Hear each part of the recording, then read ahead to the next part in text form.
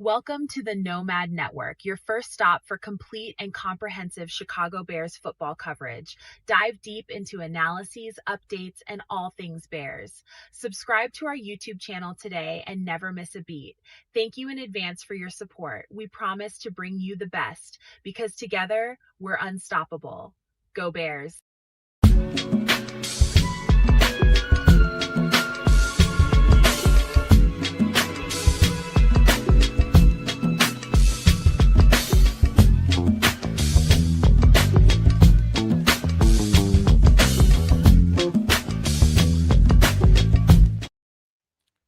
Yo, no maniacs. Welcome into another edition of Some Extra Sauce. Let me just get this on out there right on off the top.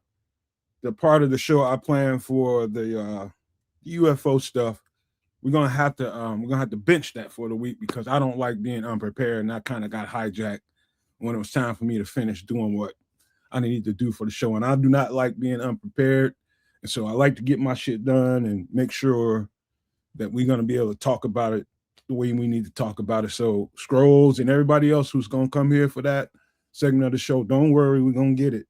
We're going to get it. I'll just be better prepared for it, and there'll probably be a little more to talk about next week. But I got hijacked. Life started lifing, and that's just the way it goes in this podcast business, man. You never, unless you're lucky, get a chance to do everything that you plan on doing for a show because, man, you know, people got lives outside of the shows. But welcome in once again. I see Jay Grizz #1 in the chat so far. What it do, Jay Grizz? I'll tell you what, man. Let's go on around the horn real quick, man, and give some shout outs. Alley-oop the kids over there. Hopefully you didn't eat too much. I didn't eat too much. I had a good Whole Foods meal. You know what I mean? I had some good chicken breast, fried up some chicken. A nice salad to go with that and a little bit of rice. So we feel real good. Yeah, I'm feeling good. I had a little dessert too, but it's like specialized dessert, just strawberries, a little bit of yogurt, and some low-fat homemade whipped cream, man. Just a little bit of like stevia in there. Good old whipping cream. Whip that bitch up. A little sprinkle of nutmeg. Boom. Flavor, bro. I feel great. Mm-hmm. And did you have Lady dip her toes in there? Oh my God. Oh, if she did, I'd tell her to wash her feet, and I probably wouldn't have any of my dessert. Well, you know how you have sprinkles, just a little extra as a little treat. Sprinkles. That's all that is. All right, you just ruined my whole appetite. What's going on? You just never been around. Happy Cinco de Mayo, y'all. You damn straight. Bad feet, man. He's never been around bad. Happy Cinco de Mayo, Fat Tuesday. Get your booze on. Enjoy Mayo today. Wait, yeah, no, it was actually yes. Wait, aren't Cinco de Mayo and Fat Tuesday like two entirely different things? I don't think so. I think they're the same thing. Huh. I might be wrong. I've totally been wrong before. This might be one of those occasions. Well, some must be very wrong, man, because my Latino people across the street, they do something big every single year, and that signals to me like I don't be paying no attention. But when they start teeing up them tents and getting that music going and getting them swimming pools, water and ice, man, I know they're about to do it big, and they go to like 4 or 5 in the morning, bro. Kicking it. I haven't heard nothing. Well, you know, singing that song that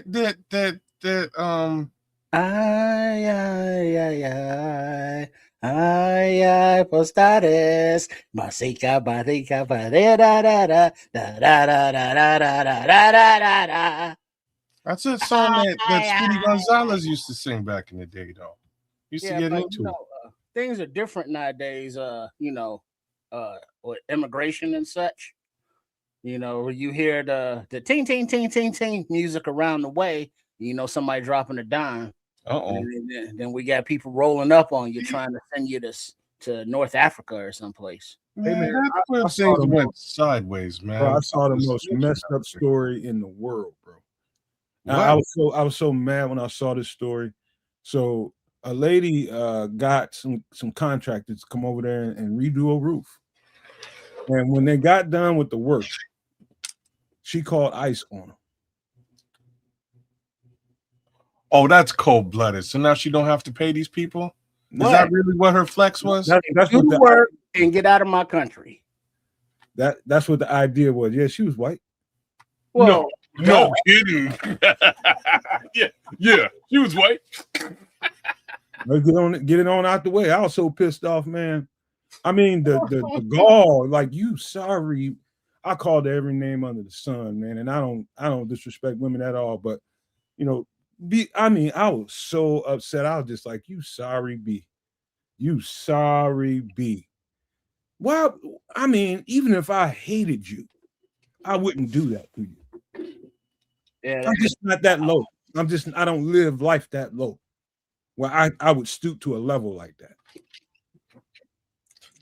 That's cold-blooded affairs, bro. You know what? She had a plan, though. Like I will applaud her. You know what I mean? Like I gotta give the devil. Estimate? And what's your estimate?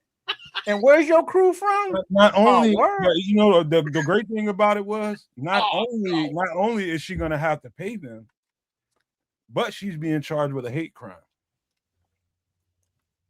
Oh, I'm sure they're gonna try and charge her with anything and everything they can after behind that. I'm just saying, sometimes you gotta give the devil its due because where I can pay for this roofing and a new down payment on a car. She had this whole shit written down. You know what? I got my shit messed up, man. You know what? I got a plan. You know, when they got there in the morning, she was like, Buenos dias. Come on in. Yeah, oh, y'all about done? Hey, they about done. Y'all, hey, you hungry? Let me just cook those. Y'all like tacos? Let me feed y'all. Make sure you stick around for a little bit. I was so I make my tacos with mayonnaise out here though. I was so upset. I can't believe we live around people like that, man. Oh man, that's cold, man. That's cold-blooded affairs, but man, live around them, work with them. They in our families. You can't underestimate people, though, man. That's all I can say. Sometimes, you know, they're living foul like that. I mean, he's like, I know how I'm gonna get out of this payment. It's good to have a chuckle or two about it. That's cool, but think about it. Look, you know, I'm laughing. I'm laughing because I need to give it some perspective because what actually happens is really fucked up. It is what actually happens when if somebody comes and deems them somebody that they want to take to some detention center somewhere and start processing them. They are more than likely going to be sent somewhere where they have no idea where they're going. They ain't from there. And they just sending them wherever and just messing up people's families because you're racist. And that's the sad part. I know somebody down the street that shit's happened to. And so I take the shit personal because the gall of somebody, I mean, it's the worst thing ever, man. You know, I just don't like it, man. It really upsets me when I think about people that do shit like that. Like, this is the type of thing that I could see Larry David coming up with. This the type of scheme. I could totally see Larry David coming up with this scheme. Because this is straight up George Costanza move. That's what I'm saying. That's what I'm trying to say. Like this takes that lady is diabolical, bro. Like that's the word that you have to use here. It's beyond that. I'm trying to think of a word worse than that, man, because diabolical is legit, man. It's a legit word, bro. Like it's evil. You plotted this thing out. You know what I'm saying? You really went down the line to exact this level of evil upon people strictly for your own gain. You know, people out here getting their hustle on, you know, doing a service for you. Yeah. And you be like, nah, I ain't paying these fools. And not only you not gonna pay them, but you gonna, you know, disrupt, endanger their lives, not only their livelihood, but their lives, their families, and put them into all kind of chaos.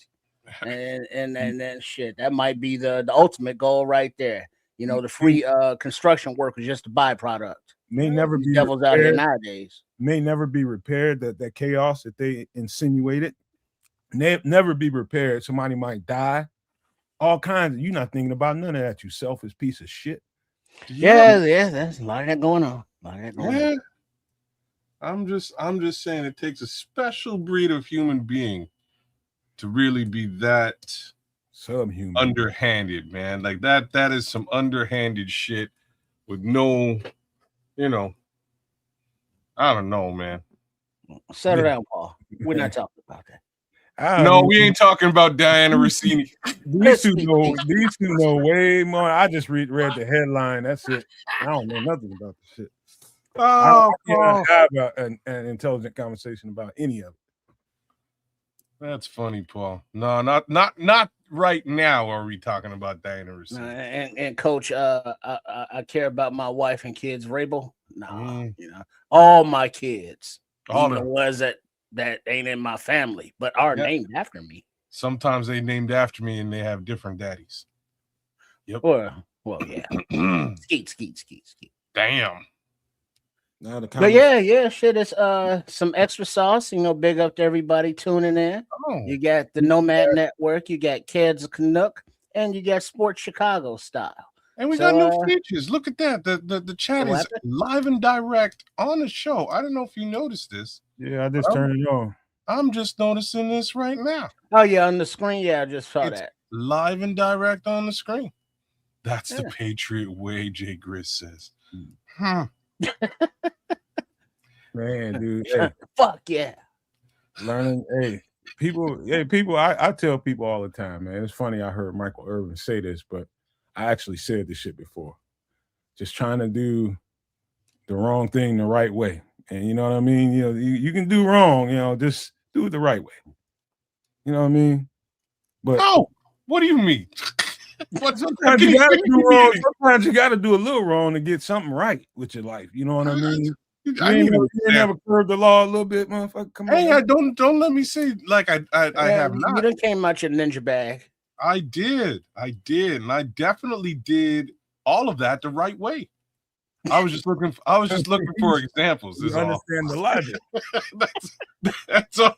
I know this logic very well. I was just hoping for examples so we. Well, it's just frame of reference. You just know when to do it. It's like knowing who's watching, what eyes are on you when there's no cameras. And then you break that shit down like you from around the way. That's that last one is key, because in the 80s there were no cameras. In the 90s, cameras started popping up in places, and you had to keep your eyes. Man, I'll be minding my own business, and sometimes it'd be dark out. It's 2-3 in the morning. I have to urinate, and sometimes you might be downtown and there's nothing open, so I go in the middle of the alley behind a dumpster. You know what I'm saying? Bothering nobody, and you might relieve yourself. Just you and the rats. You started doing that in the 90s, and it's like, excuse me. Don't do that here. Like, what the fuck was that? Oh yeah. Oh, like what you're describing was me taking a piss. They start talking to you through the cameras and shit. Brother, I was taking a piss out front of this, like, I don't know. Like I don't even know what it was, but like I had to piss. So I kind of pulled off. I'm downtown, and this place it isn't gated, but it's kind of like fenced off, but the fence was open. So I'm like, I can like duck in here, take a quick piss, and get back to stepping. Keep moving. And that's, excuse me, sir. What? Like I can't stop pissing now. You know what I mean? Like it's already coming out. I was like, I'm real sorry. I just kind of went about my business after. Hey, you want to hear a real one, man? This was real deal. When I was in Atlanta, when the first, the economy went down and everybody was fighting over gas, and we had a little economic. Oh, you mean yesterday? No, not this one. The more recent. I'm just messing with you. Talking about 2000. What is that? 2006, 2007, 2008, somewhere in that neighborhood. When that happened, at the time I was in and out of town. I might be gone for a few weeks doing a emergency response job anywhere in the country. And, my next door neighbor knew that.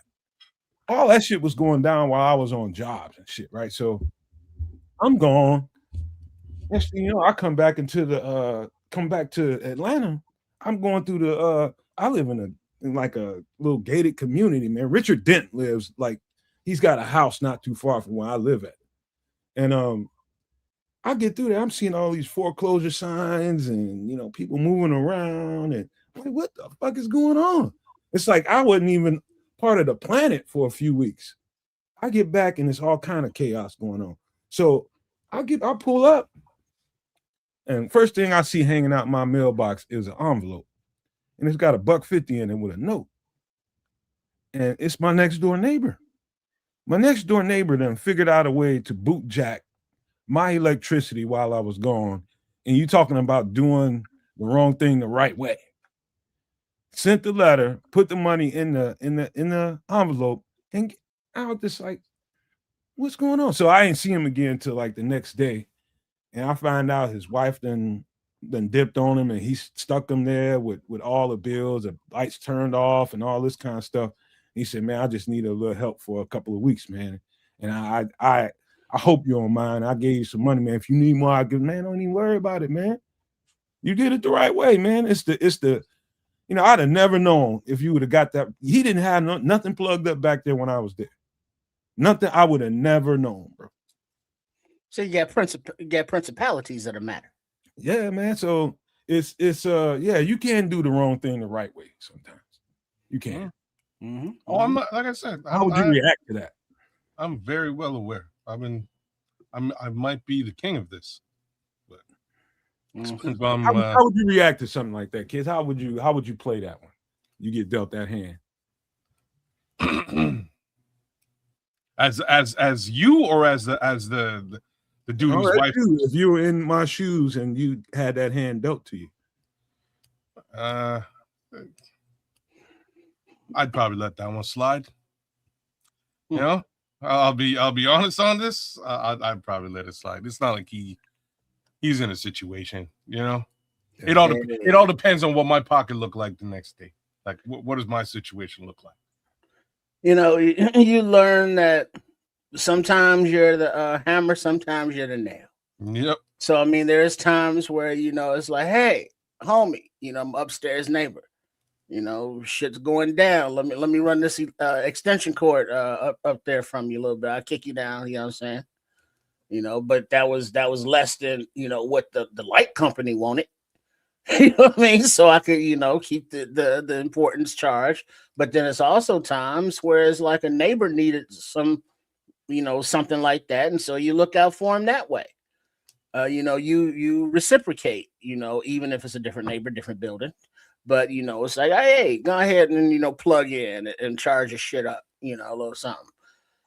So one hand, washing another, helping each other out. It's not a long-term consistent thing, but sometimes it's like, hey, I need to crash on the couch for like a week. Can I do that? It's like, yeah, go ahead, dude. Go crash. And then you never know when it's like, hey, I might need to crash on a couch for a week. And you know what I mean? You just, as long as the people are good and everything's everything, it's everything. Hey, Trip, you know what I asked him? I said, man, hey man, what if you got $150 to give to me, man? Why don't you just pay the bill? He was like, bro. He's like, man, she ran it up on me. She had everything in her name, and I was paying for everything, but she was running it up before she got ready to leave. She plotted it out. She really ran it up. Oh, she like this. That 150 ain't even getting it back on. Right. I gave him the money back, man. It's just him in the house. I mean, I was just like, it's about as much energy as I'd have used if I was at home, I guess. I gave him the fucking money back, man. Yeah, that's the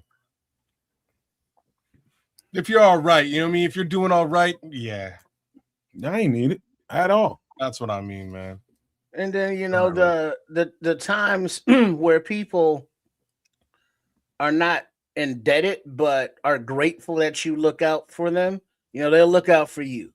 Cause you look out for the homie around the way, and be like, hey, you want cable? And we're like, no, I have bad credit. I cannot afford cable. And it's like, no, I got you at the pole. You know what I mean? Then they climb the pole, they do what they do, and then now you got cable. You know what I mean? So they looking out. So it's like, one hand washing the other.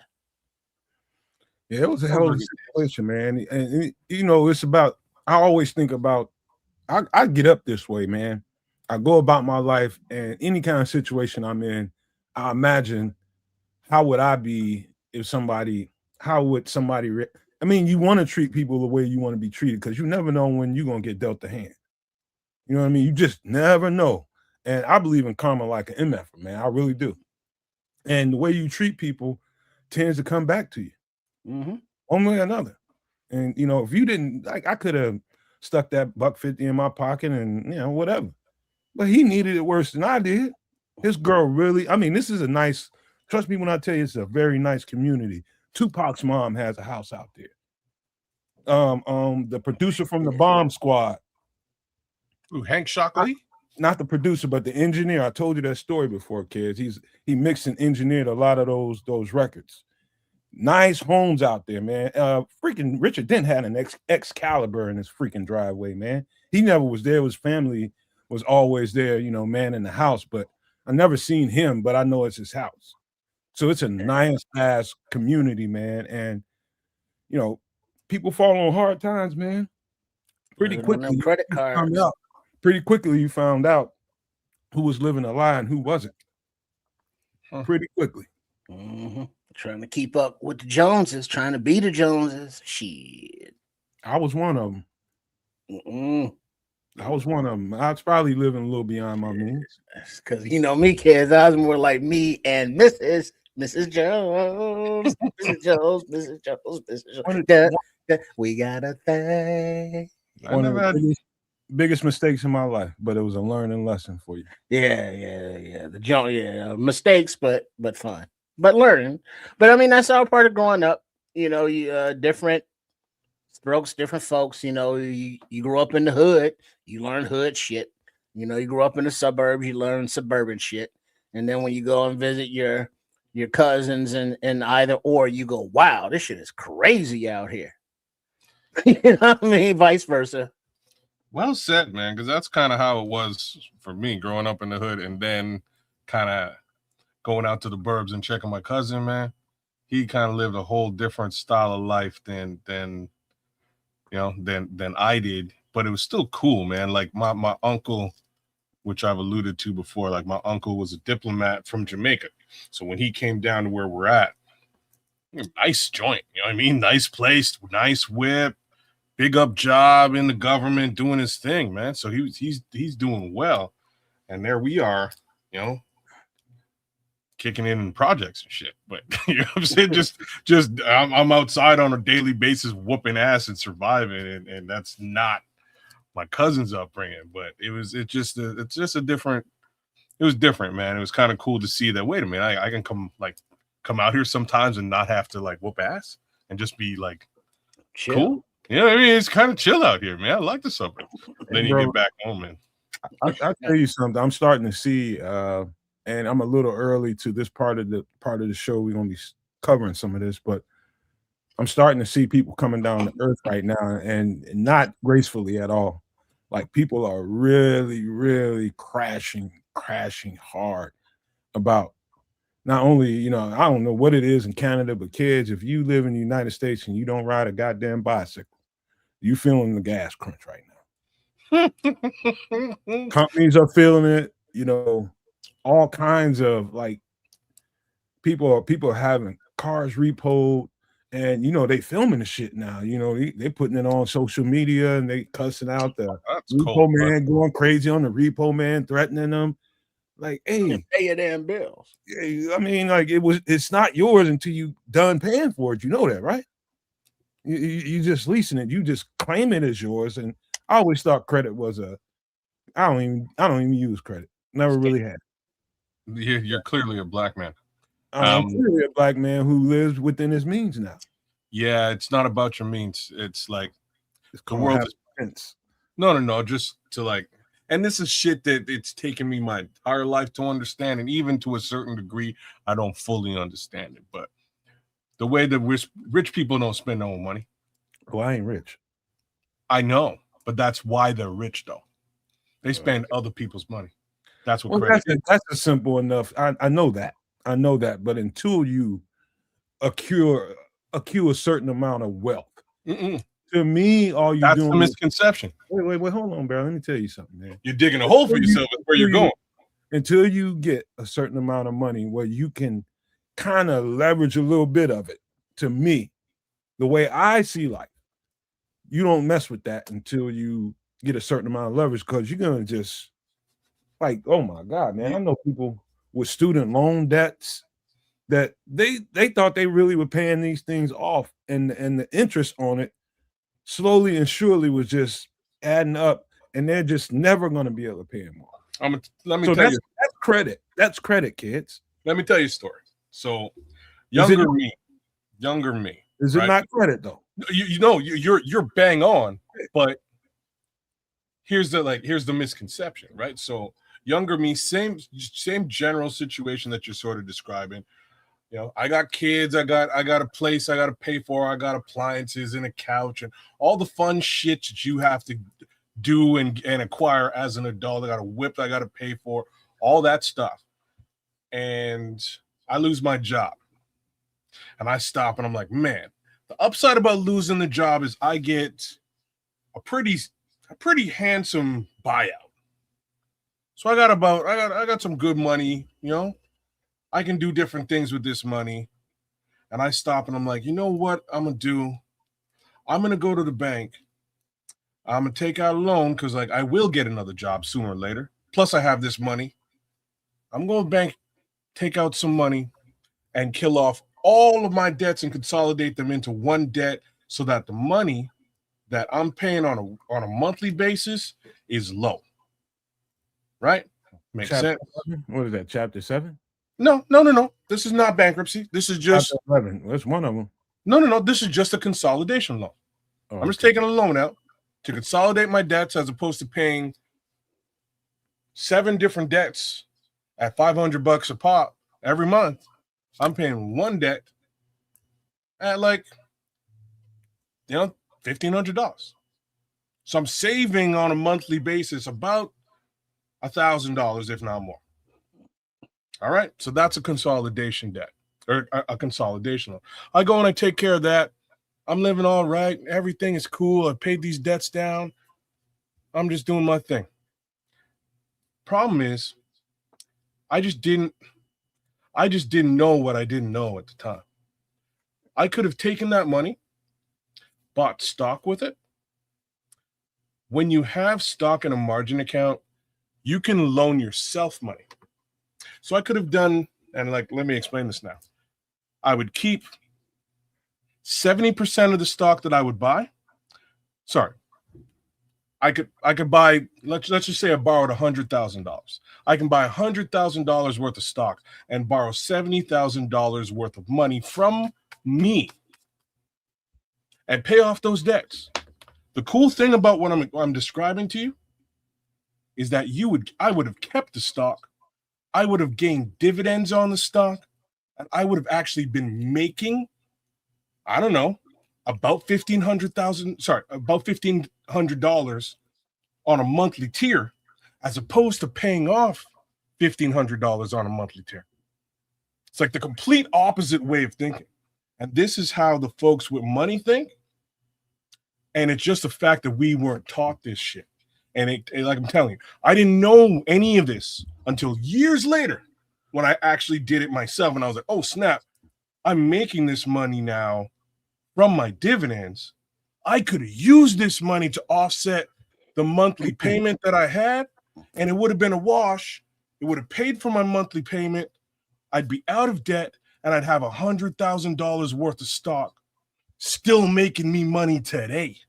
It's crazy if you really think about it. Well, if you notice, well, I don't know. I can't say if you notice, but I've known people from families with means, and what you're talking about is just Sunday dinner conversation, amongst the uncles. Because they know the Uncle A knows, and he's talking to Uncle B, and you're at and the kids are just kind of there, not paying attention, but listening like kids do. And so it's like, when they, instead of some, stupid ass toy as a birthday gift or a Christmas present, they'll go, here's $1,000 for your LLC. Yep. And then it's like, and it's like, oh yeah, that's where my business is and capital gains and all that shit.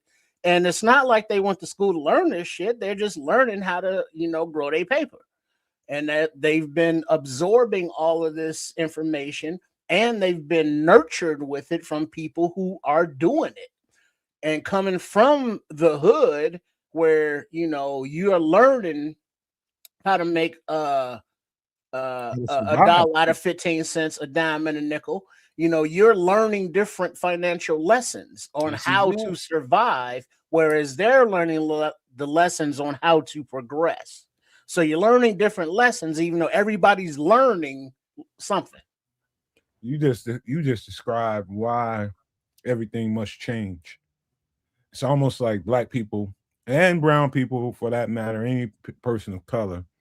I said this a long time ago. It's like a game of Monopoly where we let everybody else, where a certain group of people got a 400, you get to take 400 laps around the board, and we got to sit there while you bought up everything on the board and got every advantage, every bit of leverage, and we supposed to somehow get equal. Not a chance. So not a fucking chance. Like, I hear where you're coming from. It's just plain and simple, kids. No need to refute that. That's simple. No. It's not something that I can refute, because the game is afoot, as they say, right? Like, this is how it is. Yeah, we're at a disadvantage, but a big part of the disadvantage that we fail to recognize is what me and Triple R were just describing, and it's knowledge. I guess the knowledge gap that we have. Even with the knowledge, kids. No, with the knowledge, way behind, bro. You're still way behind everybody. You're never gonna get where you are. Like, I'm not saying that the playing field will ever be quote unquote level. But what I am saying is, if you know the rules on how to play Monopoly, you too can win.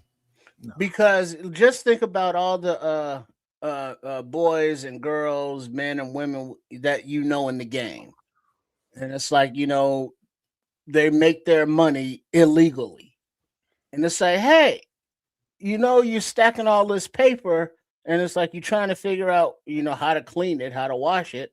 Why don't you, get to some of your people and buy some stocks, buy some real estate, buy a laundromat, stuff like that.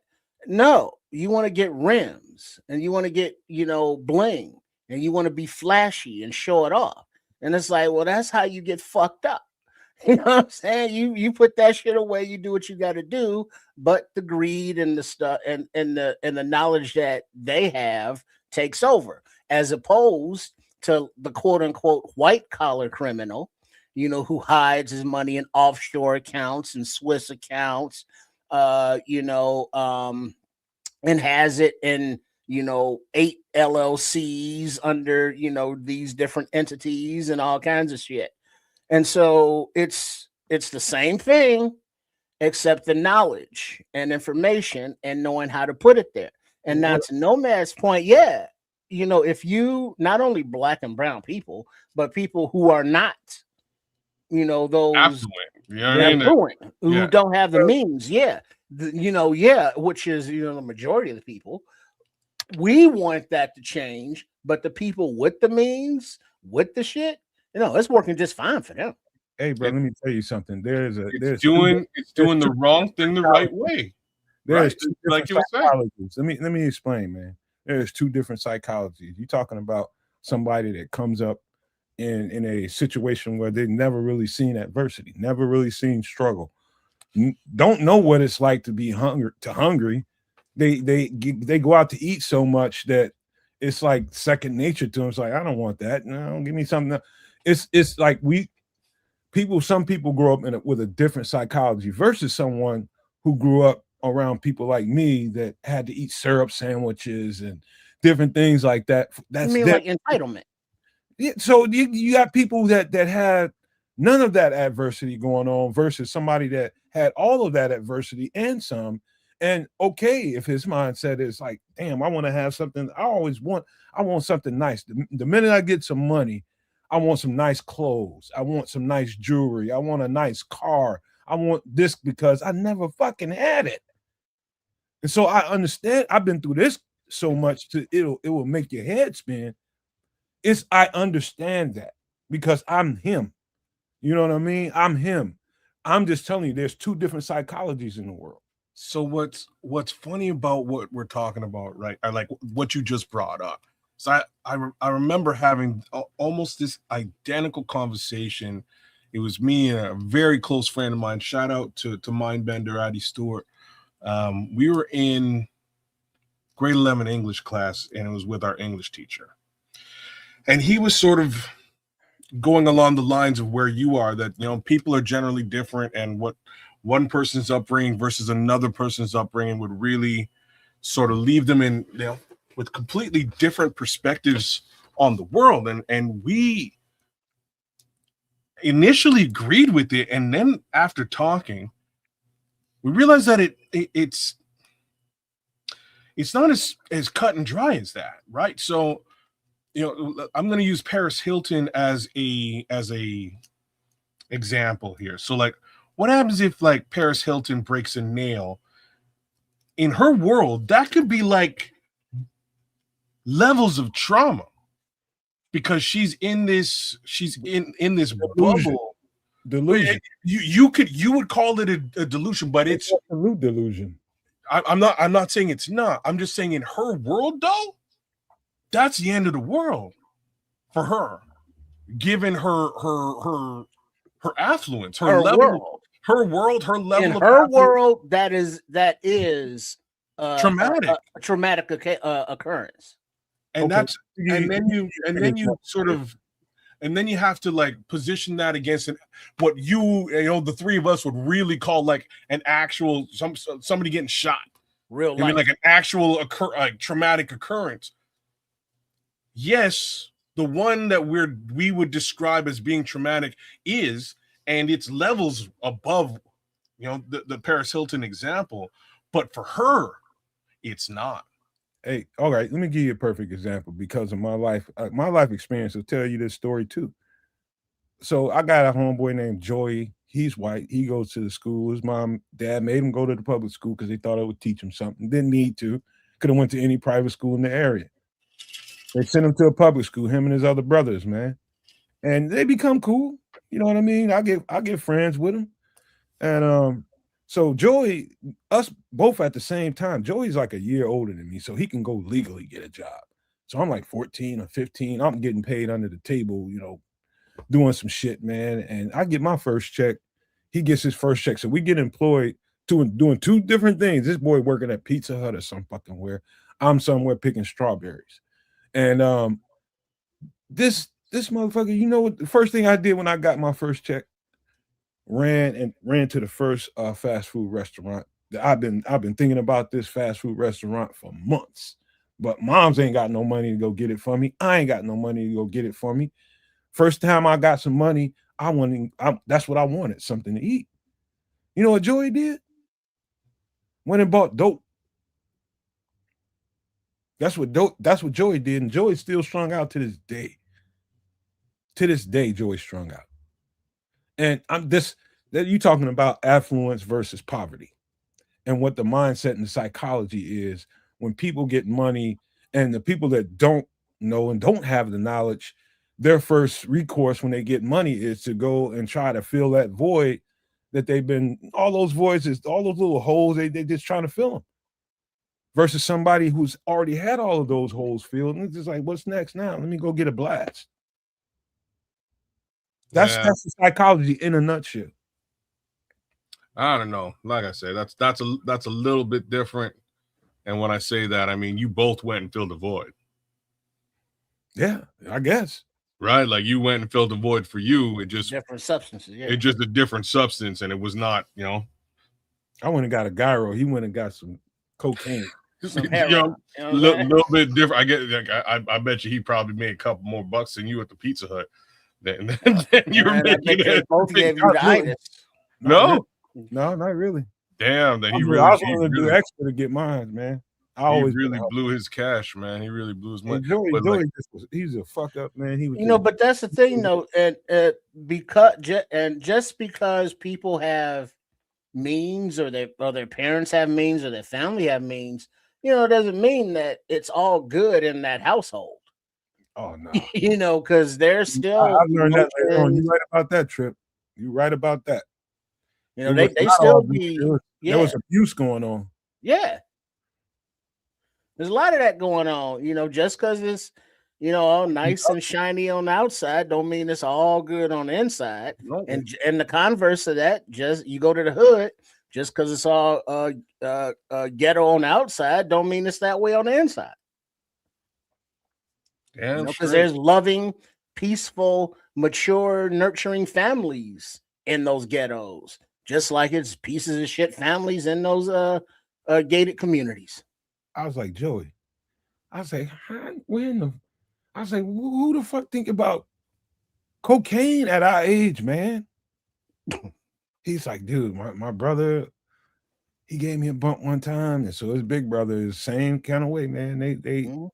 That's crazy, man. But then they get those scripts for like Adderall and shit.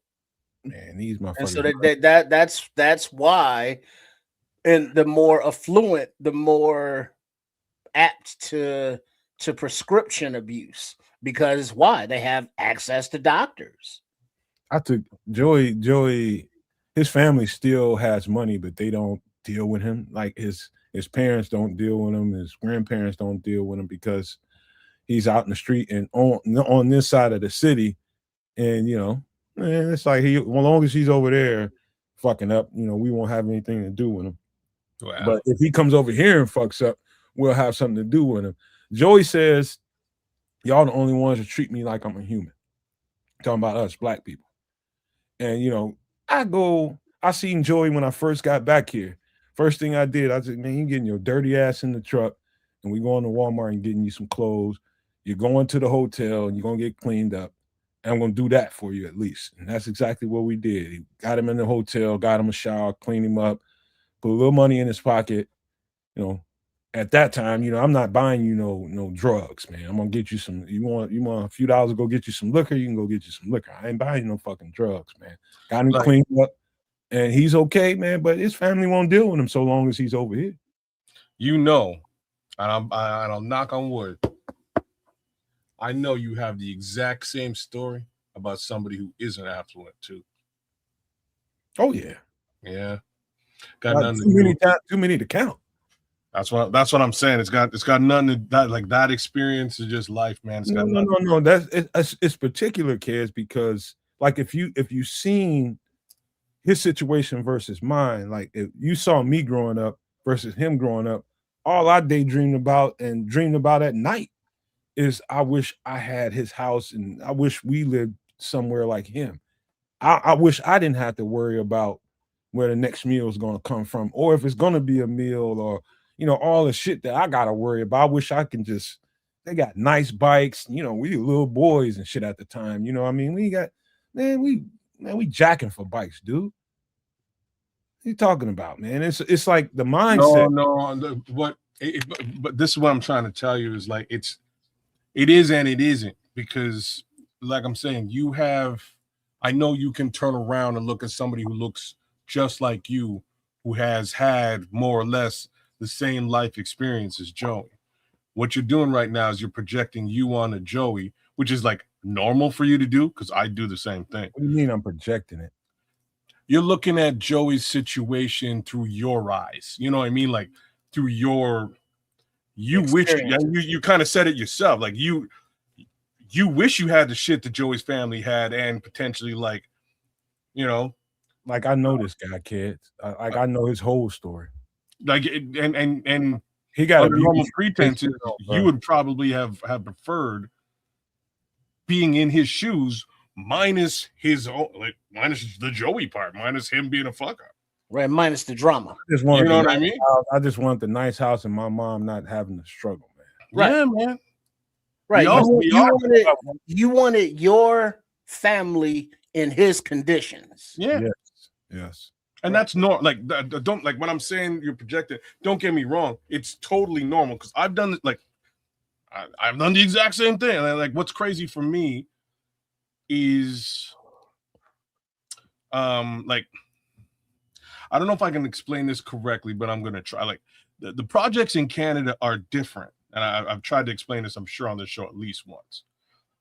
Our projects, to keep cost of living normalized, our projects are actually surrounded by more affluent areas. Project in the middle, more affluent area around it. Keeps the housing prices from skyrocketing for the, like, as opposed to complete segregation where it's, you know, ghetto over here and gated community over there. Skyrocketed housing costs in the gated community versus super low housing prices in the ghetto.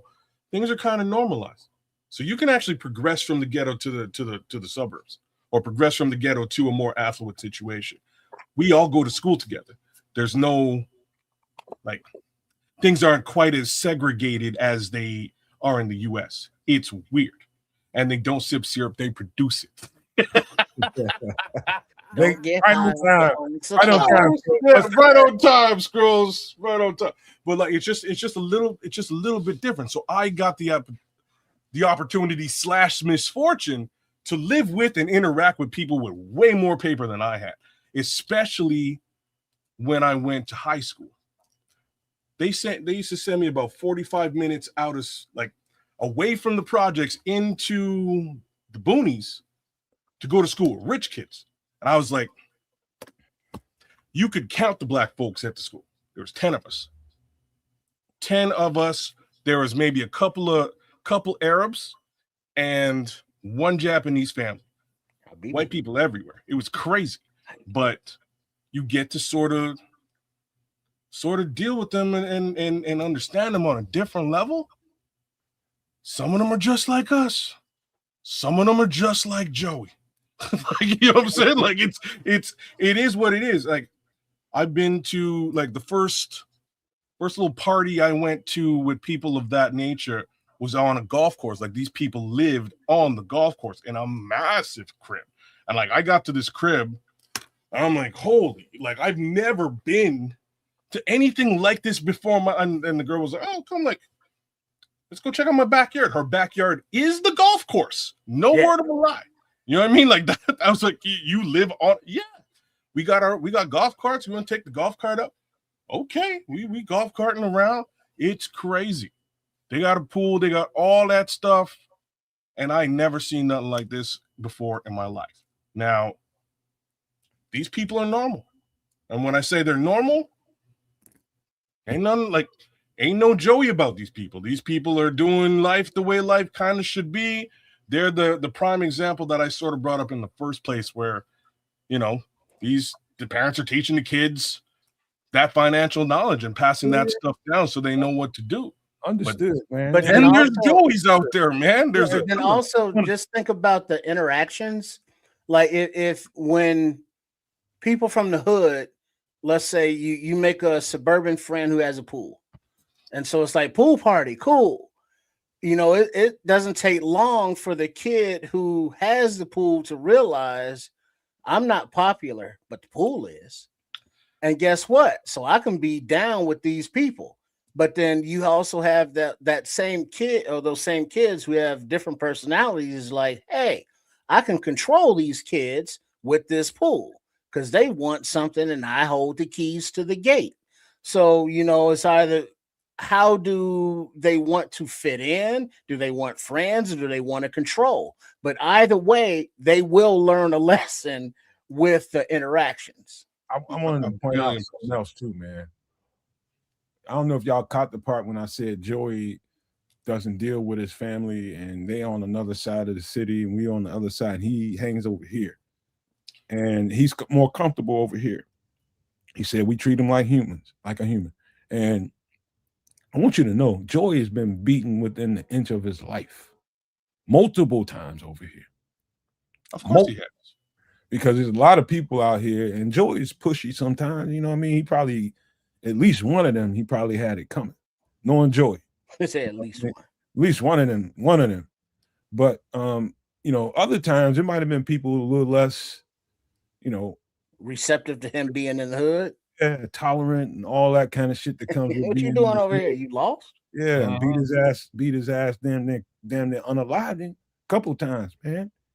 And I'm saying that this is post him getting the shit beat out of him and damn near dying a few times.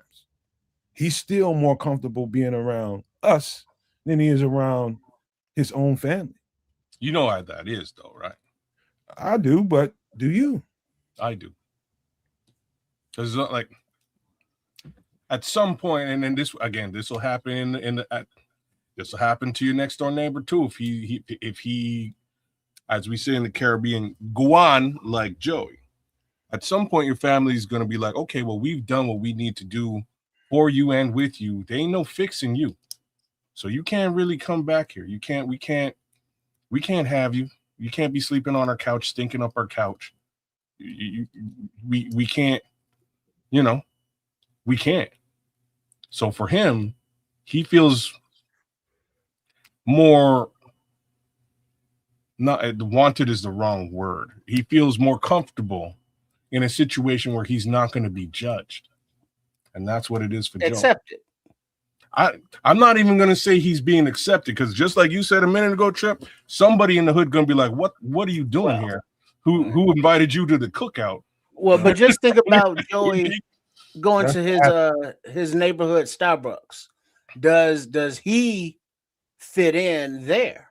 I mean, he may fit, complexion wise, but his persona, the way he carries himself, his clothing, he's the druggie. Is he gonna, fit in with the prim and propers? So he doesn't fit in amongst his own kind, if you will. This is what I'm saying. You won't find it. He's running around here, around train stations and in parks. He's homeless. And you will never find him with somebody that looks like him. Never. It's always because he does not want to feel judged, and that's all that's about. It's one of my. So he's just like everybody else. Hey, Joey's one of my childhood homeboys. He's white. JC Hobbs, JC and Hobbs. That's kind of where I'm at with it, and that's what I'm trying to sort of put down. Mm-hmm. It's wild and crazy for everybody, no matter how you slice it. It's a little bit different for all of us, but at the end of the day, even the little traumas that we experience in life, the stresses we experience in life, they're kind of they all affect us in the same manner. It's really how you deal with it. And that's why I kind of gave that Paris Hilton view of this thing, because she's an extreme, you know what I mean? It's an extreme view where I can't relate to you. You know what I mean? I'll never experience that level of affluence, and most of us won't. But she still experiences trauma and stress just like all of us do. Just different for her, So it's just one of those little realizations that I came, like I said, I came to this realization at a much younger age, and it was all because of, shout out Mr. Sutherland. It would be just because of a crazy conversation I was having with a really intelligent teacher that I had, probably one of my favorite teachers, period. But the conversation was, again, just rooted on stress and stress levels and how they affect us all differently. At the end of the day, we're all human, we're all people, and we all experience stress. I remember Joey, last time I saw him, it's still a couple years ago. I ain't seen him in a while. He said, man, I don't know if I can do another one of these winters. I said, where you been doing them at? He's just like, wherever, man. Just, here, there. I just like, man, look. He said, man, can I just, because he came by my house. He said, man, just let me pull up in the shed. I'm like, Joey, you ain't staying in my fucking shed, man. And you ain't staying in my house because your ass stinks. And you ain't. I ain't allowing no other man staying in my house, man. It's just not gonna happen, man. I told him, I gave him game, I know some people at a community center that will give him housing. I gave him game that way.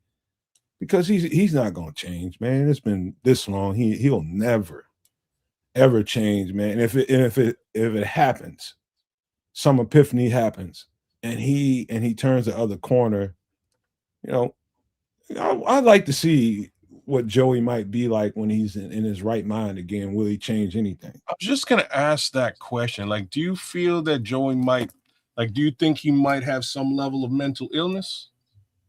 Oh, his ass crazy. Okay.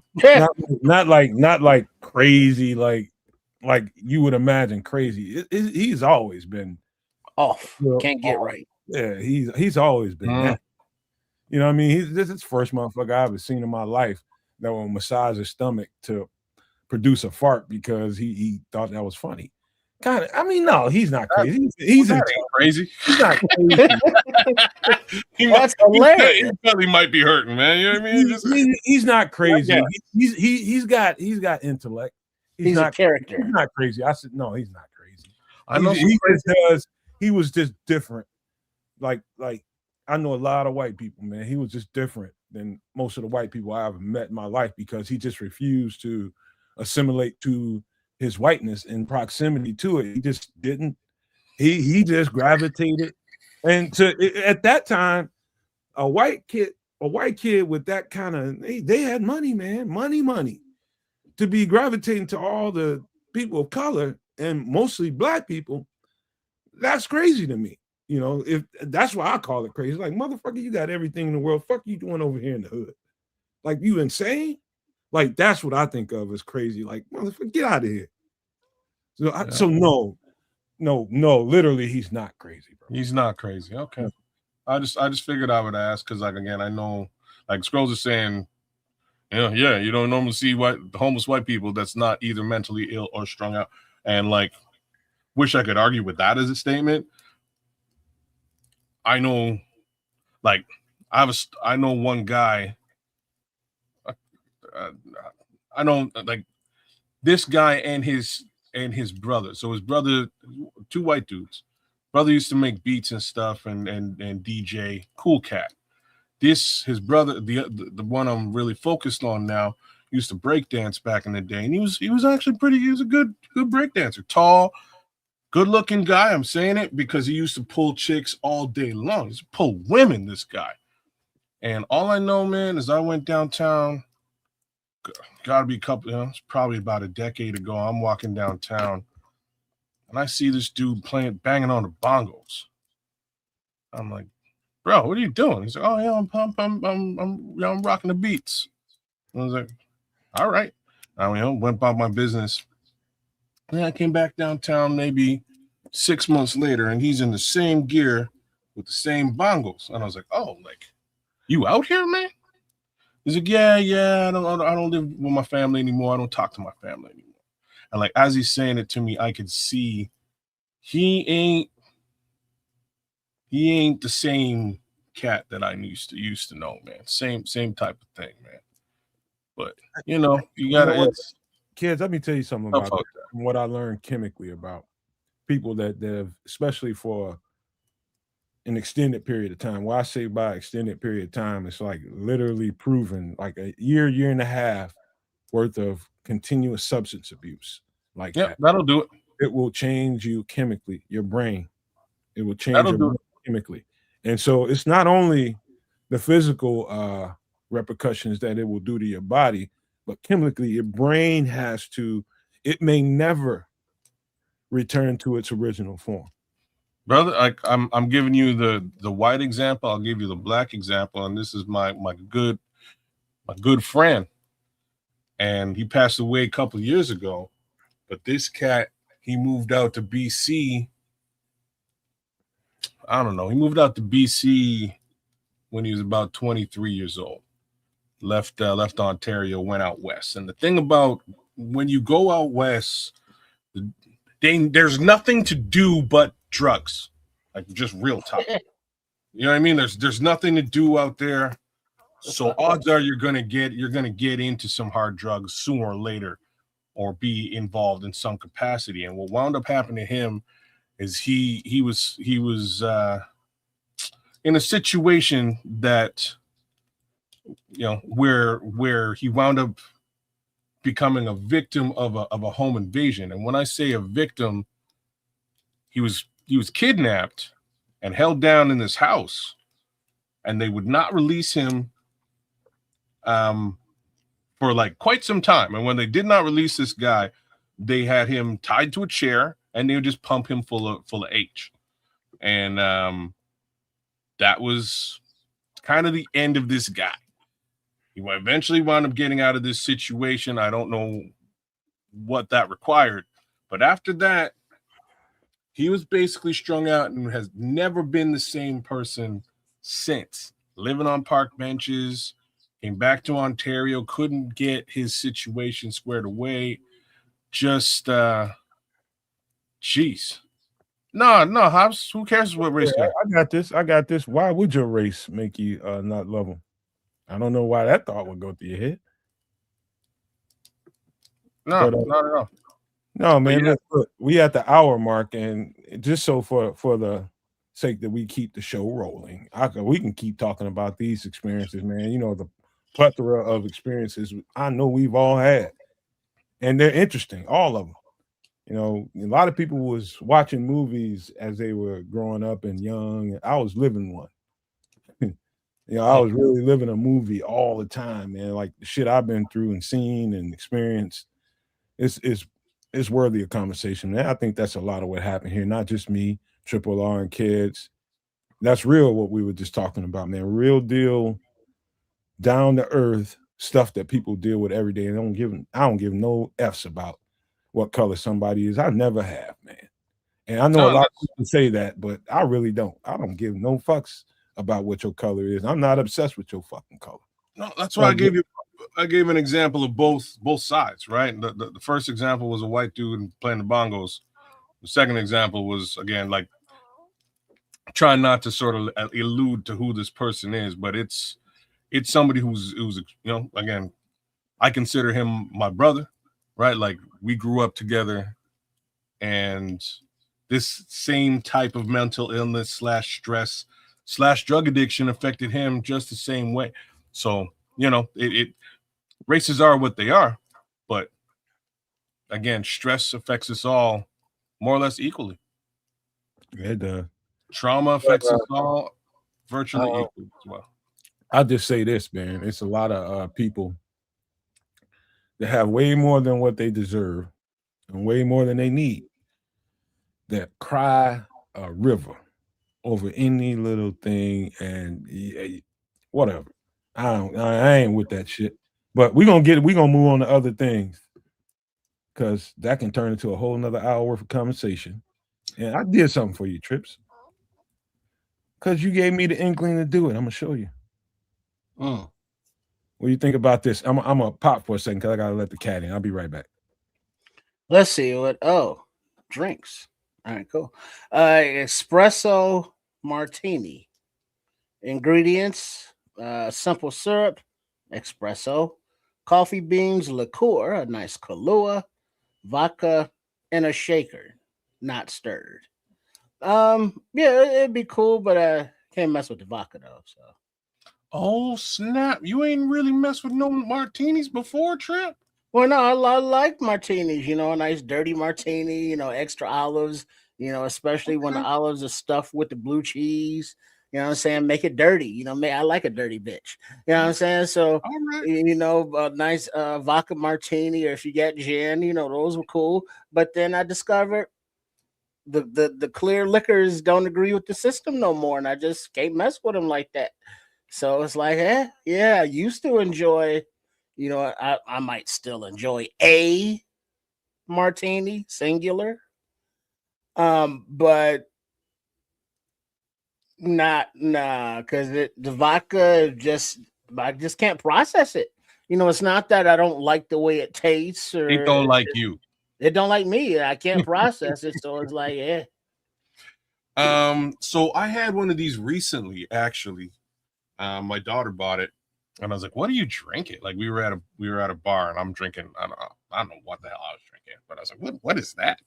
And hers had like whipped cream and stuff on the top. It was crazy. And she's like, "Oh, you want to taste this?" So I tasted it. It was dope. It was so good. Real talk, super good. And I was like, man, I could probably drink this. It's just a little sweet for my particular blood, but it was super good. Patrick, I'm one of those weirdos who actually likes to mix my uppers and downers. You know what? You gotta, Man, the Irish coffee is delicious. That's what I'm back. trying to say. I'm back, y'all, because I thought the cat was at the door, but she wasn't. No, man. Number one, I don't. You know what I'm afraid of here? That I won't. I don't want. I won't like coffee no more. Say what? Because I don't. I wouldn't want them too mixed up on my palate. Oh, what's what? What happened? You got shit. If you like this, you don't drink coffee. Like just when you wake up in the morning, what do you do? Put some creamer in. You say you do what? Put a little creamer in. Oh, so you do drink coffee? A little creamer, yeah. What do you think I was saying? Oh, I heard you say you no. don't like The alcohol and the coffee. Oh, okay. I don't want them running into each other. No, it's good. It's a good thing. Like at Triple R, save me here. It's a good thing. Just get you a Irish coffee. Yeah. Get you a Kahlua and cream. I think if you do this, you probably got some day drinker in you. Get you some Baileys. You're not wrong. You're not wrong. It might inspire day drinking. Don't get me wrong. Like for a minute, so I don't know. It was one Christmas I hit the liquor store and I was like, "What is this?" So JCN hops. I tend not to mess with like. I try not to mix dairy and booze. I try not to do it. Well, you definitely gonna have to do it here. I'm just saying, like, well, no, there's no dairy in this, right? Yes, it is. Kahlua. Kahlua is not really dairy. It's dairy, bro. Are you sure? It's a milk component to that. It's a cream based. You can get Kahlua that's just straight without just coffee. I don't know about milk, but it's cream based. It's dairy based. Some kind of lactose in it. Yeah, it's lactose there. That kid is looking it up. I hear you, JCN. Man. People been trying to get me to try a White Russian forever. I've sipped one, but I'm just like, I've had one and it was delicious. But because I'm not like me and lactose aren't the greatest friends, like I'm telling you, it was delicious, y'all. But it's like a kind of like I had problems the next day. Like me, like you know what I mean? It was not a good scene. See, JCN Hobbs saying the same thing as I'm saying.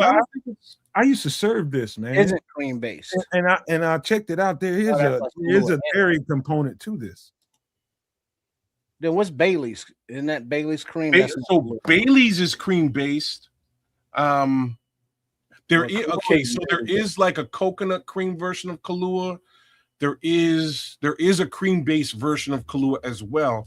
But normal Kahlua is just coffee liqueur. Like it looks like what you're looking at on the screen. It's just like black liquor. It's not cream based. There's no cream in it.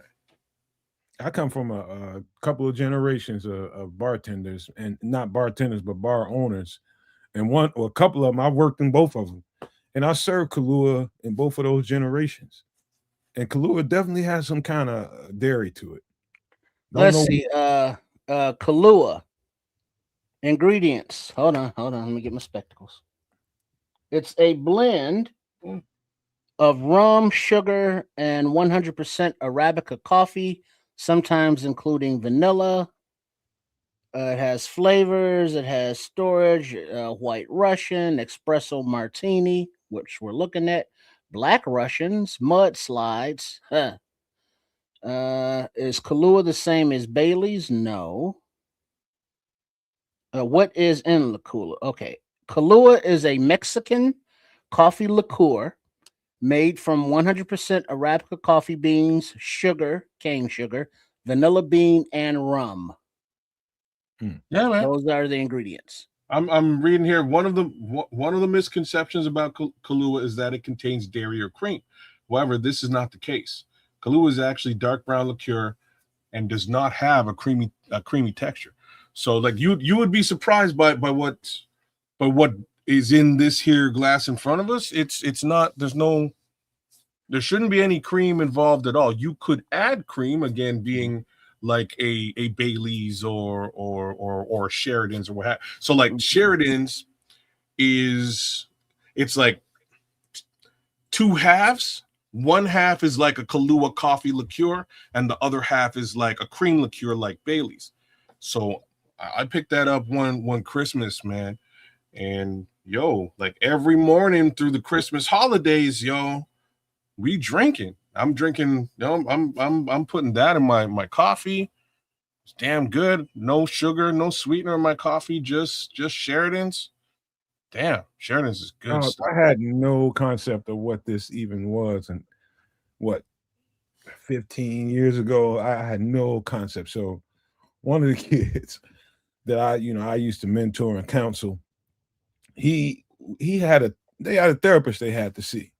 And she did a monthly schedule for all the kids, and she used to be like, hey, she'll let you know a couple days ahead of time. I need to see this kid, that kid, this kid, that kid, whatever. And you bring them over there, and she does a session with them. So one day, I always thought the lady was weird. She looked like a cat lady, old cat lady to me. But anyway, so I went and pull this kid named Frankie, and I'm taking him to go see the damn psychiatrist. Man, listen, that boy is just like, man, come on, man. I want to go see her. Her breath stink. Like, what you talking about, man? She said her breath stink. Smell like somebody she been drinking liquor and coffee. I'm just like, hey, what you talking about, man? I took him to it. Man, she comes out there and gets right in his face. I take him over there, and we get to the door. She gets down. Now, Frankie's a little bitty 6-year-old boy. She bends down, gets right in his fucking face. Blowing right in his face. He was just like, ugh, your breath stink. What you been drinking? I looked at her, she looked at me, and she's like, wow, Frankie, why would you think I'm drinking something? Then the air gets up to my face. And I'm just like, holy shit. Anyway, me, I'm not one to snitch and be tricking on people and getting people in trouble. That's not me. So what I did, I had plans on before I left the shift to go find her and talk to her. But she found me. And she gave me her entire life story in about 45 minutes. I'm standing there listening to this lady talk. She blowing me away with her breath. And she's drinking this shit with a whole bunch of vodka in it. I was like, what the?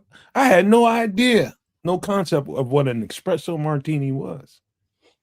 She had it in a fucking thermos. Well, that was the vodka was the alcohol that alcoholics drink to think that no one will know because they can't smell it. But yes, you can. People know. Yes, that's a misconception. PCA with that home run in the bottom of the ninth. Let's go. That's a misconception. I don't know who thought that. Yes, you can smell it. Yeah, you can. But back to the whole coffee thing. First of all, I don't know if there's a brown liquor that does not go well with coffee. You get a cup of coffee, you get a double shot of whiskey, shot of scotch, there's a brandy recipe. Bourbon. There's a brandy recipe I almost did. Brandy? I was like, man, somebody gonna turn their nose up if I do a brandy one. Oh no, but coffee is a good mixer with stuff like that. Especially if you don't like Bloody Marys, but you want a little hair of the dog, or you just want to get a little nip, before a little nip and tuck before you go to work or whatever you got to do in the morning with your coffees. You know what I mean, so yes, there's plenty of liquors or alcohol that can go in coffee, but probably shouldn't. But especially like if you a teacher or a counselor or anything with children's or professional, you shouldn't have no alcohol in your thermos at work. Hey, JCN, trust me when I tell you, whoever came up with this concept definitely had problems, bro. Definitely had problems. They just like, how do I blend my night into my morning? Welcome espresso martini into the world. Yeah. Shout out Jose, man. Shout out to homie Jose. Oh snap! Look, like I'm telling you, there's been a couple of times, man. Like there's definitely been a couple of times where I've had my I've had something along these lines. Had a good stiff Sheridan Field coffee at the office, and sometimes you just got to do it. Only time I came close to mixing the upper with the downer like that is I mixed some I don't know if it was I can't remember whether it was Tito's or some Don Julio, some either some tequila or some vodka with a Monster, and not a Monster, but it was a Rockstar energy drink. Okay, I was just gonna say, you ever do like what is it called again? A Jager bomb? No, Mm. I tasted one, but I didn't like it. Mm-hmm. Yeah, because there's another name for that. There's a Jaeger bomb. Then what is it? Oh, that's the Irish car bomb. Different bombs. Okay. My bad. Okay. But yeah, I've done both bombs. Yeah, man, Jager bomb's great stuff, man. That's just straight up Red Bull and Jaeger. And you hit 3 of those, and like I'm just gonna tell you, at my old age, my personal age, I'm having a great night, guaranteed. You know what I'm saying? I'm not falling asleep for anything. I didn't like it, man. I mixed the two together one time in my life, and I didn't like it. I felt weird. I didn't know whether I wanted to go down or punch you in your fucking face. Well, that's the thing. It does that, but we know once you get past that that initial taste of like this ain't nothing but cough syrup, then it's like, oh yeah, let's party. I love you, man. It's cough syrup to kick your ass. Let's go. And like I'm saying, I'm good. Y'all, do y'all have Rev? We're up there. Rev? We have who? Rev. Rev. Not familiar. Yeah. No. What is it? America's a different place. I'm gonna show you. Just keep talking. Sounds like an energy drink or something. You see, I don't do energy drinks, because it make your heart explode. This kind of thing is, energy drink mixed with vodka is basically what it is. That's espresso. Espresso. It's more of I guess, a natural energy drink. I say, than like a Red Bull or Monster, any of those. Mm-hmm. Like a double espresso. Have you bouncing off the walls? Indeed. Well, that's the only time. There's a couple of times I ever felt weird in my life, and it was messing around with shit like this. And then one time I messed around and had to take some Benadryl before I went to the pool hall to go shoot a match, and ended up drinking. Boy, I didn't know whether I was coming or going. I felt like I was sitting beside myself. I'm like, but I bet your sinuses felt great. Oh, I felt good, but I just like, oh yeah, it felt good. Shit. Like, what? It's so uniquely. I advise nobody to try it, but the feeling was so unique with my body chemistry, and it was new to my body. I don't take drugs at all, over-the-counter drugs, none of that shit, man. And I needed them, and I took it just to go shoot my match. And man, dude, I felt so beside myself. I was like, I'm never doing that shit again. Svetka. Well, yeah, I would show you. Sorry, y'all. I would show you Rev, but I can't get it past it. The espresso martini will block it out. Anyway, so Rev is like Monster with booze in it, prepackaged, and they sell it at the liquor store here in Canada. Oh yeah, they sell that stuff here, but I don't partake, so I don't pay no attention. But they have the energy drink slash alcohol booze? Infused. Yeah. My boy drinks this all the time, man. He's gonna have kidney problems, liver problems. We clown him so bad, man. He gets wasted off this stuff, but he's like, you know what? It's cheap. It's like $3. I was like, oh, for real? Snap! Like maybe I like that. You know what I mean? Like maybe I gotta get a couple of Rev in me. You know what I mean? I like that JCN. A little like some orange Sunkist. Okay. Sunkist strawberry. It's so hard to find those flavors of Sunkist, but they're so delicious. So crushed ice in there. Ooh, that sounds good. That sounds actually good. Shit, wait, Bush, I might have to get me a little beverage right now. Shit. We got some more beverage going on. And trips kind of inspired me to go back here. I know we did this before. I'm an inspiration. That's what I do. This is a different one. We did sangria before, but not so much. Red sangria. It's Chicago, right? Ay, Chihuahua. Ingredients: oranges, apples, blueberries, strawberries, cinnamon stick, sugar, brandy, and What, red wine. what do you like about this and what do you don't like? Well, I like it because usually if I'm drinking red sangria, that means I'm eating some tapas. And it's a beautiful thing, you know, to munch on those little things and down some red sangria. Shout out to Uncle Julio's Hacienda, you know, North Avenue. That was the spot.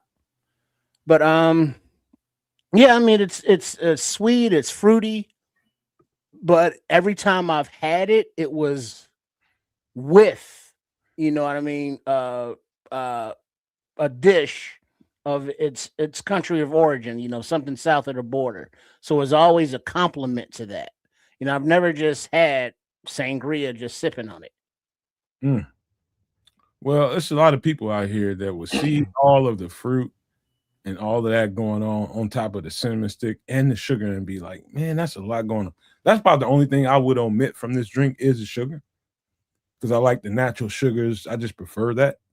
You know what I mean? That's the only thing. But trust me when I tell you, every single bit of these ingredients. Here's the key to making a really good sangria: let it soak for as long as you can let it soak for serving. That's the key. Soak.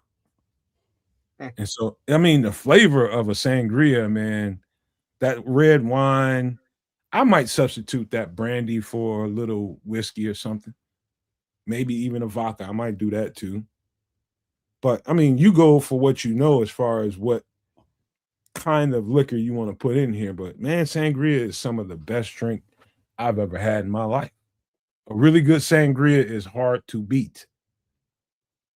See, much like Triple R with the vodka, me and the wine aren't friends, so that's where you're losing me, unfortunately. I'm also not friends with Brandy. I don't like her. Not a friend. She's a fine girl. Oh, She's a Tahitian. fine girl. What you know about Tahitian treat? Oh, we got that out here too.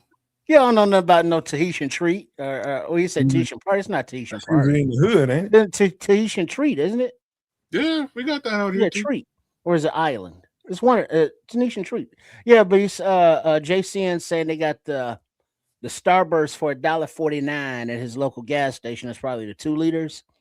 You know, I don't do the 2 liters of pop anymore. You know, sugar and all that. But if I come across a can and you know, and it's like, man, and I'm out someplace and having a you know, a burger or whatever, I will get a can.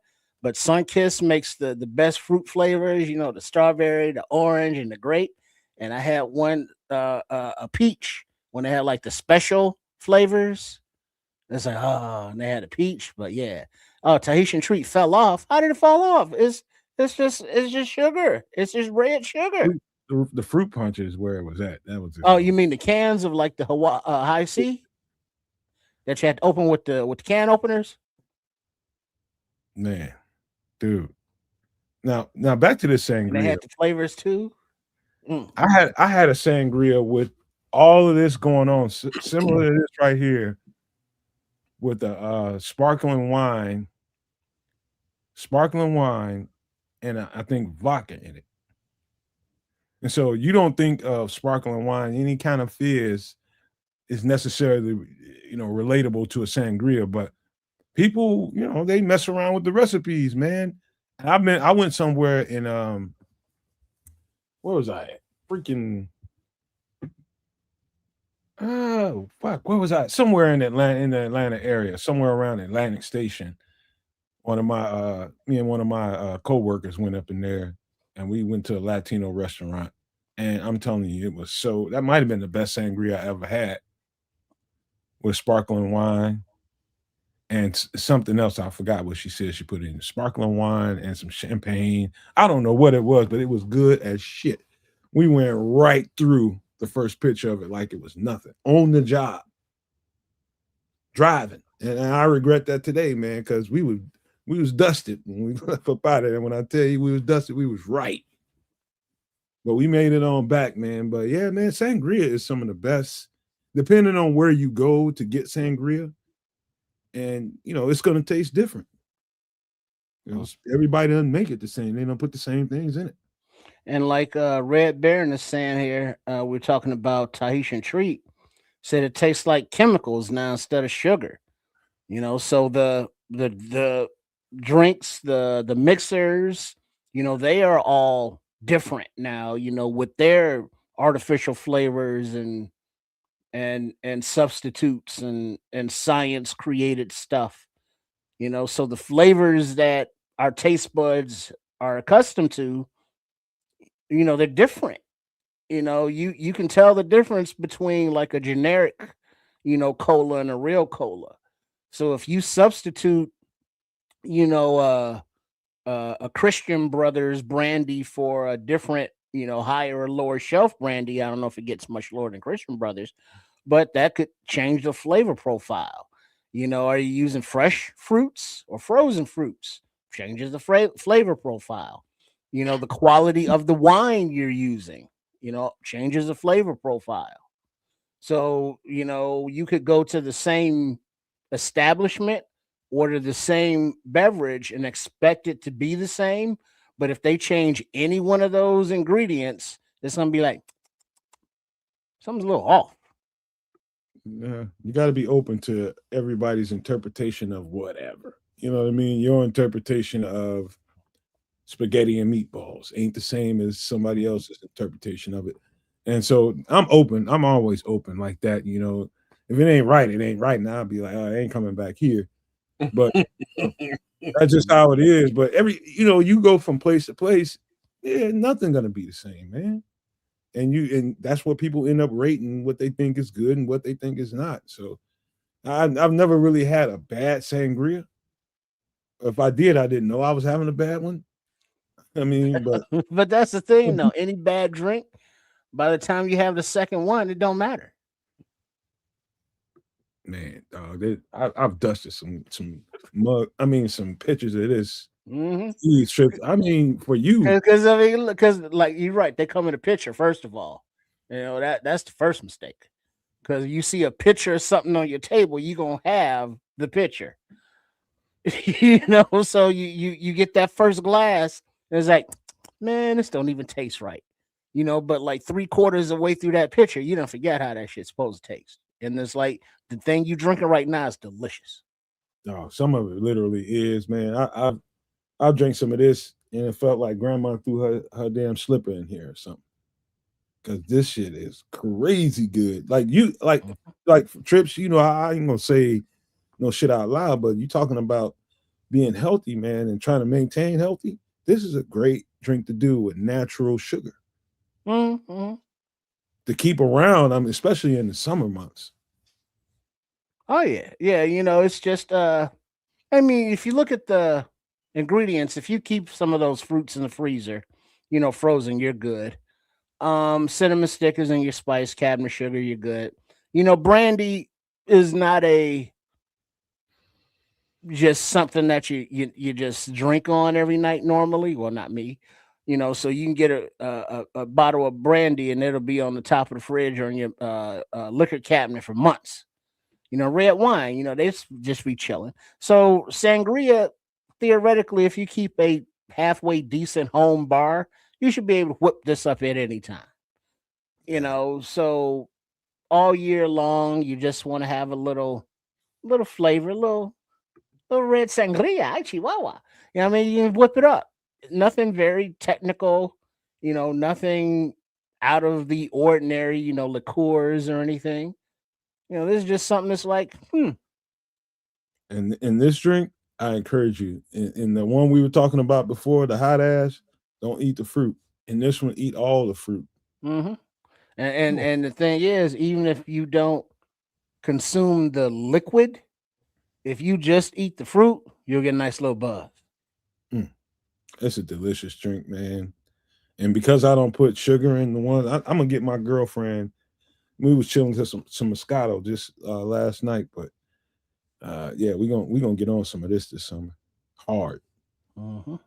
And it's a good summer drink because it's fruity, it's icy, and it's the red wine and the brandy aren't, let's say, sweat inducing beverages. Females dig this shit. Yeah, women love sangria. Well, I think it's just because it's an excuse to drink wine. And then then if you don't have these flavors, just go find you some sangria flavored Boone's Farm. Hold on. I got to get this off the screen for a second. Because You like that one? That was good. no, you just triggered a thought. Did I really? You brought that up because me and my girlfriend were just talking literally last night, and we was talking about that Moscato we were sipping on, and we had just got through watching a video of this is a white chick. She just spazzed completely the fuck out, and all she had was some wine. And I said, you know what? I remember I don't know if it was a few weeks ago, a couple months ago, whatever it was. I remember Ken says he gets belligerent than a motherfucker whenever he drinks wine. I'm just like, motherfucker, something's wrong with your body chemistry then. The only people I know that go crazy, like off the chain crazy when they drink wine are white women that I've ever met in my life. You the only black person I ever known in my life. Because most other people I know, they chill the fuck out when they drink wine. Well, everybody has that different reaction. Get that white girl wasted. Stay close to me. Red. Yeah, get before you. That was my shit. I love me some UB40. Don't fuck around. But remember the big jugs of the red sangria?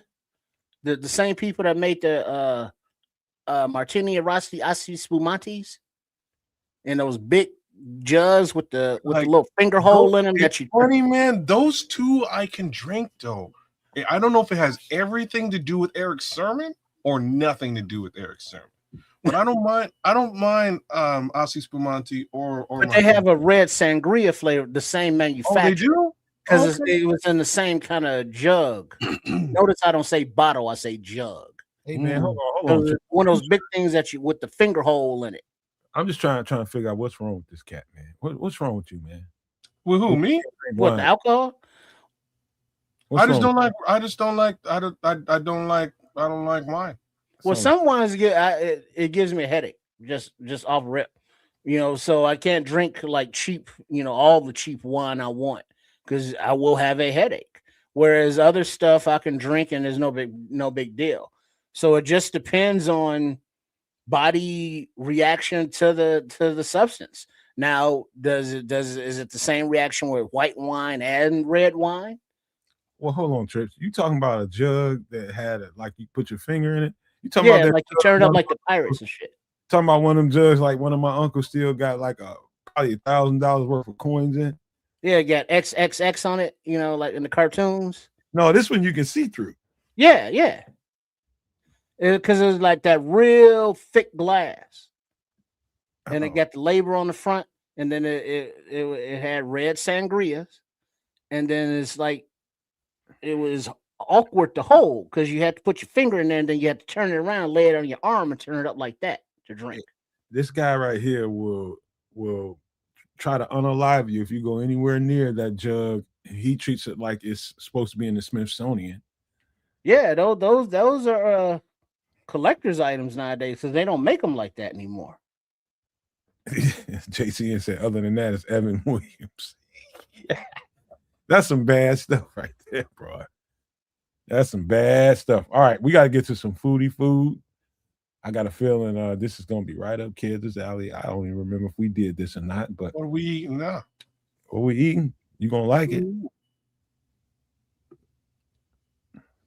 Okay, I think we did this, though. I don't think we did. Did we do this? Probably did something similar, some fajitas. Maybe it was beef and broccoli. It might have been beef Colonel Sal, Captain Sal. I don't think we did pepper steak. Colonel Chow. What's his name? General Tao. General Tao. There, thank you. But did we do General Tao? I don't think we did like General Tao beef. I thought we did beef. I think we did General Tao chicken. All right, so pepper steak. Like this is good stuff. Ingredients: onion, bell pepper, minced garlic, salt and pepper, cornstarch, beef broth, Worcestershire, butchered that, hoisin sauce. Oh, I didn't realize hoisin was in there. Got that little Scallions sweet kick. and sirloin steak. Yeah, the hoisin is the like the hoisin in the Worcestershire. The Who's Your Sister? That's It's optional. It's I optional. know it's optional, but that's the kicker here. That would really pull this thing together, bro. I Those mean, two, damn. you get the right brand of hoisin. That's definitely gonna make it. That's gonna take it to another level. I'm a sucker for hoisin, man. I put that shit on everything. I've used fish sauce in this dish. I've used You put fish sauce in it? Fish sauce, oyster sauce, shrimp sauce, all three. Yeah, that gives it that deeper Asian edamame. I thought edamame was a bean. That's different, but maybe it's udamame. The levels of flavor. Okay. You can't use too much of it. You just give it Imame. Yeah, I'm not Asian, so I could be wrong as well. Do you remember the first time you used oyster sauce on something? Okay. Yeah, it was definitely sushi. Did you enter that part of it into your dish gingerly, or did you go all this? Oh, but it's sushi though. Like you can't. I'm talking about cooking something, man. I don't know if I've. Okay, so I've definitely put an oyster sauce in the stuff that I was cooking. It was a soup, and I put a handsome amount in there, and it because it was a soup, it worked out really well. But it can overpower your whole. If it wasn't a soup, you know what I mean. It could overpower your whole dish. First time I had hoisin. Yeah, see, it's not edamame. It's my mame, you mame. Thank you, Scrolls. I was like, edamame is like beans. It's like a bean. Ooh, my wife eats them all. Like my wife and my daughter like edamame. It's just like it's like when you eat the sushi, it's just pickled beans. Just get a plate full of beans. And you want some edamame? I'm like, why would I didn't come here to eat just beans though. You know what I mean? Let me get some real food. And I ate the real food. But yeah, I had oyster sauce with sushi. It was like a certain type of sushi, and there was like a little bowl, like a little tiny little bowl, one with soy sauce and the other with oyster sauce in it. And first I went with the soy sauce, and I was like, oh, okay, yeah, it's regular ass soy sauce. It's salty, but what's this other stuff? And I tried the oyster, and I was like, damn, like oyster sauce is dope. I'll put this on. Like I found something else to put this on. So threw it in a soup, worked out pretty well. So now I put hoisin in my soup all the time. So here's to me the secret to maintaining keeping this dish right where it needs to be. Easy with the salt and pepper. Matter of fact, don't even use none at first. Don't even freaking use none. Put the salt and pepper to the side and put all of this together first. With the hoisin, the Worcestershire, it's got a significant amount of salt in it in the first place. You could substitute with soy as well if you wanted to. You could. Yeah, soy and like a half tablespoon of sugar. I just particular I like Worcestershire better. I use soy on some things. You can do both.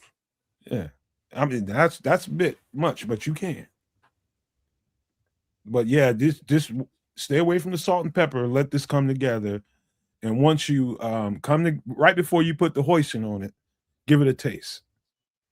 Then put the hoisin on it, give it another taste. And if you feel like, all right, you need a little bit more salt and pepper on it, then go in. But other than that, at the very minimum, salt and pepper your beef before you cook it, because you got to brown it. But do a light salt and pepper. Just generally season that thing and let it cook, man. You don't have to this is not a complicated dish whatsoever. This is very, very simple. Done in actually less than an hour, 30 minutes, you're done with this dish. But me, I like my peppers and onions a little more sauteed and soft. I don't like crunchy onions and peppers here. But that's just me and my taste buds. See, I'm like that too, man. I like my vegetables cooked through. A lot of people like the vegetables super crunchy, like my wife and my daughter. They think I'm crazy. I like my vegetables mushy. Just me. Yeah, I'm like that, man. I just it took me so long to eat the onions and the peppers. In the first place. Yeah, I'm Yeah. with you. I break down the same way, man. But then when you finally realize, recognize the extreme dopeness of onions and peppers, you'll put that in everything you could possibly put it in. Well, yeah, but of course, pepper steak is good, but pepper steak with some pineapple chunks is better. Well, that's not pep. You know what's crazy? I've actually made this. It is so good, Trip. Ooh, before you answer that, FFG got a good question for either one of you. Would you go with the rice or the noodles?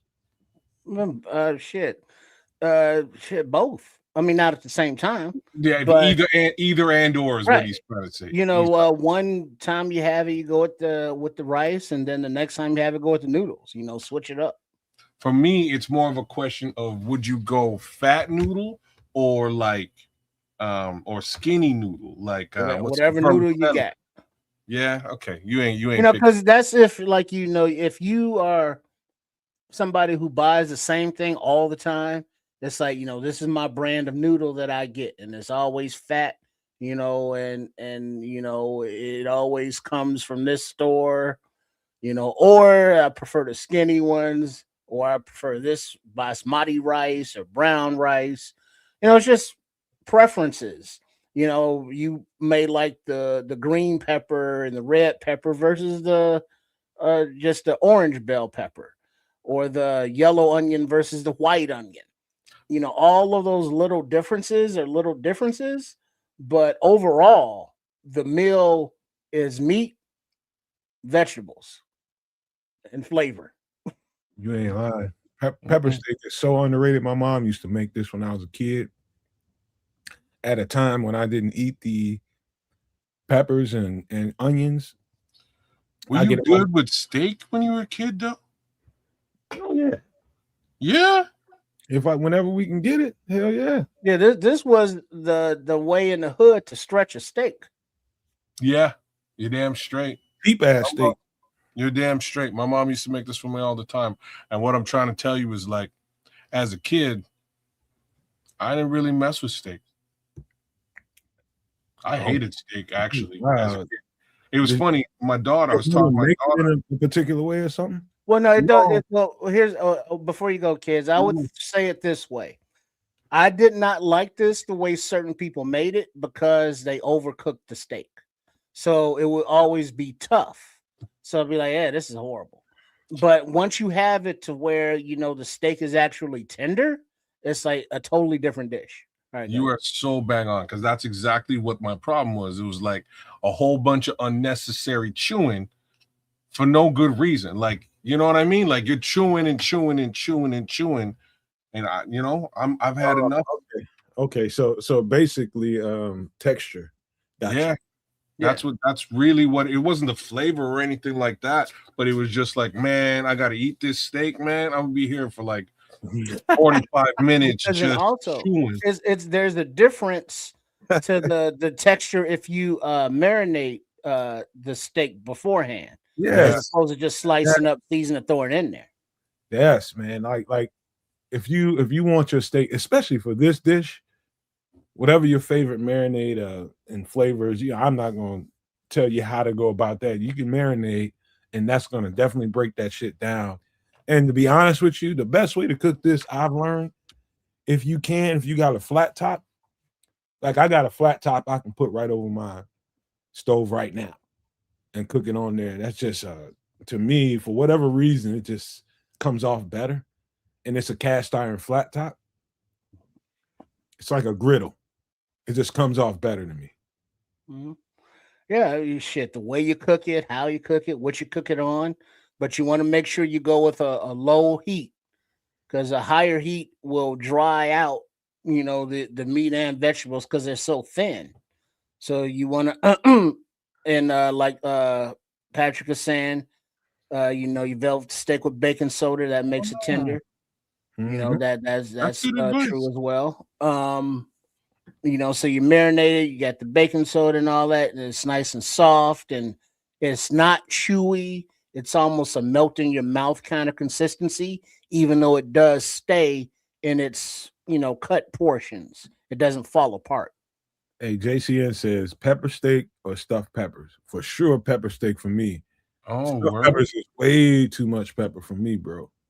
I can barely deal with the peppers as it is, but stuffed peppers, even though my girlfriend can make the shit out of it. Well, stuffed peppers are more economical because you get one pepper or however many you're making and some ground beef that you're stuffing them up in there with, as opposed to having to buy steak. So, and that's the key. Like the key is who's frying the ground beef is really the key for me.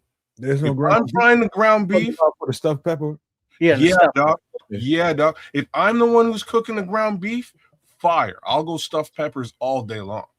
Like I cook the hell out of some ground beef. It'll be nice and spicy and seasoned and flavorful. You know what I mean? Like that's how it's coming out of them peppers. So yeah, I'll actually do that over pepper steak, to be honest with you. I like pepper steak, especially marinade, like soft, tender marinated pepper steak. But I think I would do the stuffed peppers instead. Yeah, Asian restaurants soak the beef in baking soda to make it tender. Little trick to the trade. I didn't know that trick, man. I didn't know that. So shout out to both Scrolls and Patrick Higgins on that. Little trick to the trade, huh? Yeah. Baking soda. Yeah, it's you don't taste the baking soda, obviously, but the difference that it makes with the science that it does with the meat blinded me with. In the tenderization of the meat and all the science shit that it does in there, but it makes a difference that you will notice. All right, I assume that baking soda is probably some watery mix or like that. You ain't just dropping it into a bunch of powdery ass baking soda. I don't know, but it's you have to rinse off the baking soda before cooking it, though. Like that's you don't cook it with the baking soda on it. It's more of a I think it's put baking soda on it both sides, then let it soak in for like 5 minutes, and then I believe you rinse it off and put it in your marinade from there. Yeah, because you don't cook it with the baking soda on it. So it's like a salt wash before the marinade, but it's a baking soda rinse. I bet it does taste better if you don't. Yeah, and then you go from the baking soda after you rinse that, then into your Asian marinade to give it those flavors or umami, if you will, and then you going into your dish. I like that. I use that all the time. He said it makes your meat soft like the kids knocking on your bedroom door. Settle down. Settle down. What you doing in there? Nothing. Your mama busy? Only reason I know that because I ran into too many females with kids, man. Too many. See your mama busy. That's a doom. That's an MF Doom rap. Man. Messing everything up, boy. All right, man. We got one more dish to talk about real quick. I think you're gonna like this one as well, fellas. Oh yeah, cheeseburger pie. Ingredients: onion, bell pepper, garlic, eggs, milk, pancake mix, ground beef, and cheddar cheese. And for the people who are keto friendly, there's a way to get around this. There's a way to get around it. But go ahead. I don't want to interrupt no more. You guys. And this is a real strong keto meal to apply, man. I love hamburger anything, cheeseburger anything. And you mean to tell me I can eat this while I'm on a diet? This is kind of, you take the pancake mix out of this, for a vegetable, you're all right. Man, but you put the pancake mix in it, you have it for breakfast. Wait a minute. Hold on. Say one at a time. What you say, kids? What do you substitute the pancake mix for? Well, you can do some.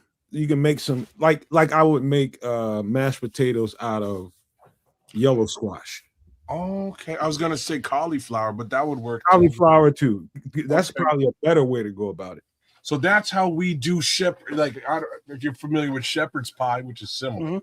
Yeah, that's how we do like a keto shepherd's pie. We mash down, you know, a little bit of butter, mash down some cauliflower, put that on top, and then the rest is the rest. But similar. Okay. Yeah, I can do this. Either, you know what? Actually, cauliflower is a better option here, man, because what I would do to that cauliflower before I sit it under that, I'm gonna season the dog shit out of it, put some butter in it, Yeah. make it real nice. You can use all kinds of sour cream or anything you want to make that thing. I'll make it a dish before I put it under the dish. Yeah. Right on. This is a very healthy keto friendly meal. Very healthy. You know, you once you're on a keto diet, you need fat. You need fat. Yes, you do, and that's where butter, like real, not margarine, but real butter. Like I haven't had margarine, God, since 2016. It's been 10. Wow, it's 10 years since I've had margarine. But you and another layer of cheese. There's fat in the cheese too. So way to do that. I love that. I would even, if I was making, see, you got milk in there. If I'm making the mash, I wouldn't use milk. I would use cream, even a little bit of fat in the cream as well. But that would work out real good, man. How about substituting ketchup for maple syrup? So that's brilliant. It has everything to do with just like ketchup. Honestly, I think it's probably the one thing that I've cut out of, like one of the main things that I've cut out of my life that has allowed me to lose a fair amount of weight. Just taking ketchup out of the mix, the amount of sugar that's in good old, like the Heinz Corporation is trying to put us in the dirt. I'm just saying, man. The amount of sugar and unnecessary stuff that's in Heinz ketchup is an egregious affair. What's interesting though is they actually have a really close to flavor profile sugar-free version of Heinz, like from the Heinz Corporation. I wish I could say that it's not good. It's good. It's very close. So I had to sort of wean myself because science. You know what I mean?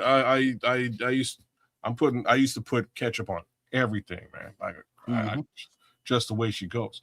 But yes, you could use a little maple syrup instead. It'd be a different kick. It'd give you a different kick, but well, I mean, with the pancake mix in there, you know, the pancake in there. So you got the sweet, you got the savory. You know, it's no different than having like, you know, a cheese omelet, you know, with beef on it, or, you know, kind of meat omelet, you know, with syrup on it. You know, so but the point being syrup is allegedly. Like Patrick's looking out for me. Patrick's looking out for me, man. Can I give you a quick tip? Patrick Higgins, quick tip for anybody that wants to. Quick tip anybody that wants to try this, make sure, and I know it should be universal understanding, but it's not. Make sure you get a can of canola oil or some kind of cooking spray to douse your pan, and you're gonna F this up royally. You're gonna F this up because it's gonna be stuck to everything. You're damn straight. So again, for the keto savvy, I would stay away from the canola oil. That's one of those other things you kind of want to cut out. Olive oil spray, it don't matter. That's what I would suggest right there. I would suggest olive, maybe even coconut, except coconut would wreck the flavor profile of what you're trying to cook. All I got to say about that. You know, the oils. Yeah. I can't stress enough that that sesame seed oil and chicken is like my new favorite thing in the world. Okay. Fry up some chicken with some sesame seed oil, and you'll see what I'm talking about. Do you fry it like in all sesame seed oil, or just like a little oil for taste? Well, I don't think he's frying chicken the same Well, way. because sesame seed oil is like expensive. Not deep fried. So yeah, he's just putting that shit in the pan and just turning it over. Yeah. Oh, okay. So pan fried. I'm either turning it over pan fried or in an air fryer, as for instance. So if I'm cooking chicken wings, I'll season them, I'll spice them, but I'll toss them in just like a little bit of sesame seed oil in the bowl. Just toss them, dump that into the air fryer, and I'm telling you, man, they come out delicious. Like, does it give like a little Asian flavor to it? You know what I'm saying? You know exactly what I'm talking about. Like when you walk into an Asian food buffet, the smell of their chicken wings, that's what I'm talking about. Right there. That's what you're getting. Well, that's the thing about the difference to me when I always get any fried chicken from a Chinese food place is because they're frying it in that oil, with the sesame in there, with the egg rolls in there, with all of the other Asian flavors that they cook. And so now that chicken wing has that Asian flavor to it. And that's what always made it stand out, because sesame oil is a little goes a long way with its flavoring. And that's what I'm saying. Like I put like maybe a teaspoon in there, maybe just a little bit more than that, and I toss it so that it it's oil, so it's going to cover it anyways. You just toss it around in a good old bowl, dump that in your air fryer. And the air fryer, you don't really need any oil at all, but it gives it that flavor, so it works out so well.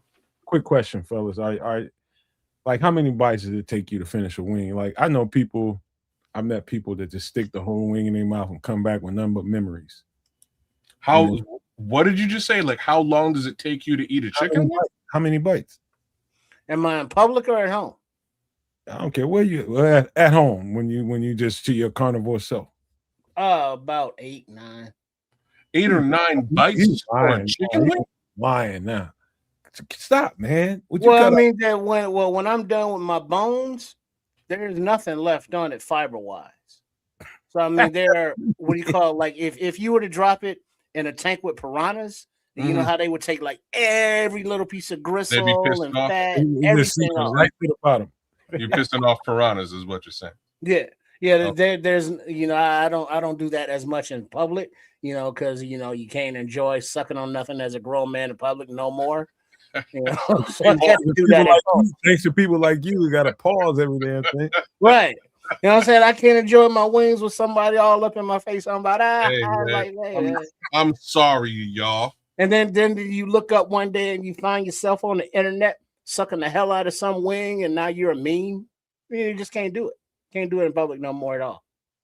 So no more than 4 bites. Like it's what's funny, man. I went to a work lunch, and this is about 2013. Went to a work lunch with these guys on my team at the office at the time. And we go and we all get a plate, mad chicken wings, because it was like 1 cent wing night. Mad chicken wings. I sit down in front of the senior guy. He's a VP of operations. And I start eating my chicken wings, and he's just looking at me, nodding, bro, just like respect due. And he goes, "You, sir, you have a special technique." That's all he had to say about it. I was like, "What are you talking about?" He's like, "Your chicken wing technique is, First of all, you looking at me a little too close on your my mouth. You know what's going on, but like for me, on the flats, pop the bone out, boom, boom, boom, it's gone. Like sometimes it's pop the bone out, gone. Oh well, see, one-handed. You don't need two hands. Yeah, I gotta split the two. I bite it right where I need to bite it, so that when I break them bones apart, I pull one of them out. It's gonna have a little bit of meat on it, and you get that little shrapnel off of there. and then you get to the rest of that bad boy. So literally 3, maybe 4 bites on a flat. Yeah. 4 And then bites on a flipper, flat, you gotta have a maximum, flipper. sometimes 2. But you're about the flipper? Oh, you gotta have a flip. Well, Yeah. nowadays they be shortchanging and don't be having the flippers at all. I'm eating But that. I hand. like the flipper. I mean, flipper's part of the wing. I'm eating that hand. Not in public, but when I'm at home, that motherfucker's getting dusted. I'm not like, for me, it just gets in the way of the job I'm trying to like accomplish. Well, you ain't trying to get all the meat and all this. It's all there. There's like stuff in there, but like it as far as my technique is, it just throws my technique off. Hey, You know bro, what I mean? let me tell you something. If you got whole wings and you ready to cook up some wings at the crib, right? Tell you something, man. Hack them bad boys up into 3 pieces, each and every one of them. While you're, getting your other wing, the real stuff ready, start cooking those little flappers he's talking about. While you're getting everything seasoned up, battered up, or whatever you're about to do with them, let them things get brown and they floating for a good while. And them bad boys are gonna be damn near like potato chips when you pull them out. Mm-hmm. Nice and crispy. Because the bones are small enough that you can just crunch chew them through up. if you want to chew through. Like I know what you're saying. I'm about my technique, man. That's all. I just need my flats and my I don't know, I guess you call them like legs. Drums. Thank you, drumstick. That's all I need, man. I don't need the flappers. I'll live without it. There's extra shit. Like it's like you want the flappers? Oh yeah. Yeah. I'm looking. It's part of the wing. Shit, I want. If I order a wing, I expect 3 pieces of the wing: the drum, the flapper, and the flat, and the other part. It's funny, man, because I just bought a bunch of meat, man, and they're asking me. I was like, "Oh, y'all got chicken wings?" They're like, "Yeah." I'm like, "Okay, like, we gonna do this thing, then. I'm gonna buy this meat, man." And he's like, "Do you like the flappers?" And I was like, "Oh, like, One time without the flappers, I don't really need the flappers." One time I had I had a few of my college teammates that was here in town with me, and one of my cousins came over. He's still in the street and doing street shit. And I had a whole bunch of Popeyes, and I got nothing but wings, right? And we was tearing that shit up watching the game. And my cousin is there. I guess he's watching them eat their chicken because I ain't paid them motherfuckers no attention. We just talking and bullshitting, drinking and eating. And he just popped up. He's like, "Yo, these motherfuckers don't know how to eat no chicken." I was like, "What you talking about?" And he started grabbing their little wing parts and shit. He's like, "Look at this shit." And they're just looking at him like, "What's wrong with him?" I was just like, "Oh man, that's what they was leaving too much meat on there. What's wrong with them? Left the flappers. But they left it whole. They left them pretty much untouched. See that's rich folk right there. That's rich folk. That's like this is what I'm saying. I'm not a fan of flapper, but if it's there, I'm gonna, you know what I mean. I'm gonna eat it. Yeah. You say I'm here. Well, yeah, I'm gonna eat it. You know what I mean? If it's there, I'm. He's not turning his nose up at. No. Come on now. That's just rude. My mom taught me right. Every meal is an opportunity. The way I grew up, and I took advantage of all of them. I'm just saying, my mama taught me right, man. You don't leave that there. But all right, man. Y'all ready to talk about some bears, man? We had enough stuff about food. Now I got some. Go ahead. As we go, just look at this real quick. Remember this, Nomad, kids? Oh, what do you got here now? That's the big bottles, the big jugs. That's the jug my uncle be having all them goddamn coins and shit in. Yeah, Martini and Rossi Asti Sumati, because it's big enough. This is sangria. Yeah, but because the mouth on the bottle is big enough that coins, go in it. Quarters and shit, $50. And it's thick enough glass that it could, hold it. It wouldn't break. And also unalive somebody if you hit them with it. Oh, well, yeah. Sometimes there's that. Sometimes that happens out there in the streets. Right. Y'all ready to get into some football? Now I got some storylines to talk about. And this, I want to start with this first because I don't think he got enough love this offseason. This is James Lynch. And I'll tell you when a tape is good. For me, it's just me and my process and how I go about looking at things. And by the time we get on the show, you might hear different thoughts, and you're just like, oh, you didn't say that the first time. You didn't say that the second time. You know why? Because I keep going back to the tape. And I'm telling you guys, this guy ain't getting enough love. James Lynch, the guy we picked up in free agency, you guys are gonna love him. I'm gonna just tell you that right now. As of right now, he's gonna be a rotational piece coming in. But the more he plays, the more of him you're gonna want to see. His hands are extremely good. Strong lower body, but his hands are extremely good, and his get off is great. He's listed as an edge rusher for a good while, just like Kentavious Street. But this guy, I think he's really, really mastering the role of D tackle and how to really, really get off the ball and really get upfield, get vertical. We talk about this stuff all the time, and we're talking about Dennis Allen's defense. And this guy got signed and didn't get enough conversation, in my opinion. That's why I wanted to highlight him. I've been all over his film. This guy is going to be a treat to watch in Chicago. He's going to be a huge difference maker. Engine, power at the line of scrimmage, extremely powerful get off, quick, and his hands are pretty much 50% of the game. He's already got it from the waist down as far as power and being able to just get surge. But his hand fighting technique, like I said this maybe a week or two ago, we're talking about the difference between somebody like what Shamar brought to the table from interior tackle, from D tackle. The difference between him and James Lynch is like night and day. Where Shamar will get totally stagnated and totally defeated because he doesn't have the hand fighting skill set to be able to win at the line of scrimmage and get past his opponent, shed that block, and boom, be upfield within a matter of seconds. Because he doesn't have that skill set, Shamar Turner's D tackle reps were terrible, man. Just being honest with you. They were. But I'm telling you, James Lynch is gonna, I think Shamar will learn a great deal from this guy. His hand fighting technique is outstanding. It's like Aaron Donald. That's the thing that people don't realize about Aaron Donald that was superior to pretty much every other D tackle in the league. His hand fighting technique was superior. And when you got great hand fighting technique, quicks, and power at the same time, you're going to win more times than not. That's what James Lynch has.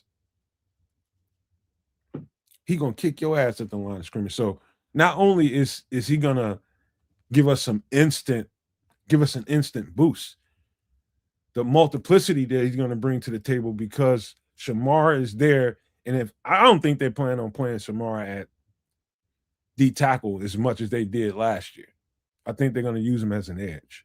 But James Lynch being there just is going to help him in any young D tackle that we have. So he's going to be a multiplier that way. I just had to get that out there. I was so very impressed by what he brought to the table. I just don't think he got enough love as that happened.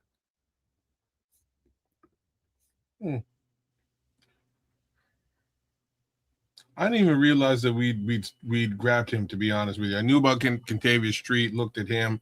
I did not look at this guy's tape at all. That's why I'm doing it, man, because I'm glad that you did. People should.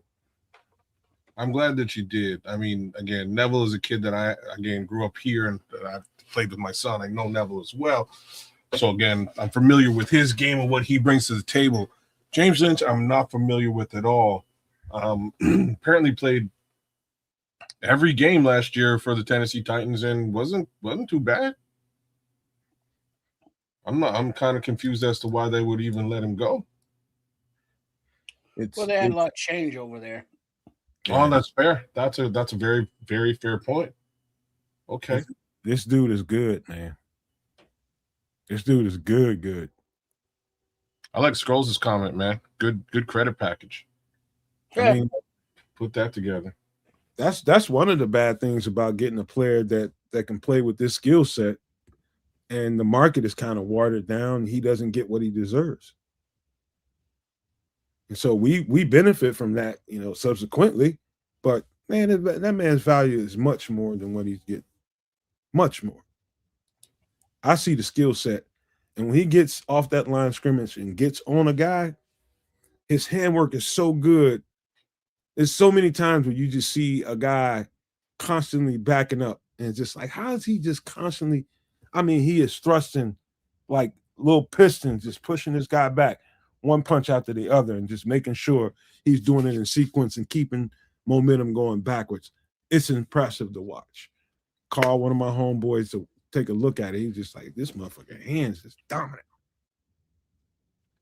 So I'm telling you, what tackles, man. He gets a lot of tackles, man. Bro, I'm not. I think he's probably going to have a good, sound impact on the run stuff situation here. Oh, he's a good pass rusher, but he's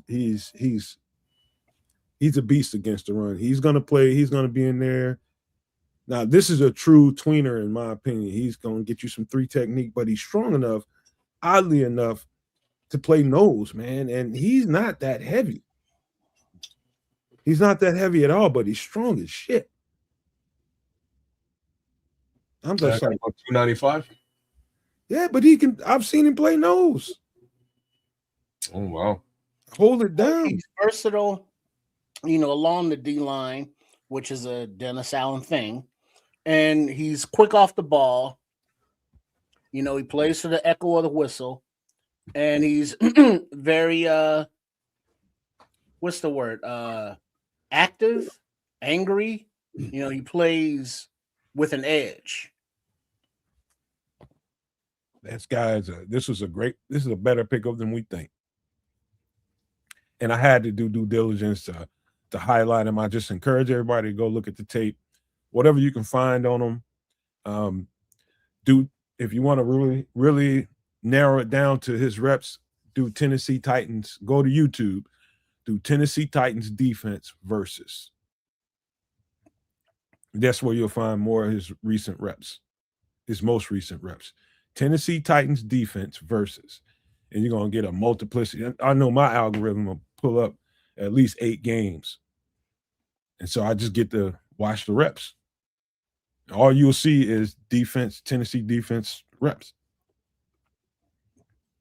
So that's how you narrow it down, man. But just wanted to bring this up. Any last thoughts about this guy, kids? I know you're still looking at him. But man. No,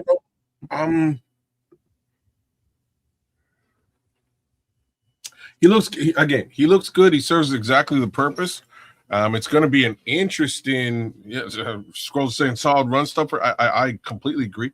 It's going to be an interesting battle in this room as well. I don't know. There's a lot of DTs, man. I don't know who survives this particular. The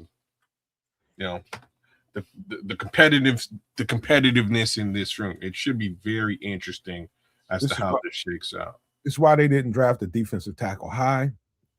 And it's why you don't really need Shamar in the guts of the defense like we did last year. He can kick out right about now because it's a nice little log jam going on. What's funny is Shamar played well on the edge, actually. That's where he played. That's where his best reps came from. Yeah, he played well on the edge. It just, unfortunately, he came in the season hurt and left hurt, right? He just didn't get quite enough time on task. But from what he did do, how do I say this? I liked what I saw. There's still I have to say Austin Booker's leaps and bounds ahead of him, but I liked what I saw. He kind of had just raw power, a little bit of bend, but raw power to get to where he needed to get to. I like Shamar a lot, man. I think if they kind of allow him to hone his talents on the edge, I think he can really be a contributor this year in a rotational capacity while he sort of learns his way up. Because again, he's only 1 year from his Like, his rookie year was last year, and he didn't get much time on task at all. So since we're talking about Shamar Turner, let's talk about Shamar Turner. You see the Shamar Turner you see on the screen? Yeah. That ain't Shamar Turner. Okay. This is a bloated Shamar Turner, trying to be something that the team needed him to be. And being quite frank with you, Shamar Turner, when he's just an athlete and doesn't have to, increase his weight to get to D tackle standards, it was clear. It was clear NFL interior linemen were much stronger than him. I almost felt bad for him watching his tape, because I watched every single rep that Shamar had at edge and every single rep at D tackle. And I'm telling you, there was times that he'd get a subtle victory, but most of the time it's ass whooping after ass whooping at D tackle. Yeah. It's clear to me that I think the world of Shamar Turner. He's an animal, bro. This Shamar Turner we're looking at right now is an inflated Shamar Turner playing out of position, in my opinion. So I'm gonna ask you a question. I know you think, I'm not gonna say it like that. I know you believe that he was playing out of position.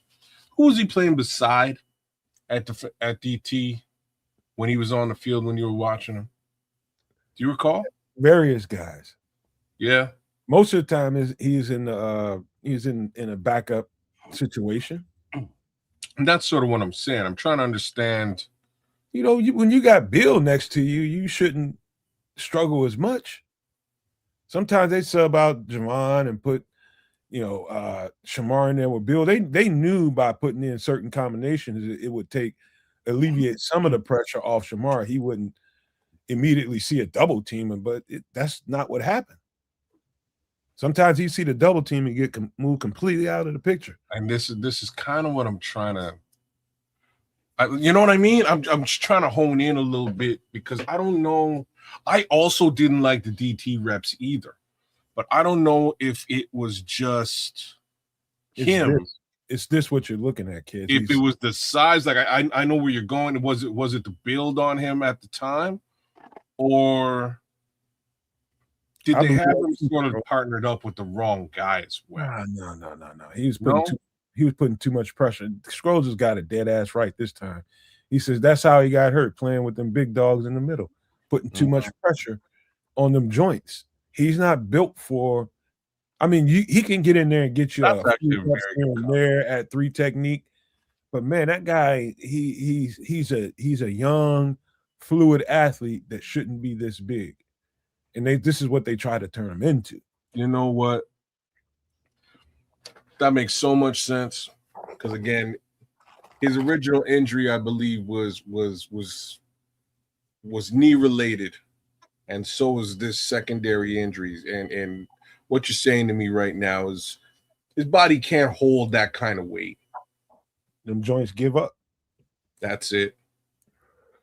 So maybe you drop him down another, 20 to 30 pounds, have a more svelte version of Shamar Turner, and kick him out to the edges, and we see what happens. If I had to guess, right about now, he's somewhere around 305, 310. Right here in this image. Oh, in this picture, I was like, right now? His natural weight is probably about 275, 280. 285 is probably pushing it just a little bit, but about 280, I think this guy would tear up the world. And let him come off the edge, but this is not his natural. This is not him naturally. This is inflated Shamar Turner. And I think they're gonna have to learn from that. I'd like to see him at a 275, man. To be honest with you. Yeah. Well, now you're James Lynch, Shamar Turner. I don't. How do you think they fit? As far as defensive line rotation. Now I think it's perfect, because now you don't have to force Shamar to play inside like you had to force him to play inside. You got Neville here, you got Kentavious Street, you got James Lynch. Well, here, pull this down for a second. I'll show you. Hold on for a second. Let me just finish this take. Now you don't necessarily have to have Shamar. He can naturally play his position now. But now he's banged up, and we don't know what kind of Shamar we're looking at. What you got, Trips? It's the looking at the To show the depth chart. Yeah, the D line actually, and it's let me see, go full screen here. There we go. All right, so just looking at the defensive line up here, at right defensive end, Austin Booker, and then I just have Neville Gallimore, Grady Jarrett, Montez Sweat. Behind them, Kentavious Street, Jordan Vandenberg, James Lynch, Daniel Hardy. Then we have Jeremiah Martin, Devon Dexter Sr., Jonathan Garvin, Jamri Chroma, and then Deo Odengbo, Shamar Turner, and the UDFA Jaden Loving. Right now, these are all the guys, 4, 8, 12, 13, 15 guys battling for the D-line position. Now, you're saying that if your first line is Austin Booker, well, let me ask you: is this how you would think that they would be deployed? No, it's gonna be Book at the depending on how well Dio comes back. It's gonna start off probably with Book, probably Javon in the middle, probably graded as your 3 technique, and Montez on the other side. Okay, let's get through it quick, man. So Javon here, Man. And then so you put in Booker, Dexter, Jarrett, and Sweat. Yeah. That's your first rung. All right. And then behind them, Street, Vandenberg, or what's the behind them? You probably take Daniel Hardy and put him. Wait, we gotta Trips. All right, put Dio in there, man. You gotta let me know before you start. You could just would let you know what. It's not we got a lot of guys to talk about here. Yeah, just take one guy out and put him in. Put Dio in there and take Daniel Hardy out. Take Daniel Hardy out? Yeah. And then Dio, as long as he's healthy, that's the big thing. So then your second line is Kentavious Street, Jordan Vandenberg, James Lynch, and then Deo. Probably take Kentavious Street out and put Shamar in there at edge. Oh, okay. So now we got a little speed coming. Probably take Lynch out and put Neville in there for him. Neville Gallimore. All right. And then it's a scrum after that. And so we ain't got time to be doing your depth chart now. We got to go. Where are we going? Back to the screen. Because we got a few guys to talk about. Let's get back on Shamar before we get to the next guy, because we got a few guys to talk about. There's still more to talk about? Oh, yeah. Oh, yeah. Now, I don't know if y'all got the logic I just got through explaining about Shamar, but that's what I think the problem was. I think what Scrolls said is absolutely right, man. You can ask a guy. Some guys can handle this better than others, but obviously I don't think his joints could. And I think he paid the price for it. What was it, ACL joint? ACL, if it was an ACL or an MCL, either way, he paid the price for that.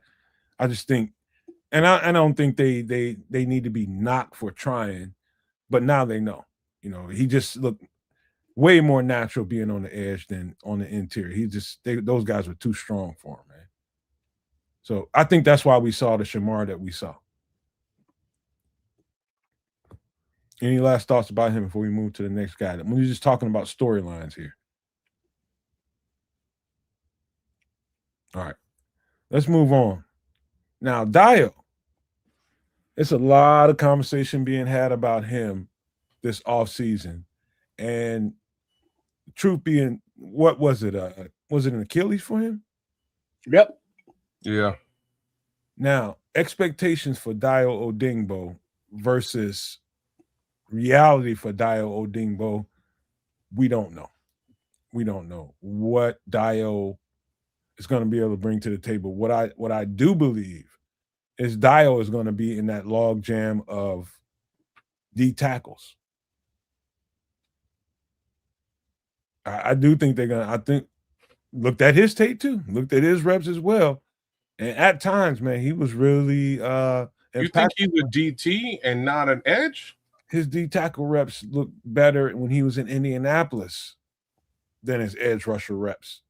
And the same goes here. The same thing, but that's kind of obsolete right now because now you're dealing with somebody that just came back from an Achilles. And no matter what we think we want him to be, it's about what you think, what they know he can do. Once they put the pads on him, and then you go through the rigors of dealing with the pressure on that AC joint. I mean, on the Achilles joint. So it's that going on too. Man, as excited as I am to see Shamar Turner come back from injury and, you know, try to make a name for himself and find his position on this defensive line, I'm not excited about this whole Dale experiment. And Scrolls, you're not wrong. A healthy Dale will get us 8 sacks. I just don't is he going to be healthy? Can he put the kind of pressure we are going to require for him to put on, on that ligament? I'm more worried about the Dale experiment than anything else. All I can say is I really hope that he's healthy. I really hope that he has the right, and Nomad, you saying that for all the reasons that we were just saying about Shamar sort of losing a little bit of weight and becoming a bit more svelte and, trying to avoid injury again. I would almost prefer the same conversation with respect to Deo Odengbo, and I'd kick him out to the edge. I just considering the amount of investment already at defensive tackle right now, I kind of want him on that edge at a lighter weight, where hopefully again he's not liable to injure himself again. Hey, kids, how you're thinking right now and the logic you're using while you're talking about this is exactly what I just said about Shamar. And that's what I'm saying. I'm literally echoing. I'm literally echoing what you were saying about Shamar for this young man here. That's why I brought him up in sequence, because both of them are coming off of major injuries. Yeah, and it's about what you can do with them to try to maintenance them at the least. Keep maintenance going on. You don't want to put too much pressure on somebody that's just coming off of surgery. You pay Dial a significant amount of money, but if you just throw him into the grinder, you're just going to lose him for another season. And this is what I'm saying. That being the case, maybe you kick him out to the edge, dedicated as well, and hopefully suggest that he drops a little bit of size, and take the expectation of rotating him into the defense, into the defensive tackle mix, out of his psyche, right? That's not what we're going to do with you this year. You're going to play on the edge. You're going to, follow this particular regimen and get down to this particular weight, in hopes that we're taking a fair amount of stress off of that, that injured Achilles, right? And again, if we get a healthy Dio, motivated Dio is one thing, great. If we get a healthy Dio, I think, in my opinion, that's a pretty darn good thing, because at least we can get some snaps out of him, and maybe he'll be able to show out this time around. All I know, hey, Scrolls, you might be right. Google says that Dio should have a full recovery from Achilles tear somewhere between August and November. The body, we'll see. This is why I think they did what they did right away in free agency, and everybody just like, hey, man, what's all these scrub defensive linemen we signed, and we need to be going to get an edge rush. We need to be going to get that. Not realizing that, sometimes your free agency priorities become, some of this is need. And, what you're about to have to deal with you're gonna have to do some maintenance to these guys and keep these guys healthy, man. And truth is, these are players, these ain't pieces. And shit, they gotta go out there and deal with this stuff and be confident in their legs and all that kind of stuff. So you got to make sure you got insurance. That's why Neville is here. That's why James Lynch is here. That's why Contavious Street are here. So that you don't have to put so much pressure on some of these other guys that are coming off an injury, major injury. So that's why I brought this up in sequence so we can have that conversation, which is real. And you got a lot of people out here. Oh, we need Dio to be a world beater. God damn it, he's just coming off an Achilles. Well, I'm just that's exactly it. You can't. That can't really be. Again, as motivated as he may be, that can't really be the expectation for this particular player. Like an Achilles injury is not. It's not to be slept on. And speaking of sleeping on, I think we're sleeping on Grady this season. I don't think we are. I'm sure we may get to him as we move forward. But that injury case scenario is, I think, the elephant in the room. 600-pound gorilla, whatever you want to call it. We kind of the Bears kind of have to put him in a position to succeed. And I just don't think that's at the DT position at all. Yeah, what do you think? I don't know where they play him. I really don't give a shit. That's their job to figure that out. I just want to see production on the field on game days. Right. So wherever they put him, that's where he belongs. It seems as though that defensive line coach Garrett was still trying to figure out the best, places for the pieces or the players that he had. And as he was getting them figured out, that's when, Dale went down hurt, then Shamar went down hurt. After they had switched spots, basically, from looking like shit, Dale on the outside and Shamar on the inside. Then when they flopped them up, then they looked better, but then they got hurt. So the pieces that were brought in to complement what Dennis Allen wants to do with their versatility and their get off the ball, disrupt, get into the backfield from all 4 defensive line positions, take some of the stress off of Turner and Deo, but it's not like that stress is going anywhere because, Turner has a little more leeway, but, Deo, his contract is what it is. And after next season, the 2026 season, it becomes, separable where it doesn't affect the cap like that. So while he has to heal up as a human being, because he's not a machine, none of these guys are, but he's somewhat under the gun, if you will, for the roster, because there are only so many different spots. There's only so much leeway that you have as players, healthy or not. That's why, a lot of them come back too soon. So while the pressure is on for him to, kind of come out there, we don't want him out there too soon because then he gets re-injured. Now he's, out for longer. So as long as he's healthy and he can come back, not just motivated, but healthy, wherever they put him, as long as he can produce, cool. But do not come back early because of circumstances and situations. And it just, it's just bad things happen when you come back too soon. And his injury, it's serious. And it's his second one. I'm not sure if it's on the same foot or the same tendon or the other tendon, but it's a second tendon tear. So he should sadly have some experience in dealing with that rehab and getting back out there. So it's not like it's his first time dealing with it, but it's even kind of worse, being that it is his second time dealing with it. So there's a lot to be seen with Mr. Odengbo.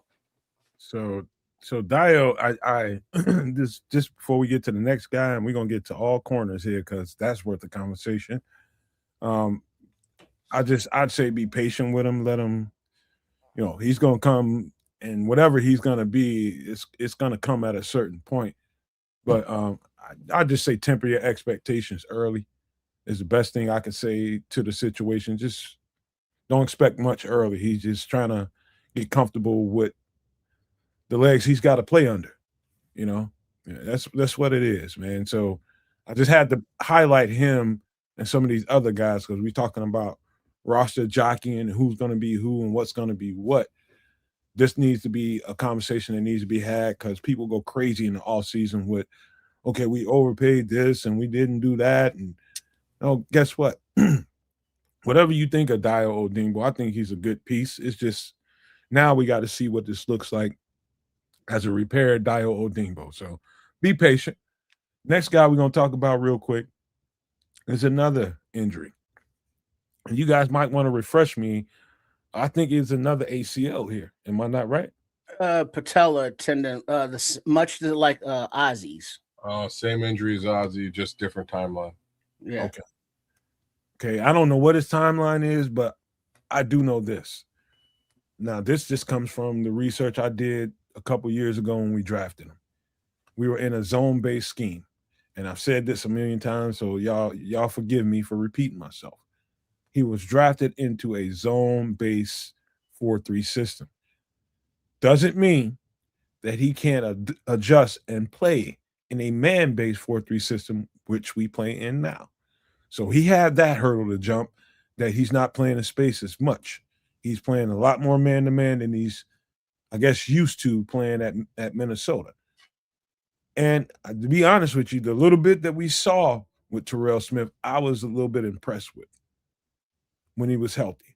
But again, he's coming off of a serious enough injury to where I just want to see what he looks like now, given all of the, all the recovery. I just want to see how confident he is. Is he the same? Does he have the same confidence that he had the last time I seen him before he had to hobble off the field? That's the main question with Terrell Smith. But the ability, I don't question. I think he's got all the ability in the world. He definitely does have all the ability in the world. Look great every time he touch grass. Simply clever. I'm not sure. Like, it's not listed as a free safety. He's listed as a corner, but I think he could. We've definitely on this show on many different occasions had the general inkling that it might be really nice. It might be a really nice look for Terrell back there at the safety position. We'll see if that is a thing that actually materializes.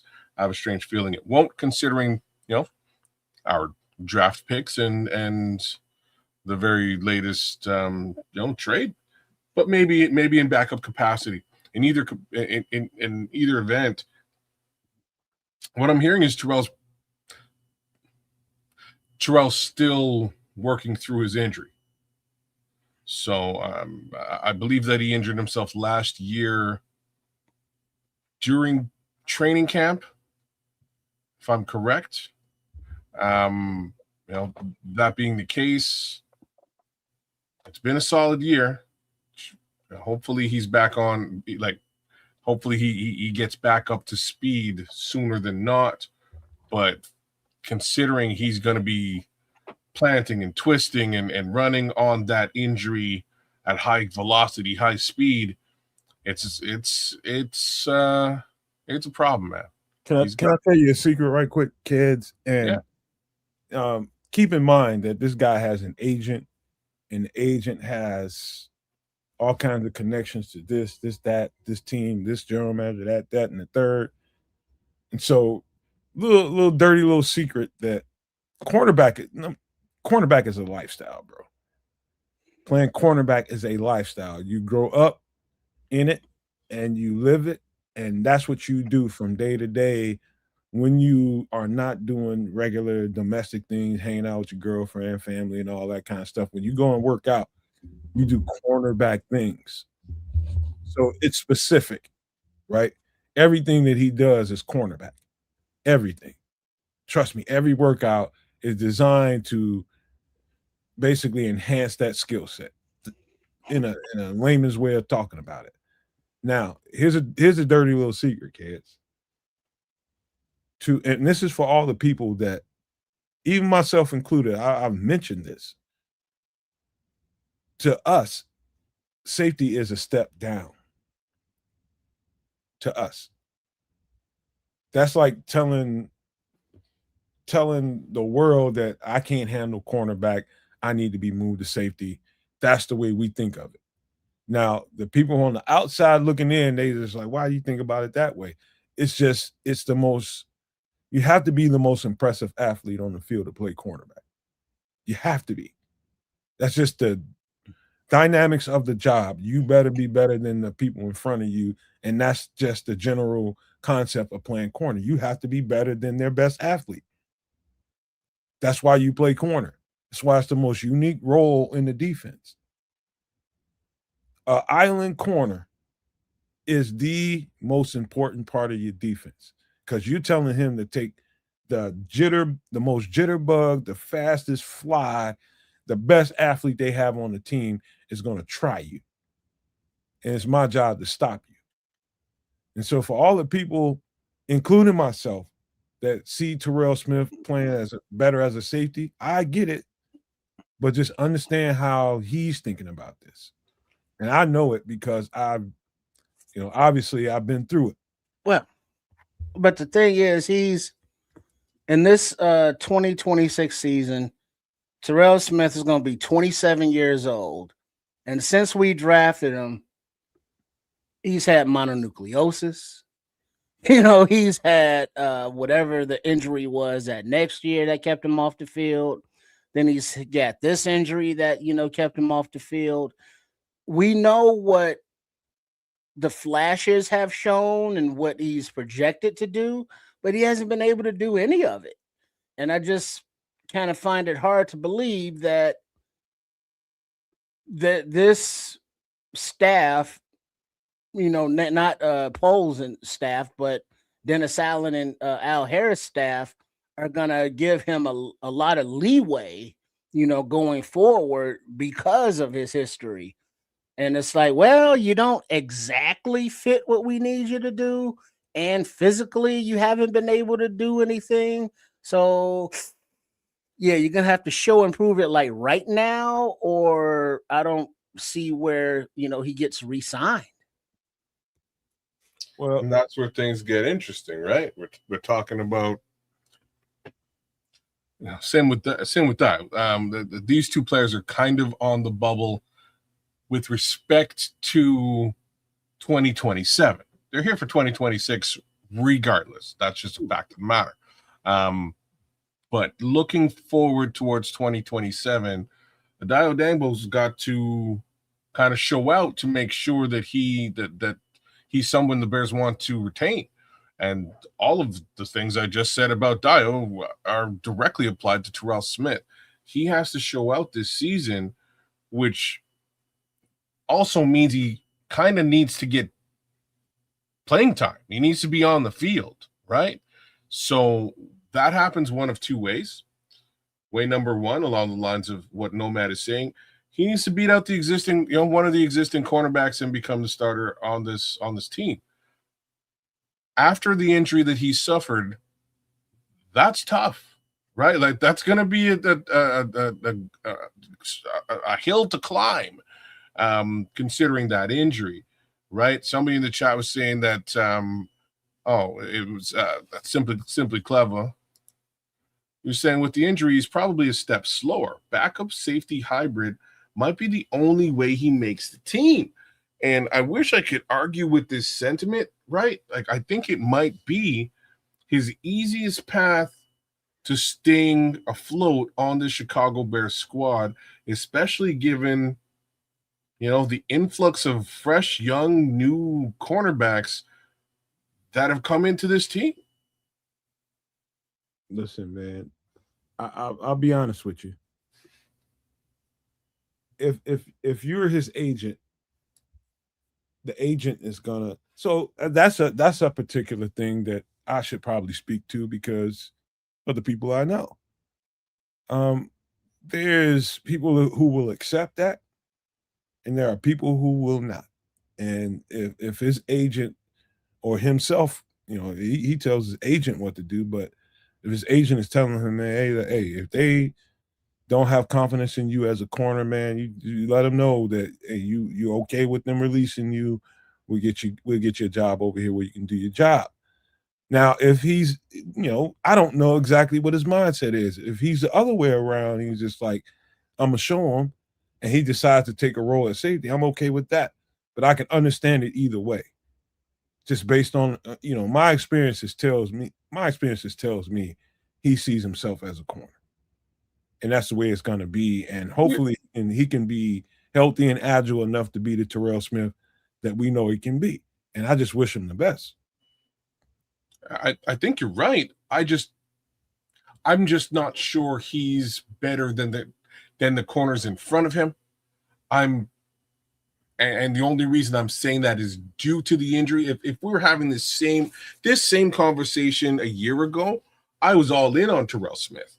I thought Terrell Smith was potentially going to take Tariq's job and start as the Bears cornerback last season. And in my opinion, the only reason it didn't happen was because of this injury. So much like Simply Clever, I'm rooting for him as well. I like him a lot. I honestly think he'll probably get more playing time as a safety, though. Like I wish I could say it differently. I don't think he's gonna. Know where you think he's gonna get more playing time. It's not like corner, like in the secondary. I don't know if you ever noticed, but it's not like once the game starts, like guys are coming off the field in the secondary. No, they fucking stay on the field for every fucking play. Now, if anything, they'll bring on extra corner or an extra safety, but that's not extra playing time, bro. It's like you might get called up on that thing. Let's just say you playing backup strong safety or something. Your number might not get called once, maybe twice in the game because they might not play with an extra safety for that game. Maybe no more than once or twice. If you're playing an extra free safety, when the hell are you gonna get on the field? So it's not like you're gonna get on the field more. He'll get on the field more as a corner because the corners get a little bit more fatigue and they might tap that helmet a little bit more than a safety will because they're carrying the receiver all the way down the field, kid. So physically during the game, that corner has more of a likelihood to come out of the game than a safety. And where I kind of have to agree with that sentiment even more. It's just the fact that they just went out and got another safety and then drafted a safety. So, like, no matter how you slice this, he's a bit further behind than I think he wants to be with respect to this depth chart. So, in the end, I don't know.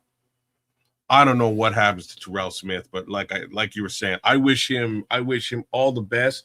I'm rooting for him for sure, man, because I really like the way he plays on the field when he gets on the field. All right. We got a couple more guys to get to, and we're going right on down the line where we need to go. And that is Mr. Tyrique Stevenson. Now, let me just leave this conversation with this. I know there's a lot of opinions out there about Tyrique. And to be quite honest with you, I don't think Tyrique has ever lived down the mistake he made in Washington and let Washington get that touchdown. I think that's a layer of all opinions about Tyrique Stevenson at this point. And that being considered, I'm going to slide that a little bit right on out of the equation for my conversation because I'm somebody that has a short memory when it comes to these things because that's the way I've been raised. I'm a cornerback by nature. I don't remember everything, and I get it out of my mind and keep going. And Tyrique, I think the fan base is more his Achilles heel than maybe himself. And I don't even know what's going on with him from day to day. But I know this. I know his ability. And I know that this is a prove-it year for him. I know this is a prove-it year for him. And I believe that he's going to be the starter. Come day one, they're going to put him on the field. And I think, and be honest with you, I think we're going to see the best Tyrique Stevenson we've ever seen. Oh. Because he's got an axe to grind. And I don't blame him. I don't blame him. I feel a certain kind of way about all the conversations being had because people just hang on to shit too long in fan bases, and it's a little annoying, to be honest. Well, if we remember when he was coming out of college, it was like, his maturity ain't all that. And, you fairly said, well, he's still a kid, he'll learn, and then we saw his maturity, or lack thereof in the commies game. It's like, all right, he fucked up, he was celebrating, whatever. But then to see it again, against, wasn't it the Rams when Kevin Byard had to be like, hey, we're still playing football over here because he was out there spacing off and fucking off with the fans again, so it's like, all right. And then we saw a video of him working out this offseason, and he was kind of unhealthily obsessing. It's like, man, every day I think about that play. Every night I think about that play in Washington. It's like, all right, well, that's not healthy. Yeah, you want to think about it, but you want to get past it and move on. Short memory, but you still on that. But on his on-field play, all right, cool. Beginning of the year, new defense, not sure where you were supposed to be. Okay, that's why you got burned a few times. That people had to start calling you crispy. All right. And then when you were healthy and we saw the need for cornerback on the defense, when Jalen Johnson, he wouldn't be able to cover my fat ass running out on the field. And, Nashawn Wright was getting toasted every other play, but he was making turnovers, miraculously. So he was all right. But Tyreek didn't stand out. He wasn't like, man, he's like, blanketed him out there. Nah, he got benched. So it's something. Yeah, on, man, we doing shorts here. When you see something on the screen, you got to watch the language a little bit. All right. Well, yeah, he can go. Deuces. In a nutshell. Look, I look at it. I don't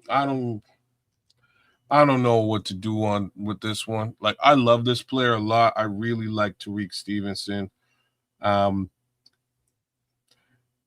In almost every interval when his number is called, he steps up to the plate and he plays exceptionally well. But Triple R just kind of nailed it, right? Like, what he coming into the league, his immaturity you could see with how handsy he was when he would get beat. And, if he was going to get beat, he was going to put his hands on a receiver and it would be a penalty and it was a problem. And as he went forward throughout that first season, you could see him maturing and growing as a corner. And I was like, this kid's he's going to be so good. And then Washington happened. And, people kind of raked him over the coals, including Matt Eberflus. And then, you move forward about 6 months and you come back into the next season. And he played, again, quite admirably in situations where there was no Jalen Johnson and he's more or less the number one corner. People weren't even targeting him. They were targeting Nashawn Wright. And because of that, Nashawn Wright made a name for himself. He played very well. The problem again, it continued to rear its ugly head, is can he be a disciplined player on the field? Will he always be that immature corner? And at some point, Tariq Stevenson just flat out lost favor with Dennis Allen, right? There was a fair amount of time where it was Nashawn Wright over Tariq Stevenson and alongside Jalen Johnson. So I honestly, like my biggest worry about this player has got little to do with his actual talent and capability. It has to do with whether Dennis Allen likes and or respects this young man in this position. That's kind of where I am with this thing at this point. Because once more, Dennis Allen made a clear decision to bench this guy at some point last year after playing the number one corner position and playing it well. So you know, in my opinion, I'm not so sure that he's in favor in the cornerback room, and I think that might come back to bite Tariq Stevenson in the ass. Well, let me. I'm gonna close this conversation, and I'm gonna say this to preface it. What I don't like doing, I'm talking about me being self-conscious about how I come across and how I know football and how much I study this stuff. I never want to throw it in the face of people and make them feel like they lesser than because you're a fan that don't watch it like I watch. I never want to do that. And I'm conscientious of it every time I get on one of these shows. I don't like doing it. But right now, I'm going to be a big dog about this shit. If you are somebody that doesn't really crunch tape and doesn't really watch the reps, rep in and rep out, but you have an opinion about what Tyreek Stevenson is and what he is not, I'm going to try to respect your opinion. But deep down, I'm going to tell you don't know what the fuck you talking about. Because clearly, there was a time, and when we were talking about giving Jalen Johnson's, what was it, oblique injury or whatever it was that he had going on. I don't know, oblique something, whatever it was he had going on. It was clear to me that Tyreek Stevenson, including even a healthy Kyler Gordon, was the best corner we had on this team. I agree. Whenever he got out there on the field, especially after he got benched and got supplemented, I do think, watching the film for the time that I do think he got ball greedy at times. I'm watching tape and I'm watching him looking inside when he shouldn't be looking inside, and that's disciplined cornerback eyes. When you're in a man coverage or when you're in off-man coverage, your responsibility is the man, priority number one. But still keep a gaze a little bit. Just be aware of what's going on, outside of that receiver. But that's a little cheap. But your priority, whether you're on-man, press man, I'm talking about right up next to him, or whether you're off coverage, whether it's 3 yards, 5 yards, 7 yards, whatever it is, your priority is that man. And he was undisciplined. I'll say that again. Too many times when people called him, said he got burnt, which he did. And I'm telling you the reason why. He got ball greedy and undisciplined. He was looking to make a play because he's aggressive like that. And it cost us. It cost us a series. It cost us getting off the field on a third down. Several different times he messed up. No getting around that. But let me tell you something. This cat's ability, and given this opportunity he's about to have where he's in a make it or break it situation, and they're telling him, all right, I hear you, Tyreek. I've seen it. Let me see you put it all together. I'm betting on 29. And he might not, even if he had a bust out season, doesn't mean he's going to get re-signed with the Bears. I'm just telling you, I believe in this cat's ability. He just made some rookie, young, immature mistakes. When I'm talking about immature, I'm talking about the immaturity is getting outside of the discipline of the defense. The maturity is staying within the discipline of the defense. Because if one guy out of 11 guys gets it off or F's this up, it breaks down the entire look of the defense. That's the lovely thing about football that kind of gets overlooked. When you just listen to people in the fan bases talk about this stuff, it sounds like this player is bad, this player is good, simple shit. No, it's way more complicated than that. It's way more complicated than that.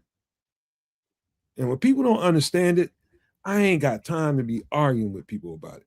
I'm just telling you what it is when you look at it on film. That's that with Tyreek. All right, where are we going next? And this is another conundrum here. I'll let y'all, let's leave this conversation. What do you guys think? Because, I don't know, Trips, did you say something, or did Kid say something about a week ago? I don't want to get into this personal stuff, but something. Oh no, yeah, no. We said I don't. Yeah, I can't do that. Remember, we had this conversation behind the scenes, and that's not. Oh yeah. It's whatever went on with Zay Frazier, cornerback. That's what we're looking at on the screen. It was like some personal thing happened after he got drafted, before he got to camp, so he didn't, he wasn't able to do anything on the field the entire year. But from everything that I've heard, Ryan Poles say, Zay, he was, at Hallis Hall, and he was, doing the meeting rooms and the weight room and all that stuff. But now he's cleared from whatever the issue was and ready to, contribute on the field. Now, where he fits, how he looks, have no idea, because we haven't seen him, do anything, with the Bears. You can look at his college reps, and he was a, Al Harris, Dennis Allen guy, a big, tall kid, fast, and can cover man. So the physical qualities are there, but how he looks on the field is a big TBD until it is actually seen. But if he can do the things that Dennis Allen and all the coaches have said that they expect from him, he should be, in competition for a competing cornerback spot. I don't know, what number, 1, 2, 3, or 4, but he should be in the mix. That's some Chicago house he just did right there. Oh yeah, he threw it You down. heard that, right? You peeped that? You heard that? Yeah, I don't really have anything to say here because I've never seen this player play football. It's about that simple. Never seen him play football. Wish I could give you some sort of viable take that you could take with you and chew on. But until I see this player play football, I don't really have much to say. He is tall. I'm hearing. Like, this is C-Specs. Yeah, he's tall. He's got that, like, a very similar build to Nashawn Wright. He's like, 6'3", runs a 4.3 kind of guy. Virtually the same type of build as Nashawn Wright. Very fast, very tall, lanky, great length. Again, this is all stuff that Dennis Allen loves to hear with respect to his corners, right? This is kind of what he's looking for, and that's why Zay Frazier's on the team. But can I ask you guys a question real quick? And if one of you guys don't mind doing a little homework for me while I navigate what we got going on the show. I think he was declared a some kind of whatever it was, his declaration for the season. I don't think he was able to do a lot of the things that other players were. It's like being out there and scrimmaging and being in pads. I think he kind of really missed an entire season. On the field, like in practice where we can't see it. He didn't do. What was his destination? I don't know what the designation was, but he was not. He wasn't a pup, I don't think. I don't. That's why I didn't say it. That's why I asked you. It might have been a pup. Oh no, he's a NFI. NFI, and so non-related injury. I don't know the restrictions around what he. My assumption is he couldn't really do anything with the team on the field. That's just my general. Well, Chicago Bears 2025 5th-round pick Zay Frazier missed his entire rookie season after being placed on the reserve non-football injury NFI list due to serious personal issue. The issue was described as a pre-existing situation that the team uncovered, and he did not play or practice in 2025, though he remained with the team for meetings and conditioning. He is expected to return in 2026. Okay. Thank you for that. Can you tell me what the date was? Is there a date on the article you just read? Excuse me. It wasn't a date. It was just kind of a summary. So there's no date involved. Okay. No. I'm because I think what prompted all of this is there was a couple of weeks where he just, as far as training camp is concerned, rookie training camp, he didn't attend. And then when training camp came about, again, he was not in attendance. So there was a few weeks where he was expected to show up and play, wasn't there, didn't attend, and then the questions started to come at Ben Johnson, and his answer was, there's some sort of personal issue.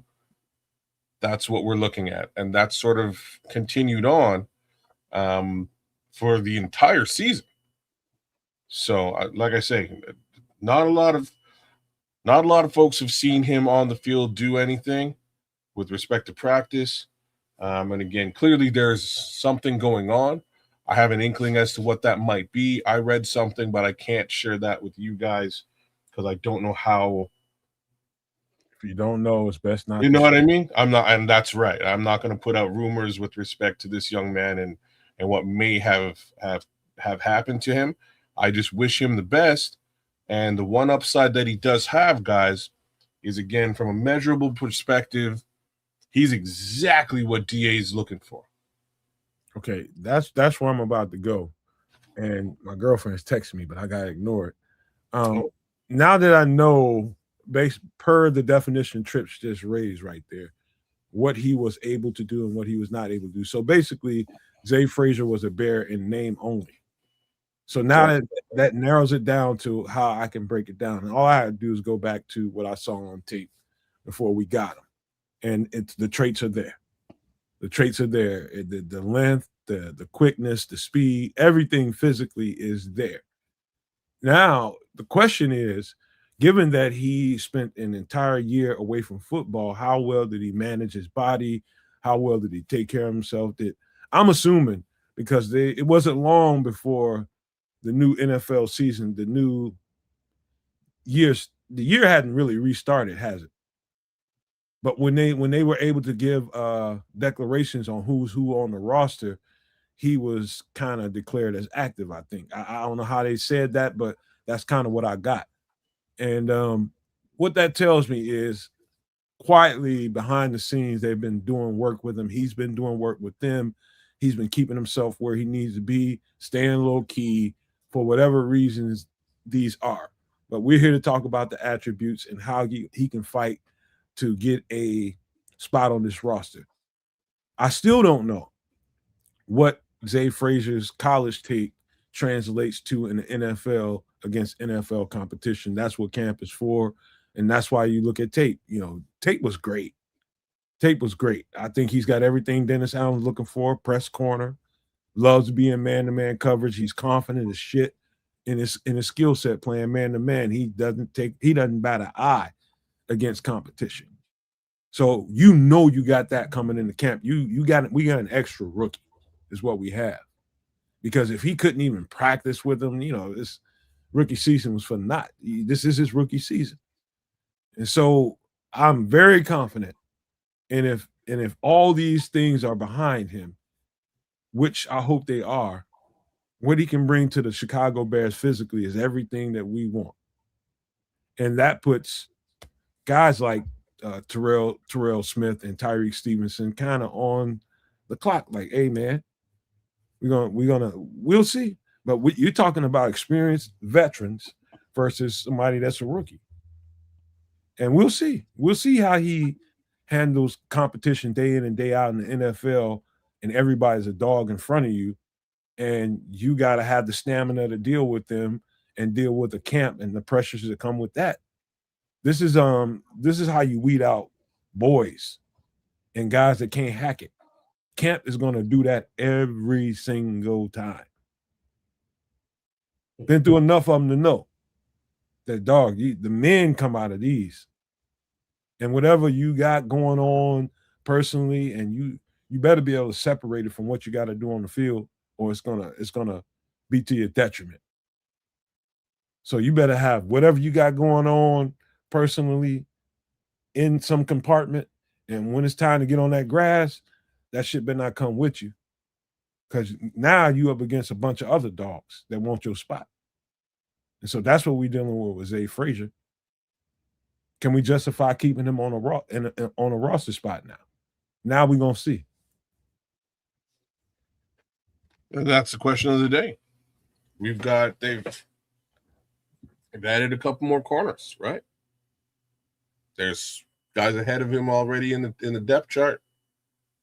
It's a real question, more so of whether he can battle his way around that room and make something happen for himself than anything else. So not going to count the kid out right now. Once more, he has that measurables advantage that we've discussed a little bit here.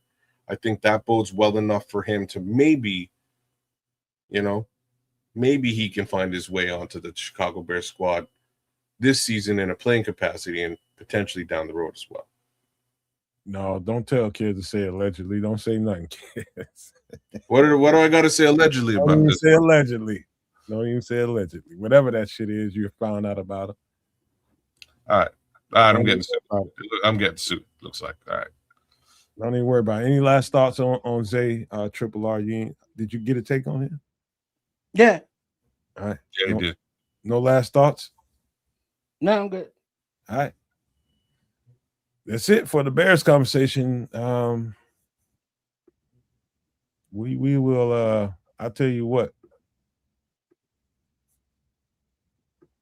Give me a second here. We talked about a lot of Bear stuff. Anything that's sticking out in your head that you want to finish the conversation up, or something that we didn't bring up? Cares or trips? I just wanted to highlight those conversations, man. No, and I think you did a great job. You also kind of lined them up the right way too. I think the one guy that got left out of conversation tonight that would have been an interesting chat is just simply Grady Jarrett. I'm as I sort of said, I'm not really excited about the Deo Dangbo thing. I am kind of excited about, motivated Dio is one thing. Healthy Grady Jarrett is a completely different thing. And I think that's what we got to see towards the end of last season. And Grady was really starting to make his impression felt on that defensive line. Took the entire season to get there because he was hurt. And I'm hoping that he's able to sort of get on the field this time around and really make some impactful plays and be the impactful player that he usually is. So Oh yeah, no, I can't even do the allegedly thing, man. Scrolls, I can't. I won't do it.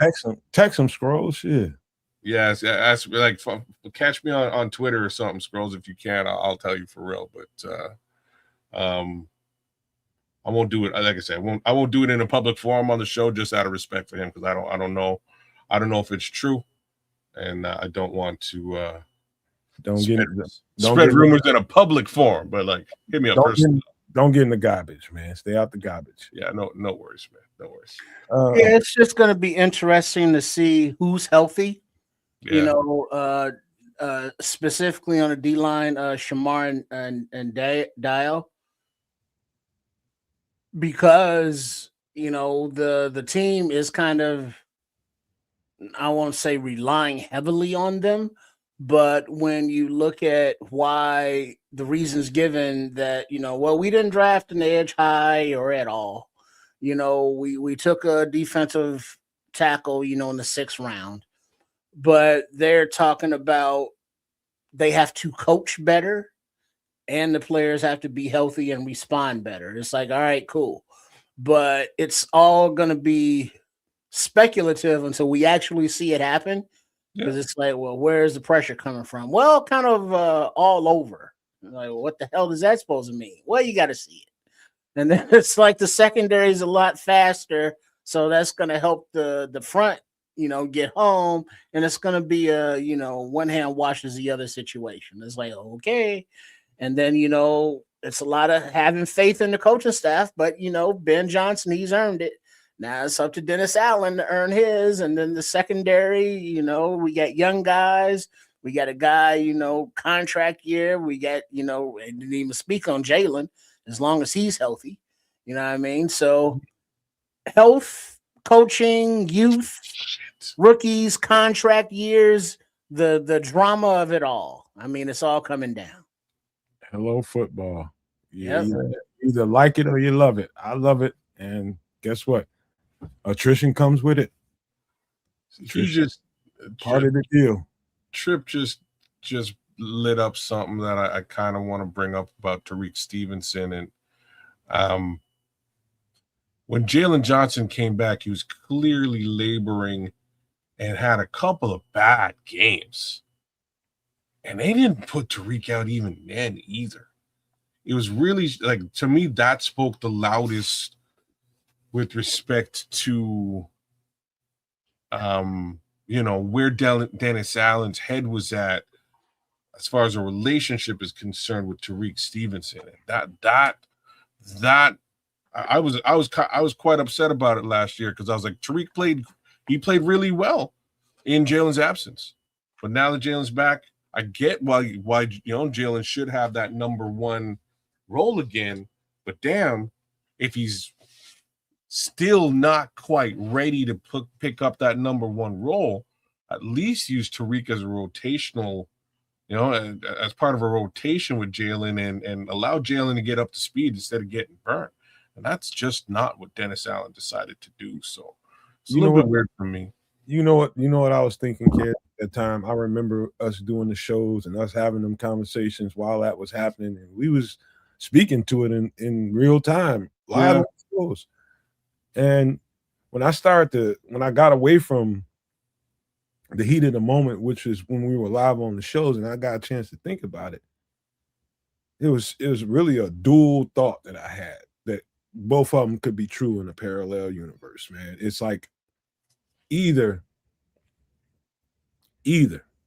this guy is really messed up and Dennis Allen ain't feeling him, something, whatever their personality dynamics could have clashed and all that could have caused some of that stuff, which is real, man. I don't want to overshadow that.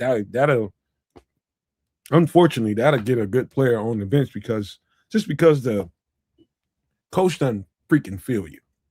Yeah. Which is stupid to me. But that world exists, but there's another world outside of it that gives total regard to a $20 million something player that, hey, we're going to get everything we can get out of him. If he says he's healthy, put his ass on the field. That world, which we spoke to live during the show. And I don't know which one of them is true. Well, I even that I fully agree with your take there. It's just at some point during that first game, it became obvious to anybody who was watching the game that Jalen's at least a step slower than he was the last time he was on the field. Same thing with Kyler Gordon. And what's really funny about this conversation we're having right now is with Kyler Gordon, they quickly threw CJ, right? They quickly put him in. It was like, Kyler's a little bit of a step behind. We're going to switch it up a little bit and give him a breather and then bring him back on. Like they did exactly what I'm describing. Because, hold on, but you didn't ask yourself yet. You probably should. Jalen was paid when, and when was Kyler paid? Kyler was paid when the new regime got here. Not Jalen. That don't matter. I think it does. No. It's not a question. The new regime had to sign off on that goddamn signing. Yeah, it's not a question. It's not a question of at that point they're both signed. Money doesn't make any difference. But who matters is who playoff. greenlit that? Who greenlit Jalen signing versus who greenlit the Kyler signing? You heard Dennis Allen just speak over the moon about Kyler before he got here. He just loved Kyler, and he's like, hell yeah, we need that piece. And immediately he got greenlit for a raise, and he got it. Jalen happened before any of them guys got here. So I'm not sure Jalen would have got that contract with Dennis Allen here. Yeah. So not that he didn't deserve it, but I'm just you can't. I wouldn't say that, and it's just because what we're talking like. No, like what we're talking about is healthy Jalen, who was playing great and then got hurt in contract, right? So if Dennis Allen has a different visage of Jalen Johnson at this point, it's understandable, but that's based on injury, right? Like he was playing fantastic football up until he got hurt, and then it just kind of took him a little while to get back in, like Stella get a groove back. It just took a little while. But if you're watching it, my simple point is just you have a player who took on the role, played the role extremely well, and could help ease Jalen back in, money or no money. All right, you did it with Kyler. Why wouldn't you do it with? I'm going to put you on the spot now. I'm going to ask you an honest ass opinion. Mm-hmm. I mean, don't think about it. If you got to think about it, then you're trying to cook it. Do you think Jalen Johnson gets the contract with Dennis Allen here, having the green like that? Say it again. Do you think Jalen Johnson still gets the contract with Dennis Allen here, having to be the final green light? I can't say no. Okay. Again, there's no reason. Fence now. There's no reason. No. There's no reason for. There's no reason for Jalen Johnson not to get. Well, his run support, his lack of versatility, his lack of toughness. Those three right there is like no. But everything that you just threw out there, Trip, happened in a microcosm last season for a couple of games. Well, no, he's never been tough. He's never been one to come up and lay a solid tackler. He's dinged up pretty much every year. How many cornerbacks that are out there that are really trying to lay the wood? I've seen cornerbacks be like, yo, you know what? Well, I mean, if you look like Tyreek Stevenson will make a tackle on the run. And this is Nashawn Wright came up to make tackles on the run, whereas Jalen came up and he will kind of make a tackle, but he's not very vigorous about it, let's say. No, that's not his game. His game is to be a lockdown corner, and he is a lockdown corner when given the opportunity. I'm not one to piss on a cornerback, and I think Jalen's a real tough one. What's funny is like, except for Jalen Johnson, though. No. I don't know. For the life of me, I don't know why you think that I got some kind of agenda against Jalen. Because you've been trying to get rid of Jalen Johnson for the past 3 years. I'm trying to get rid of him. I'm a motherfucker doing a podcast. Scout's honor. What do you mean? What I'm saying is, I just asked you a general question that I'm curious about. That's what I'm saying. Whether or not you think Jalen is that guy and Dennis Allen green lights that contract. I'm going to tell you no, and I'm going to tell you why. It's because Dennis Allen's he's gonna believe that he can draft the next Jalen Johnson. That's what Dennis Allen is. That's the only reason I asked you that question, is because throughout his history, you got a couple of guys in his world that got a little money, but so you're asking me the wrong.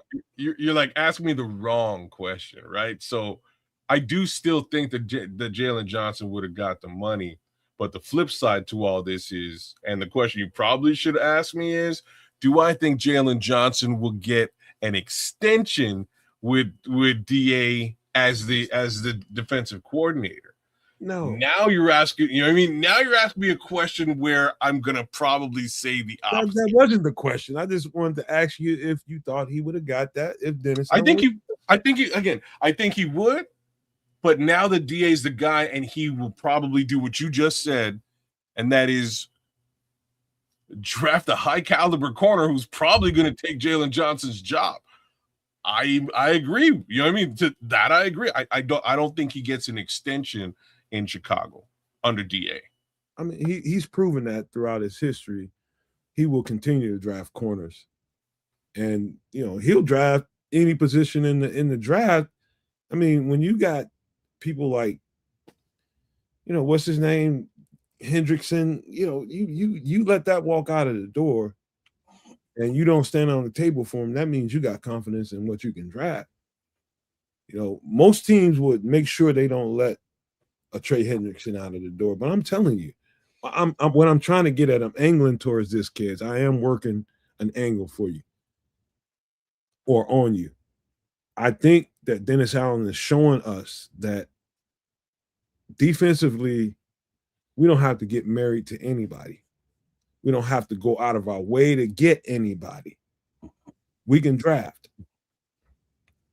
because we can coach. Yeah, they're not telling us that. They're showing us that. Exactly. They're showing us that. Hey, yeah, Nashawn Wright. Yeah, cool. Interceptions. Yeah, deuces. Free agency. Guess what? Malik Muhammad, Al Harris. Do your thing. That's what coaches are supposed to do, right? Take the talent, mold them, make them productive players. Well, cool. Some of the players they keep, that they've molded. Others move on, in free agency. But the secret sauce or the special sauce is supposed to be whatever the coaches are doing to these young talents to get the best out of them. Because wherever Al Harris has been, those defensive backs have responded with interceptions. When he leaves them, those defensive backs do not have the same production. Is that an Al Harris thing? Is that a defensive thing? I don't know. But I want him on my team when he affects the DBs in that nature. So if he can do, get the best out of, not the best out of, but coach up Malik Muhammad, get the best out of coach up Frazier, or even get the best out of Tyreek and them, cool. But the coaches, that's their job to develop the talent. So I'm only going to say this one time. I'm gonna say it like as I would say it, and like, don't get mad because I worked the angle on you. I did work one on you. Yeah. Oh, you feel free to pat yourself on the back, but we won't be able to see it. It's not a pat. I'm kicking myself for doing that, man. We talking about patting myself on the back. Anyways, I was not touching that at all. I was just gonna say that what Triple R just said is the sales pitch of the season. Right, that's the sales pitch. That's what they're putting out there for us. And the question is, are you going to buy what they're selling or not? It's quite, it's quite literally the sales pitch. So I don't know. I'm trepidatious, not necessarily in the market for this particular sales pitch. Like, this is talking about as a fan. You talking about you as a fan or us as fans? What are you talking about as or the organization? No, I'm talking about. I'm not really taking I'm not taking a stance. I'm talking. So what Triple R just laid down is truly the sales pitch of this coaching staff. It's like, hey, we're gonna coach up these guys. They're going to go out there and they're going to be better than they were last year. We've added speed. We've bolstered the secondary, and we believe that this is what we need to do to improve as a defense. I don't know if I believe that sales pitch is what I'm telling you. So I need to see this on the field proven. And real talk, we're going to talk about this as we go forward over the course of the next few months. Well, but there's nothing that there's nothing that, it's complete speculation until we see it on the field in September. Because at some point, if this sales pitch falls flat, everybody's going to say, I told you so. Kid, the only reason I was getting in there to try to interrupt you is because you basically laid bare a private conversation we had. And I was doing my best to sell you. And I now I'm sure you didn't believe it. No, it's got nothing. I'm not even really speaking for me. This is a broad, it's not me, really. This is a broader, these conversations are being had on other podcasts with other people, whether it's me or you or not me or you or Trip, etc. This is the grand conversation. The grand sales pitch is what we just laid down. And the question is, are you buying? And some people are buying. it doesn't really matter if you're buying. The proof is in the pudding. What's interesting, We'll only know. It's all speculation until September, and we see it in real time, in action, working and winning.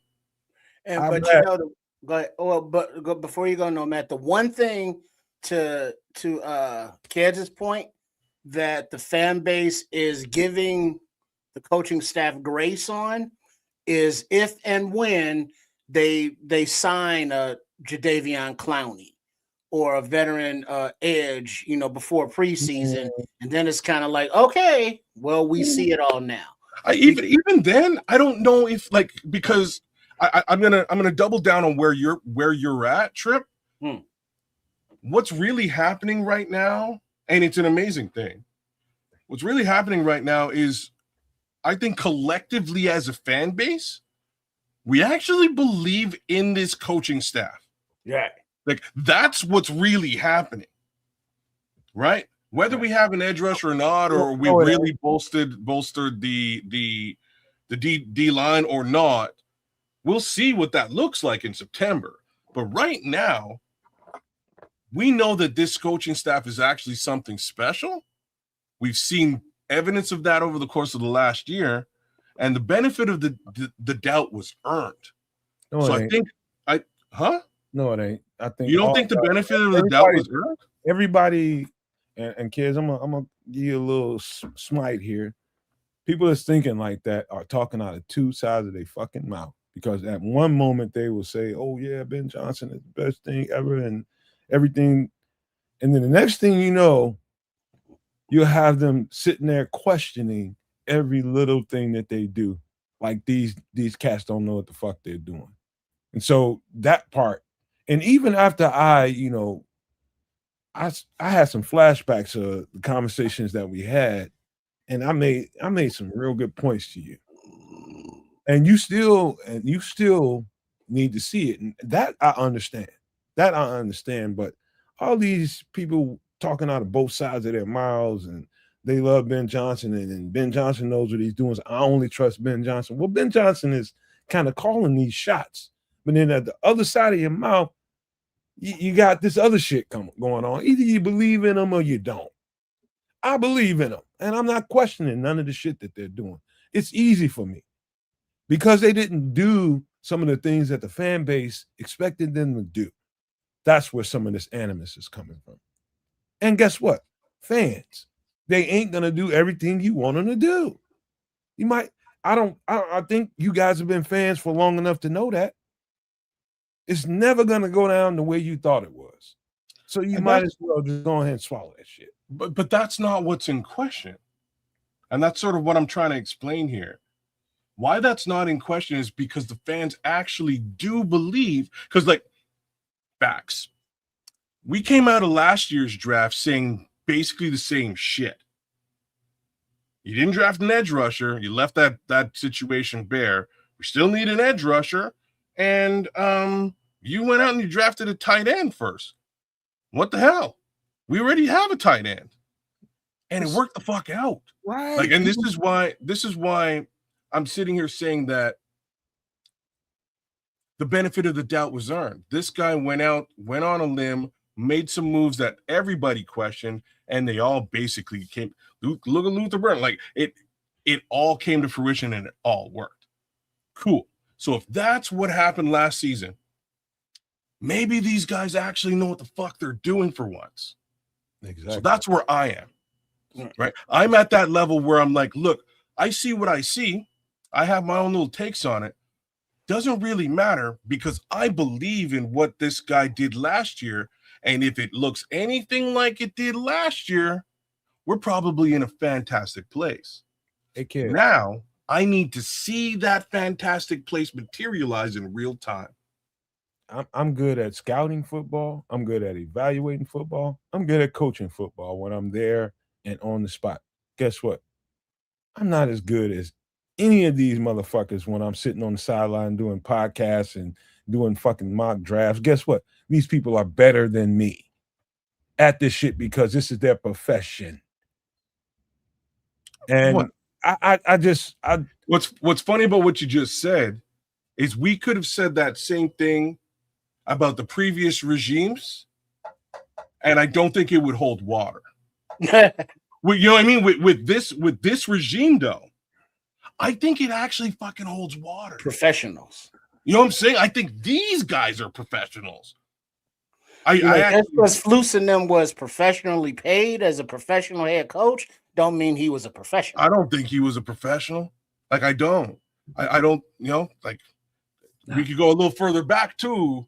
I think You know what I mean? We could go a little further back, but I think Flus is I think he's a relic, is what he is. And you know, I gave him the benefit of the doubt, just like anybody else that would come into this team. I'm gonna see what he can bring to the table, but I do think he's a relic and was stuck in the mud and would not adjust. And I think that's what, to me, that's where the unprofessional comes from. I'm just saying, right? Like it just any good professional is able to adjust on the fly. And you can be good at what you fucking do, but you will never be great at it, and unless you are able to adjust on the fly. And anywhere in y'all's lives, y'all have lived that out. In some aspect of it, you have had to adjust on the fly to take you to another level of what you did. And if you didn't adjust to that, you just was an average, probably behind the times relic, which is what Flus has become. Well, but look at the modern iteration of this Bears squad. You got Ryan Poles, Ben Johnson, Dennis Allen, and look at how many audibles they got thrown.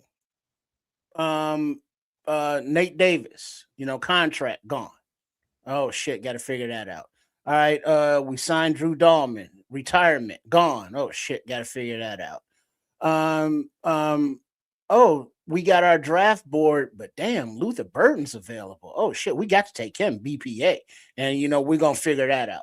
Oh, the Patriots keep jumping in front of us, taking our running backs. We don't get one till the 7th round. We get Kyle Monunga. Guess what? They made that shit work.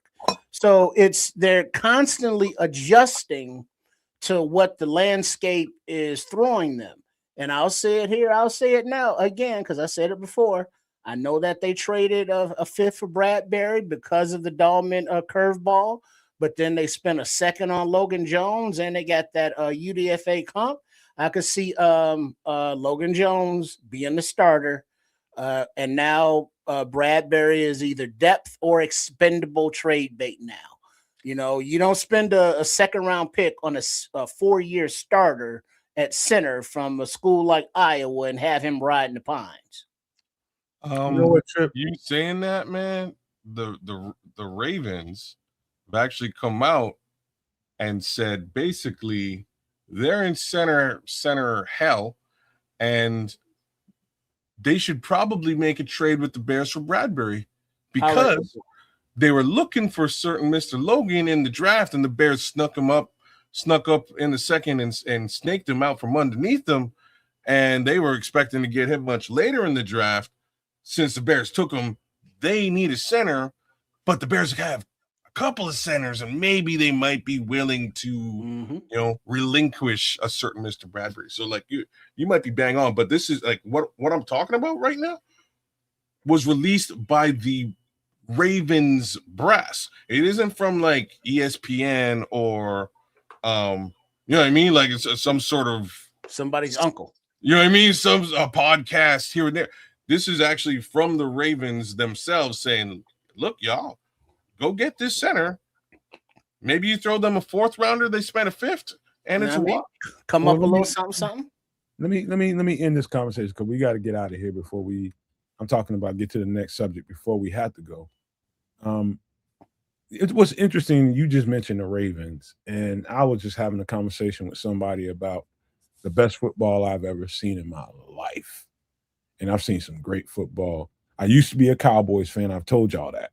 Alongside being a Bears fan. But I let them some bitches go. Listen, let me tell you something. The best football I've ever seen, and I challenge anybody to ever show me an era of football that was better than this one, is when the Ravens in their heyday, Ray Lewis Ravens, and when they were playing against the Pittsburgh Steelers. I watched them dudes, and that was just the college battles. You know, you want to see some other great football, go watch some 80, mid 80s, late 80s, early 90s Miami, Florida State games. I'm talking about the best football you'll ever see. I'm a junkie to that kind of shit. I know. Let me tell you something. You're talking about a coach that got stuck in the mud. The Steelers got stuck in the mud playing in the box too tough and trying to hit everybody. Along came a cat named, I don't know if you guys remember, I think he passed away. I don't know what happened to him. It was a cat named Jacoby Jones. I don't know if you guys remember him. Yeah, I do. He used to do returner and a receiver, right? Yeah. They brought him onto the team, and that put them over the top. And that was just John Harbaugh, knowing that, okay, I'm starting to become a relic just like Mike Tomlin, and we're stuck in the same, physical battle in the front, and we're just trying to destroy each other. I need something on my team that can break the mold. And in a snap, here came Jacoby Jones and broke that whole rivalry wide ass open. I don't know if y'all remember watching them games, but it was that guy, Jacoby Jones, a coach that had the mind to know that this is another way we can get him. We can get him on special teams. We can get him with the deep ball. And I'm not saying that John Harbaugh, I do think, became a stick in the mud eventually. And I was just talking about Flus that way. But I'm talking about the innovation of knowing that a football game is played in very, very tight quarters, and 1 or 2 plays, 3 plays at the most can be the difference in the game. And knowing how you can get those 1 or 2 plays or 3 plays is the difference between a really good coach and a coach that's stuck in the mud. We don't have a coach that's stuck in the mud. I think the guy knows what he's doing, and I believe that with my heart. I'm watching the things that they're doing, and it's making me have that compulsion. And so if I can encourage anybody out there listening to any of us, whether it's me, Kedge, or Triple R on any one of our channels, we have different ways of how we see this thing. And I'm telling you, from my perspective, I think they know exactly what they're doing. And my job as a podcaster is to give you the information no matter how it comes, but I'm going to give you what I think on the interior. And I think 110% they know exactly what they're doing on both sides of the ball and in the front office, with both of those two guys that are control of the defense and the offense having an influence on the front office. And so I'm just telling you guys, just relax. Let these guys finish what they're doing. We're still in the thickets of the offseason. We're not done assembling this team.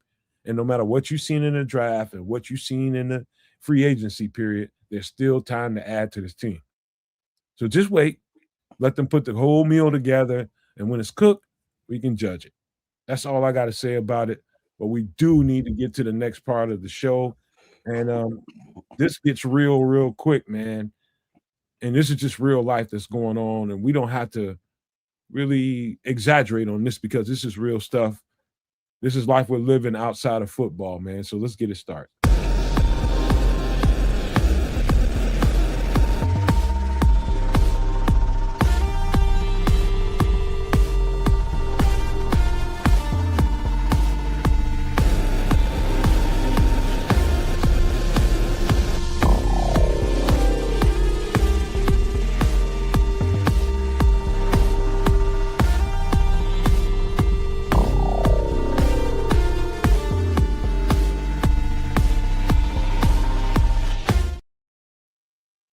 So, Trips, you did let me know that the last graphic I did, given the information, was a little bit less legible. How does this look in comparison?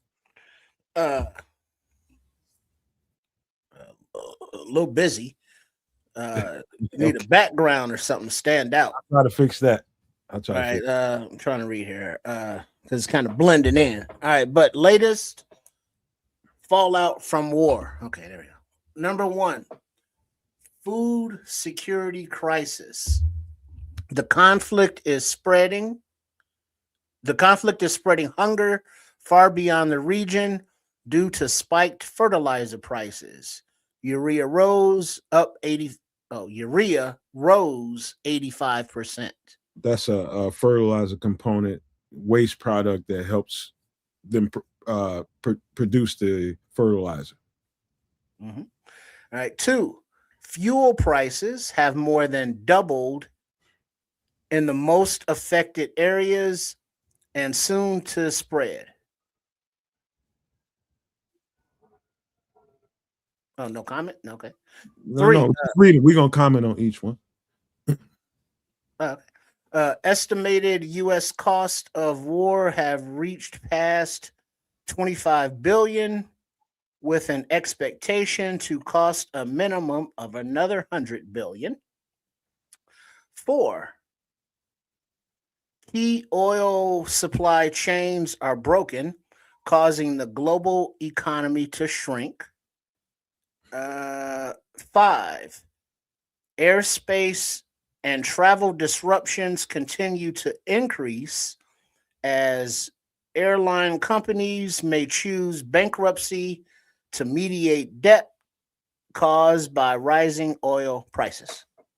Thank you, Trip. I see you in there, Smitty. I got to do a better job, but I'm trying to cram too much into one damn. I gotta spread it out a little bit more. But I'm always thinking about how much media space I have, and anyway, I'll fix that. Don't worry about it next week. But the first one, okay, let me read it again. He says, food security crisis. The conflict is spreading hunger far beyond the region due to spike fertilizer prices. Urea, which is a component of how they make the fertilizer, it's a waste. It's a waste product. It's so urine, feces, and all that it takes to make fertilizer. That price rose 85%. And what that's going to do is to immediately impact the farmer. I don't care what region of the world you are, unless you have another means and way of producing this kind of fertilizer, it's gonna mess everything up because you're not able to grow the foods at the same rate. So you can try to go without that fertilizer that's going to spur the growth of your product, and you ain't going to have that kind of product production. So you take these fertilizer products out of the supply chain, that people that farm these goods, and you have a problem, and you're going to have a food security problem all over the world unless you have some answer for the fertilizer that ain't going to be there in a large quantity like it was. Let's talk about that first.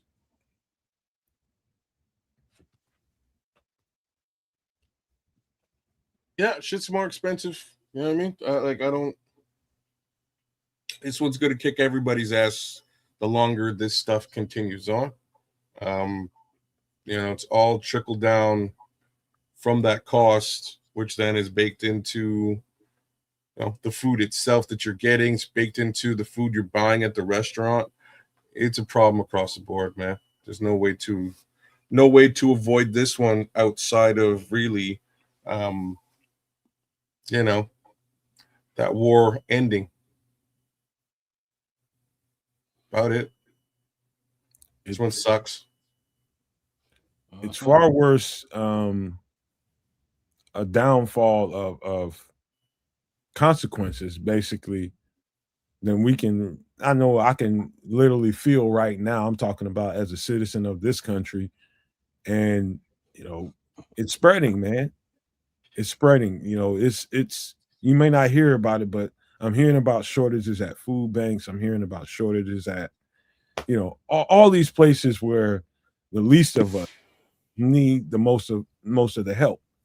Is shortages down there, and it's starting to get real, and we haven't even gotten into the summer yet, into the growing season, and towards the end we get the harvest season, and we haven't seen the ramifications yet in real time, but the information is out there, and even though we don't see it yet, it doesn't mean it's not there.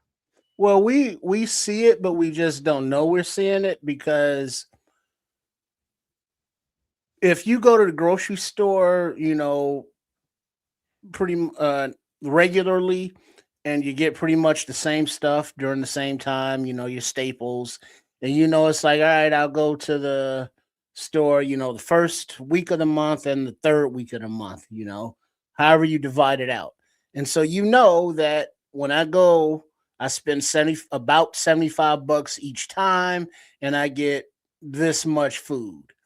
But when you go to that register and you have pretty much the same items you have in there that normally cost you about $75, but then the register comes up to 125, and you look in there like, what just happened?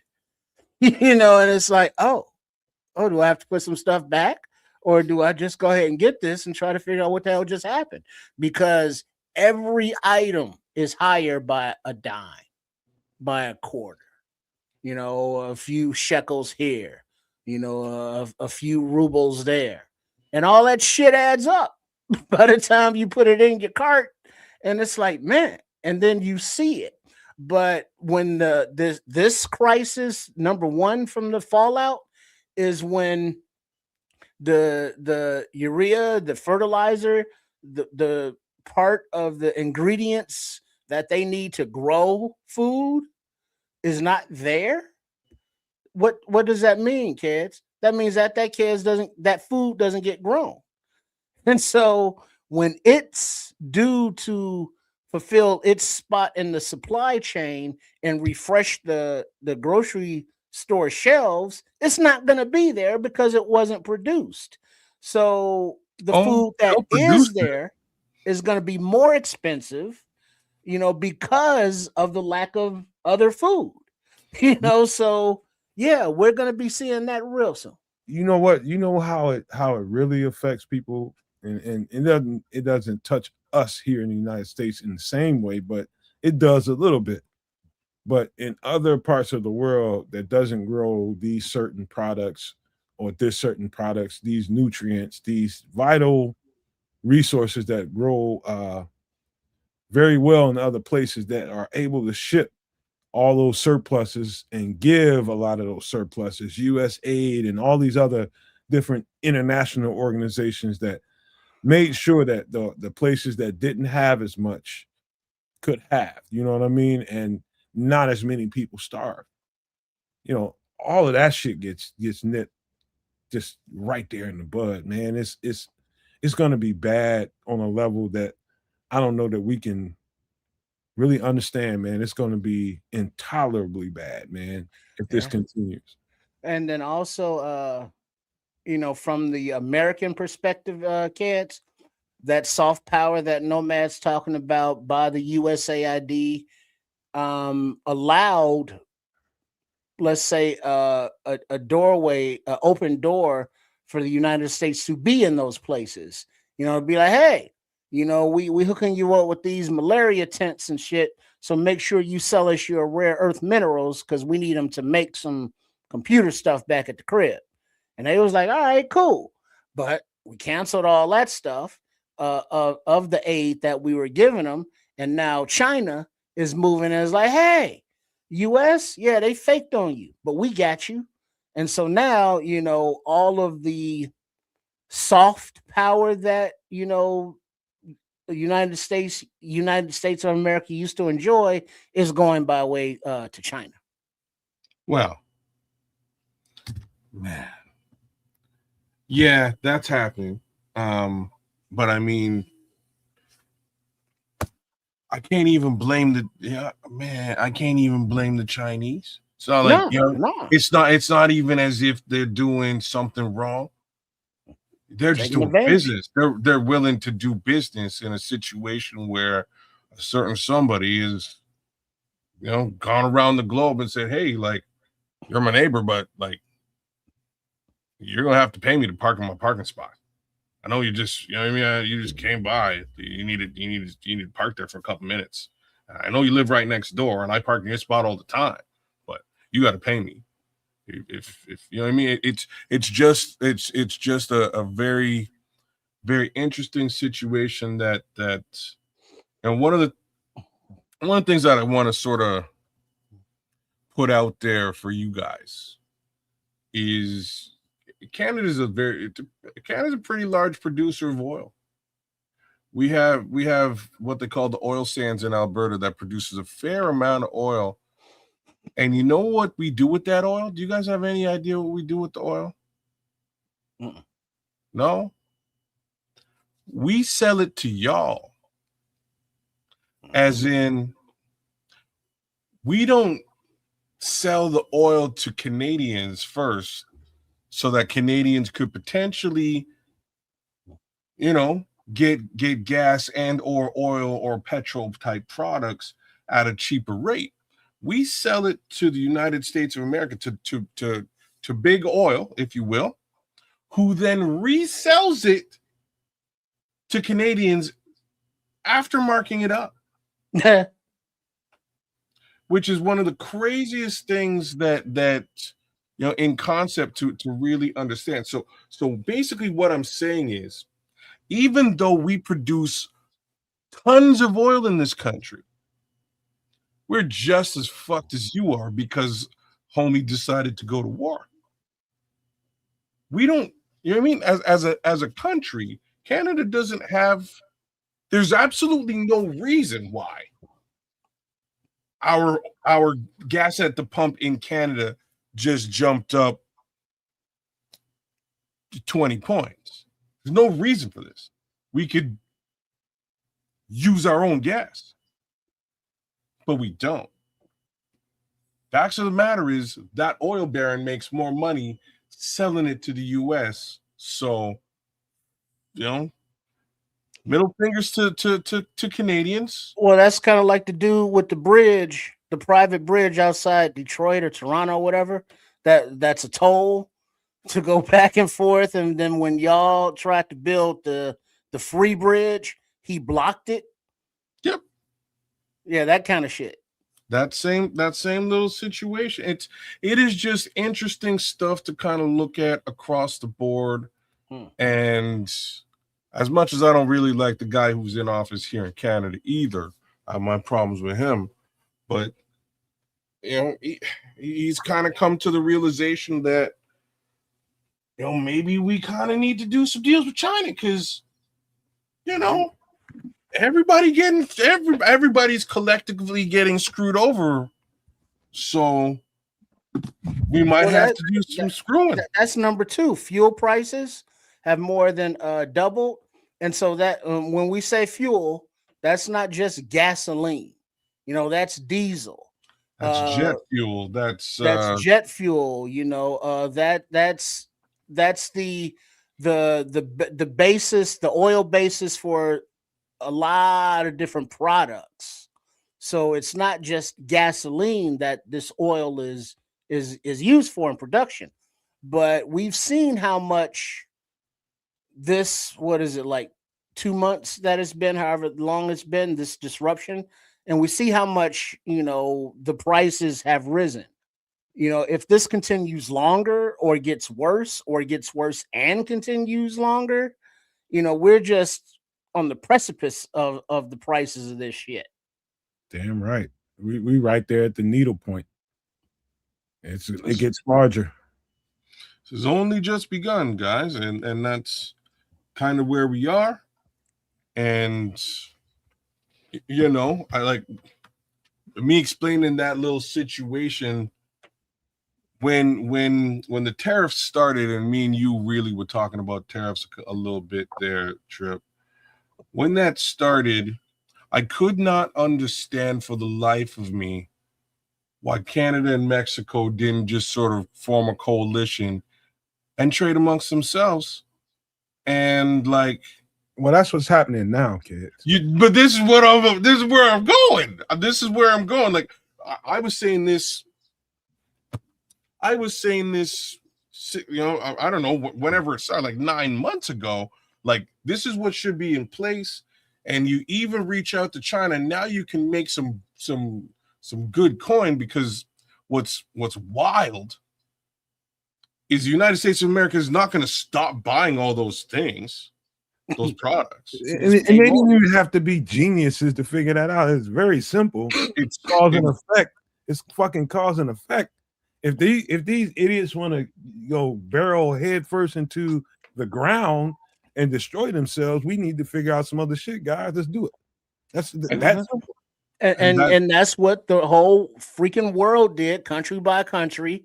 They made their own deals, bypassing the United States, and now the U.S. dollar, has no place near the strength that it had or prestige that it had around the world because it's shit now. Now China is moving into all these other places and like, hey, we got some currency over here. We got you. Oh, what you need? We got you. Oh, you need tech stuff? We make all that shit over here. We got you. Oh, the US, they don't make none of that without us. Because all the places in the world that sell the stuff, we got relationships with. Y'all done tricked it off. So we have to buy domestically in America everything we use from someplace else because we don't make nothing. We make guns and weapons, that's here in this country.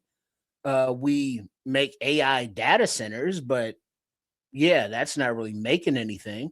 But other than that, everything else is outsourced. We import everything. So the world is looking at the United States like, hey, oh, you want this stuff? Oh, well, it used to cost $5. Now it's going to cost $25. Enjoy. Hey, man, let me tell you something. This next part is the estimated U.S. cost of the war have reached past 25 billion with the expectation of a minimum of another $100 billion. And, we're talking about your money. And we're talking about, I really think, and I know I don't think too many people will disagree with me. I do think this administration is doing everything they can from a private standpoint, whether they're doing it with that state over there in the Middle East that has a star. I'm not going to even say the name because it triggers something. They are trying to fleece this government. They're trying to fleece this treasury, and they're doing everything they can to do it. Every time that country over there with the star fires an anti-aircraft missile, that's $1 million, bro. Matter of fact, it's $10 million. Every time they have to fight off, a missile, every time they fire one of them, and guess where that shit came from? Our tax money. And so every time they willy-nilly sit behind a desk and sign an order, to give somebody this or do that, that's costing everybody. And at some point, we got to stop fucking paying for this shit. Stop fucking paying taxes. And everybody needs to start doing that. And, that might be a daunting thought for everybody out there, but I'm sick and tired of people's good ass money going to fight evil people's wars. That's number two. But number four is key oil supply chains. And kids just touched on this just a second ago. Key oil supply chains are broken, causing the global economy to shrink. And that's what's really happening in real time. And so the global economy is really paring down to kind of redistricting is what it is. It's redistricting and re-situation. Yeah, reorganizing. Yeah. And it's that takes time, man. Yeah. You can't. No, man, it's gonna take 10 years to get this oiled up and ready. It's just not gonna be as simple as people think. Okay, we just start doing this over here. We'll start doing this with them over there. No, that takes 10 years to get that fundamentally functioning in the proper way. That doesn't happen overnight. It's gonna be all kinds of blocks and disruptions in it because somebody's not gonna be happy over here. This person ain't gonna be happy over there. They're gonna be trying to stop it. Everything's changing. I mean, just think of it this way. Think of any highway, interstate highway that you travel frequently. I'll just say Route 66 for a namesake. So you travel this highway. It's a very popular place. You got your gas stations, your rest stops, your tourist things, all of that. people make a living off of these businesses. Now, a different highway opens 10 miles that way. So now this Route 66 is, not necessary, not traveled as much. Now all the traffic's going to this other highway. So what happens? The businesses close along Route 66. It's a life-changing event for these people because their livelihood is no more. It's changed. They got to go someplace else. They got to do something different. And when your livelihood that you've grown and nurtured, from a small business is now just kaput because the road closed, that'll make you feel a certain kind of way. And then the people that are reaping the rewards from these changes are the ones who have the resources to invest and open up the new spots, that have the money to build a new bridge or has the money to purchase all of these farms that are being foreclosed on because they can't, pay their mortgages because they can't grow the freaking crops because they can't get the damn fertilizer because of all this bullshit over here. So when they go out of business, now the people who got the paper, who were part of the cause of all this bullshit over here, come in, buy their stuff for pennies on the dollar, and make more of a profit. And this is kind of what happens when you reroute things, when you change things, and when things are manipulated unnaturally. So it's a bad state of affairs all the way around. Yep. I'm sorry to interrupt, but I gotta throw some condiment on the sandwich you just prepared, which is a great one. It's stacked up. The condiment is mayo on this one, because let's think about the game of Monopoly we were just talking about. Now we're redistricting, we're rerouting, we're resituating, and guess what? All that water and all those land masses and all those places that have to be crossed into people's territories, guess what? Here come the taxes. You're going to pay it at every freaking stop. Mm-hmm. Well, it's internationally, all the way domestically, things are in chaos. Internationally, NATO bases are closing. Countries that we've been allied with are like, nah, y'all tripping. Y'all got to go. And, so we're being isolated as a country. Statewide, what Nomad was referring to was, it's like, hey, black people, y'all want to vote? Yeah, get the fuck out of here, basically. Across the southern states, mainly the ones that fought for the South in the Confederate War, where they went to law school, put on suits, and, got jobs in the courts, Supreme Courts, and all that stuff. And so they're changing the laws and the rules because their agendas are being voted down because they're so goddamn popular. So they're changing the rules of the game. They cheat like they always do to make sure that they stay in power.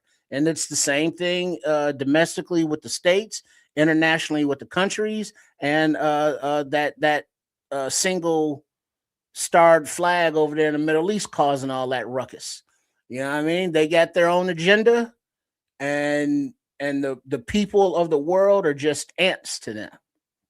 And they're and literally in that term, that's how they look at everybody else. They think they're supposed to control everything.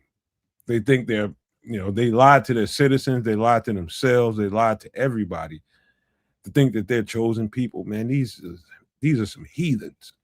But we'll just leave that there and get to the last part of the conversation, because we'll grow on that conversation a little bit more, because I'm tired of holding that back. The last point is aerospace and travel disruptions continue to increase as airline companies may choose bankruptcy to mediate debt caused by rising oil prices. Did you ever fly Spirit Airlines, Nomad?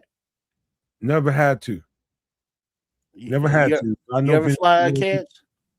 No, not yet. You won't either. I guess that's very true. I was really hoping they had really good rates to get to Florida, to be honest with you. And I looked at them at some point. I was like, damn, I should probably take a trip up to up the East Coast and see my fams. But so much for that deal. Well, but the sad part about it is it was it got the Spirit Airlines got the reputation as, you know, the ghetto airline, you know, because they were so low cost, everything was a la carte. Oh, you want a seatbelt? That's extra. You know what I mean? That kind of thing. But they were very beneficial to communities traveling throughout the you know, the Caribbean, you know, from Miami and the Yeah. southeast over there, and they provided an alternative to, you know, Delta American, where it's like, why I got to pay $800 for that ticket? You know what I'm saying? I get it for, you know, $75 plus expenses on Spirit, but they also employed 17,000 people, you know, that got a paycheck and was able to pay their bills because of them. But, you know, bad management is one thing, but these costs from this not even declared a war yet, this excursion or whatever the fuck. You know, now they're on the unemployment line. Oh, it's This an excursion now. Is that what it is? no, that's what it started out as, an excursion. Oh, it was an excursion. Yeah, that's not. I think they wanted to tell him incursion, but he's such a genius that he didn't get it right. But yeah, but so you Very got a generous lot of people. layoffs. You got the travel industries disrupted because not only did they go out of business, Spirit, but the other airlines are hiking the prices of their tickets, you know, by several $100s because their jet fuel has gone up by several $100s. And this is the beginning of May. You know what that means? Summer's coming, travel season, vacations, you know, and that's gonna hit different when the airline prices are $400 higher and the gas is like $6 a gallon. Well, let's speak to what Smitty's saying here. I don't completely get What do the you say back here? end of it. He said, "All right, boys, 118 gallons." He's talking about filling up his truck, plus DEF is $640. And but give us a point of reference. How much was that before it went up? Because that don't mean nothing. And what the hell's DEF? I don't know what DEF is. I mean diesel. I get that. We might have been talking about that, but that's But no, but it's like, all right, 118 gallons, so you know what it is. And normally it would have been how much versus the 640?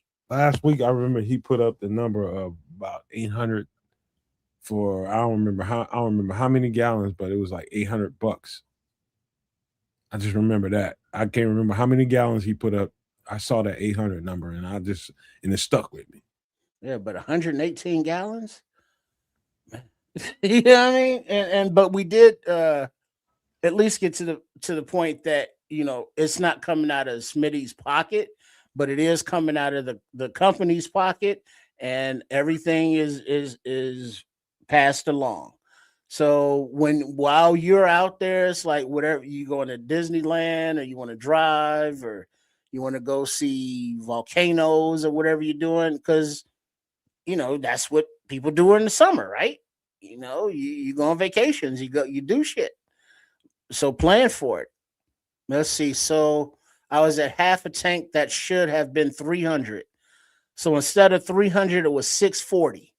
That's $340, kids. Difference. God, that's man, that's it in a nutshell right there. That's wow. That's it in a effing nutshell right there. And this ain't even the projected bad or worst. Man, we just at the spearhead of it. We just at the effing spearhead. Bullshit. How bad is this shit gonna get? It's so. We'll say this again.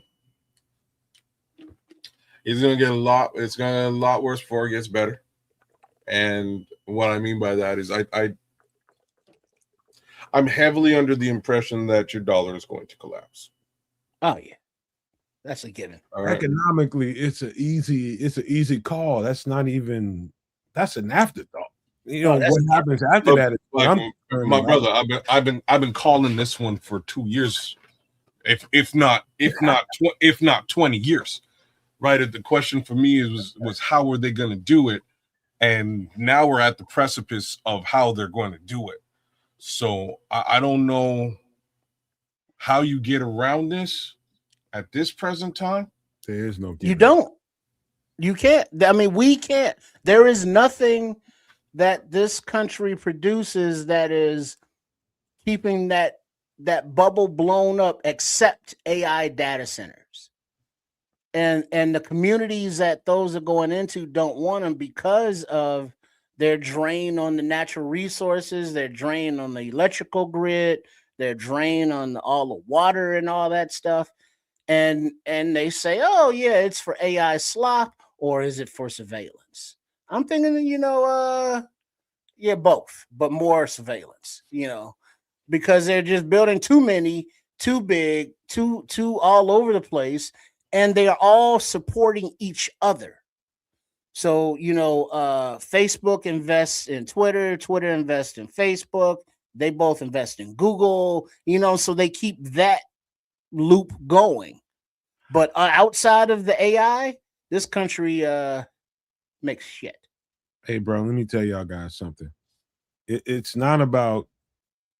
I know. All I know is this: that pretty, fluffy, bubbly, leisurely world that a lot of us, and I ain't gonna include myself in that situation. Patrick Higgins said the A lot of smart shit. Sorry. a lot of us, a lot of people live in this world just went bye-bye. That leisurely, fluffy, flowery ass, I'm this, I'm that. And man, that shit just went bye-bye overnight. So guess what, people that had all of that privilege, all of that extra economic power, extra economic waste money, and just flaunting it around people and dogging people because they didn't live the lifestyle that you live. Guess what? I'm enjoying watching you fall back down to earth. You son of a bitches. Oh, Well, you there's always don't get it. life imitating art, art imitating life. I don't know, go figure. But we've seen the dystopian future type movies, and your Mad Maxes, where there's been some kind of fallout or event that happens. But we've seen other where it's kind of not that dystopian, like a RoboCop or Running Man. Bitches Leave. That's a great film. There you go. Favorite quote in a film. Sorry, continue. Oh, yeah. Where there are a lot of just unemployed, homeless, unhoused masses, that are just in the street, and the people with the means, are traveling with their own, private security force, basically. They the Demolition Man, all of those have not movies, and we're seeing it happen real time. We're seeing the haves, talk about their influencing and their, $500 dishes that they got to try, but it's all fake. And then you got real people who can't afford real food, but real food is hard to find because it's all science experiments in a grocery store. So, I mean, the badness that we have seen in the future is here. And it's like, well, what do we do about it? Can we change it? How do we change it? What do we do to change it? The question is, for a lot of those people that's sitting in their perceived mountaintop, you know what they're terrified of? Is if they come tumbling down, what we might do. Yeah. Well, there's that. Because they know how they've been treating people, and there's like, oh, that would be bad if they treated us that way. But something that is enlightening, and like kids brought up earlier, the Paris Hilton example, that, in their world, this is a catastrophe. There was something I saw recently that an older white couple, and it's relevant, the race here, because they adopted a young black child. And they now saw the world, how the world treated this young innocent child that was theirs, that they loved. And they say, well, why are you treating them like that? Well, because it's a ninja. And then it was like, oh, that's why those black people are always so mad, because they get treated like this. And it didn't dawn on them or they did not recognize it until it was in their household, this black child, and they felt that hate from outside. And so it kind of clicked to them as like, oh, racism, that's bad. But the entire time they had never considered it. There's a lot of those people too, surprisingly. Man, let me before we get out of this, and we're gonna have a choice here to make in just a second to close the show out. But man, let me tell you something. Reality is and karma. It's all joined together in a lightning bolt, hitting everybody. And either you're fit to withstand it or your mental fragility is going to show here. And I'm seeing a lot of mental fragility showing now. Lots of it. I mean, any little bit of adversity, the cracks are starting to show. I mean, it's another level of shit I've been seeing lately. It's a whole other level. It's like, oh my God, I'm being stopped for a DUI. Bitch, you've been drinking since like 7 this morning and driving. It's 6 o'clock in the afternoon and you're still drinking. Excuse my language. I don't like using that word, but I just slipped out of my mouth. But the fragility is showing up. And so this is it, man. You talking about the fallout for more. This is just the overview of some of the things that are the domino effect of what's happening right now. Some of the details I did not do because I just didn't have enough time to detail them. But as we move forward, we will highlight them and show you guys exactly how it's affecting people, because don't expect this to get no better. This is going to get worse. And then also got to give a shout out. We got to give because the latest fallout and all the economical consequences that it has on us, we don't like that. But we got to give a shout out to the people over there that are getting the shit blown out of them when they just trying to go about their life. Because now they're pawns in this game that nobody wants to play, that are getting bombed and shit on. So, while we may be paying with our pocketbooks, a lot of those people are paying with their lives. So we got to remember that when we are inconvenienced. All right. Great breakdowns, guys. Great. I love the way y'all speak. I love the way y'all spoke to all of this, man. And as many as we can, we'll get them out on shorts, because I think people need to understand this in the most layman terms that they can, because that's the way it should be explained, because it's very simple. Cause and effect. That's what this whole conversation is about. Cause and effect. And most of us are on the effect side of it. If not all. Silver spoon motherfuckers are the cause. Mm-hmm. So you need to know what's going on. And the only reason we're doing this right now is because we cannot ignore it. We'd be fools to ignore what's going on right now. But people need information, and we'll do the best we can to give it to you and break it down the best we can. But that's Doomsday Survival for this week. And before we get out of here, I want to say this, fellas. I'm give you an opportunity. We got like 30 minutes to really get in and get out of here. Would you rather do a movie breakdown of something you know, or a music breakdown of something you know? I'm not going to be surprised at the answer. I'm flexible. Me too, but I'll lean music this time. All right, let's go music. You want to go music? All right.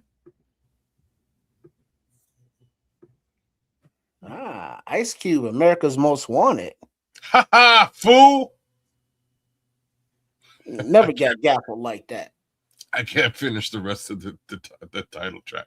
I love this album. Actually, it's a great album. It's one of my favorite. This is. Think about the title. Ice Cube is down with the PE. Now every single want to see me. Trust me, this is a good. This is my favorite. My favorite Ice Cube albums. My favorite Ice Cube era I have to say I've probably lost a lot of love for Ice Cube over the years after that. But this album was mostly produced by Hank Shockley, who I brought up earlier on in the Bomb Squad. This is a Bomb Squad Hank produced Shockley, Eric Sadler.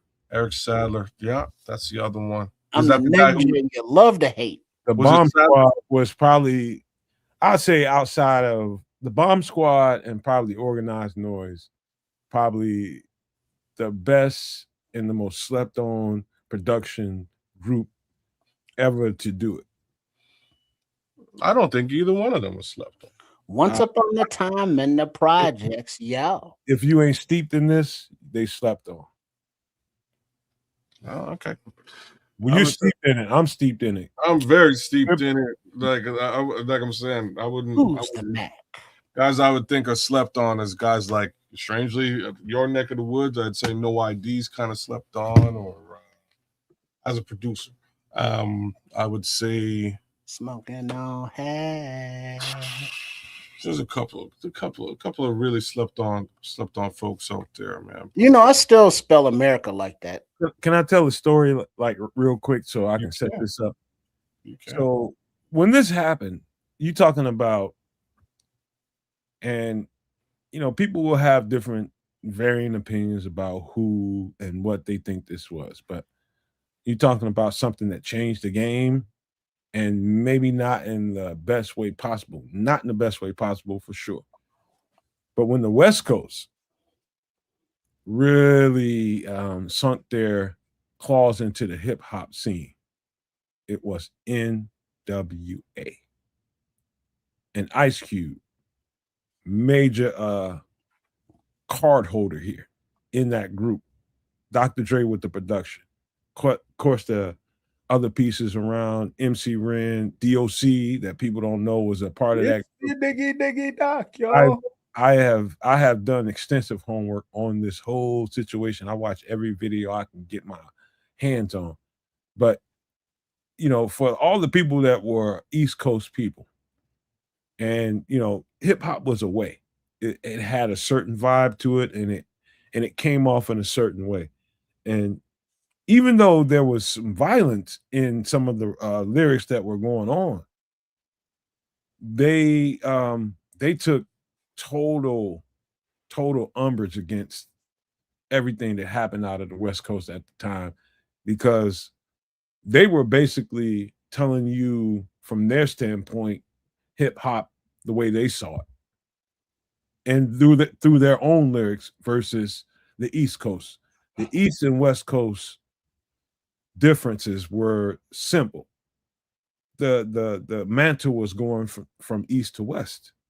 The people that had the voice were out west, and the East Coast wasn't used to it, and they had a visceral reaction to it, lyrically and you know sonically.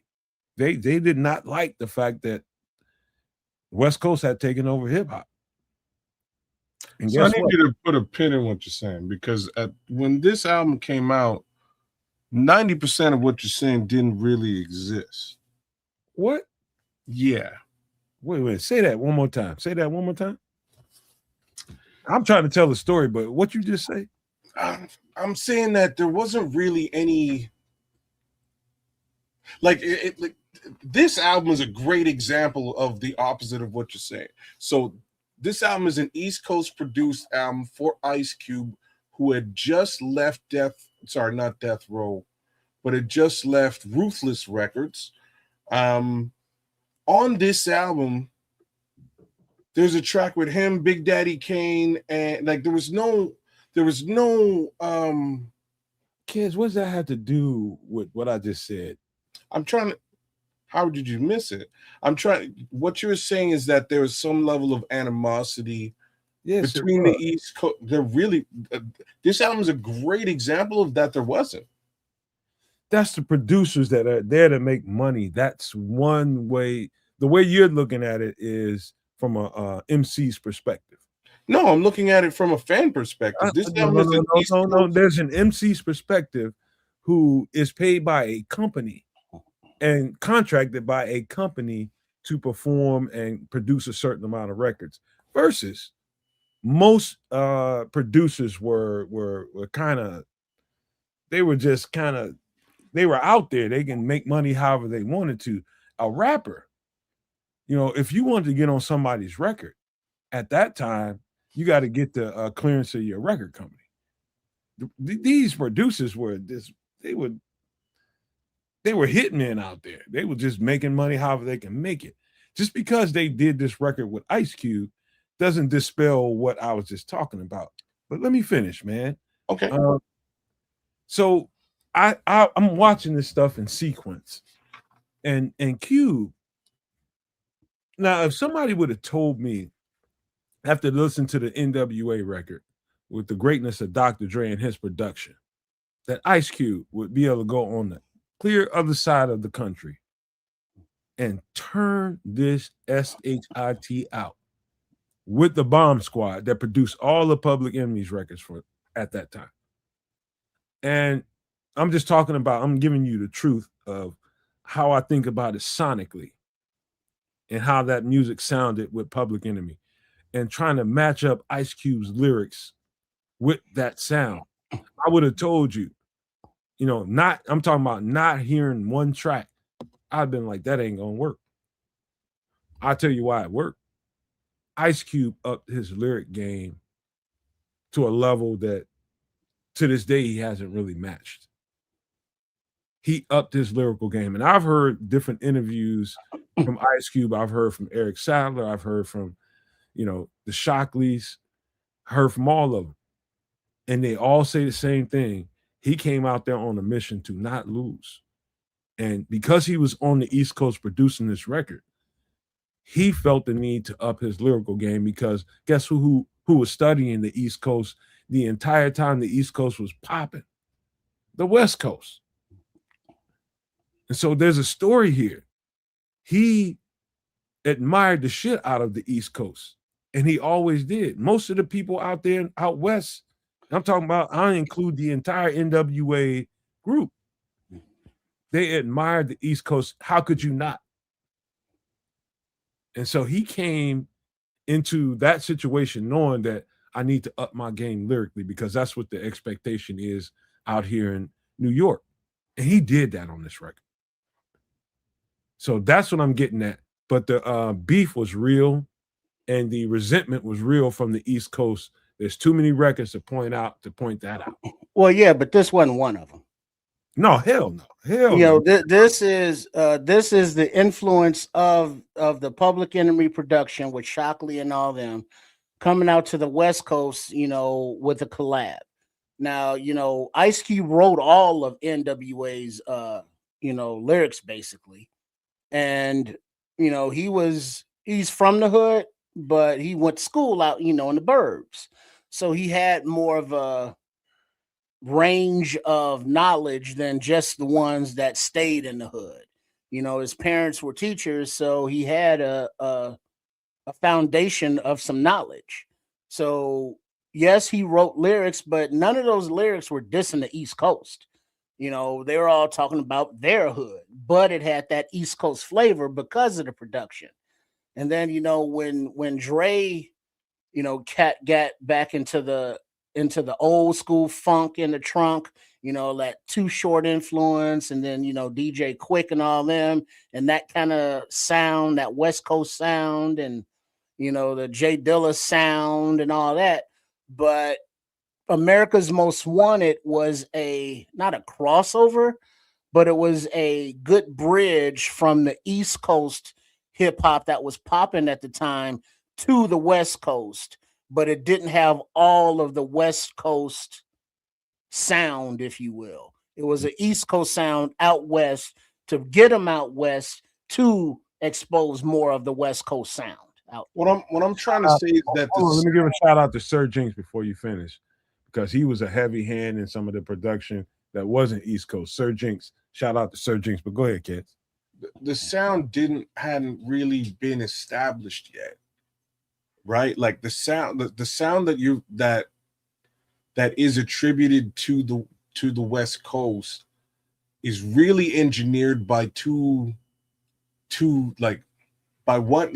by sort of two folks, and the names I'm going to drop, neither one is Dr. Dre. The first one is by shit. Don't stray off the radar. Who? Don't stray off the radar. We talking about this record. I'm not really straying off the radar here. Damn, why can't I remember the name of this group right now? I'm blanking out. So DJ Quick is one of the guys. The other guy is from a Ruthless Records group, Above the Law. That's the group, and that's where you get the sound. The sound comes from Above the Law. They really engineered G-Funk before Dre started with before Dre kind of like. Kids, this ain't got shit off. G-Funk came way after.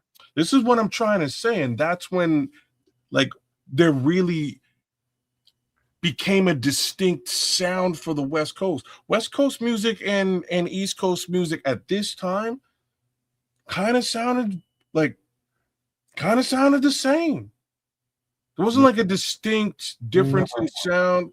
There might be a bit of a distinct lyrical difference because mainly with NWA, they were really talking about what was happening, in their hood versus what you would get from a Public Enemy who was just more politically charged, or what you'd get from an EPMD at the same time, which was again kind of like New York gangstery a little bit, or Cool G Rap, who's also like New York gangster. This is all at the same time, but the sound itself, like those early NWA albums could pass as East Coast albums.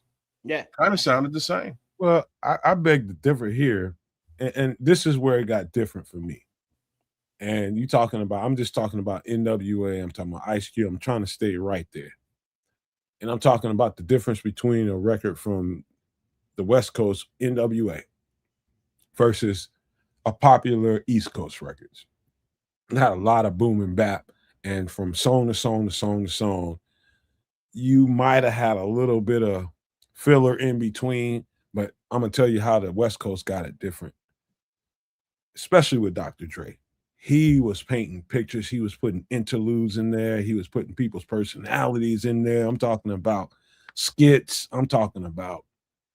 He was taking samples from here and there, a video he saw here, a video he saw there to set up the next track. In between the dope ass tracks that he was producing and the MCing that Ice Cube and everybody else was doing, they were creating skits underneath that, and it kept you there. You know what I mean? You wanted to see what the next thing was. And so what they did was take it another level that way. And the production, if you listen to it from track to track, the West Coast definitely figured out a sound. And I'll tell you what the sound is, and I can only kind of imitate it, but I'm not going to make that noise here on a live show. But it was a synthesizer that kind of was in all of these tracks. And I'm talking about, yeah. You listen to Lil Ghetto Boy or something. What you're talking about is G-Funk, bro. No, it ain't, bro. G-Funk is it is. Kids. G-Funk didn't even exist until long after Dr. Dre left NWA and left. What I'm trying to tell you is it did, and it came from Above the Law, which is Above the Law didn't exist until towards the end of that. Above the Law is before Death Row. It is on Ruthless Records. It's right after Dre left, right after Ice Cube left. They dropped 2 albums, maybe a third. Kids, I got all their records, man. Don't waste your breath. Don't waste. So you're saying that Above the Law didn't introduce G-Funk? There was some G-Funk sound in it's the G-Funk sound, bro. That's what we're talking about, man. But that's the West Coast sound. What you're describing is G-Funk. West Coast sound is. If you're saying that Are you The saying West that Coast like sound in a whole is Roger Troutman. That's what they did. Zap, Roger Troutman. They sampled a heavy. yeah, they Roger sampled Troutman. that's They sampled G-Funk. heavy George Clinton, and That's G-Funk. they called it gangster funk. That's What do you think the G and G-Funk stands for, my brother? they stole it. They didn't steal it from the East Coast. What the They fuck you stole think? it. Yeah, listen to me, man. Let me finish what I need to say, man. The G and G funk is gangster. Like this is what we do on the West Coast. The funk comes from Roger Troutman, Zapp, and George Clinton and Parliament Funkadelic. Really had nothing to do with the East Coast whatsoever. They were sampling the dog shit out of that. That's what they love. Roy Ayers, Parliament Funkadelic, George Clinton. I mean, that thing is what they captured, and they turned it into a monster. Yeah. It had nothing to do with the East Coast, bro. I didn't say that. What are you? I'm not sure what you missed. I said Ruthless Records is a West Coast. It's West Coast. That's Easy E's label. Start talking about G-Funk, and to me, you straight off the radar. That has nothing to do with this record, and you just literally described G-Funk. Because you made me do it. Huh? I'm trying to talk about Ice Cube, this record, NWA, and that whole story. And you went G-Funk, and I'm trying to. Yeah, because what you were describing in the first place was the potential animosity between East Coast and West Coast rap at that time. And what I was saying is there wasn't one. It was just rap. West Coast music hadn't even developed the sound yet. That sound was under development, right? Started by Above the Law. If you were listening to, and like one of my personal favorite albums to this day, if you're listening to Eazy-E's first album, dope album, all written by Ice Cube, dope LP. It sounds like you could play Beastie Boys after it, and they track together. They sound similar. Paul Revere and We Want Easy, Boys in the Hood, kind of like you could bump them back to back in the same whip. Well, that's that Hank Shockley influence, ain't it? They have the same type. If you want to get particular about sound and who originated a sound on a coast, you got to go past ATL, which is Above the Law. You got to go past NWA. You're gonna stop somewhere around fucking Ice-T and King T. Evil D, who was producing a lot of what Ice-T was doing. King T, that was a bunch of what's his name? I can't think of his name right off the top of my head. Alcoholics. No. There's another dude that was producing I forget his name, man, but he ended up producing a lot of Too Short. He ended up producing some of the Alcoholics and some of this other stuff. And so the West Coast sound, Jay Dilla, was in development. Wasn't Dilla. Since we were talking about it's been in development. So they were developing their sound, their own particular flow out there. What I love about this record, hold on, man. I just want to finish this story so we can get out of here.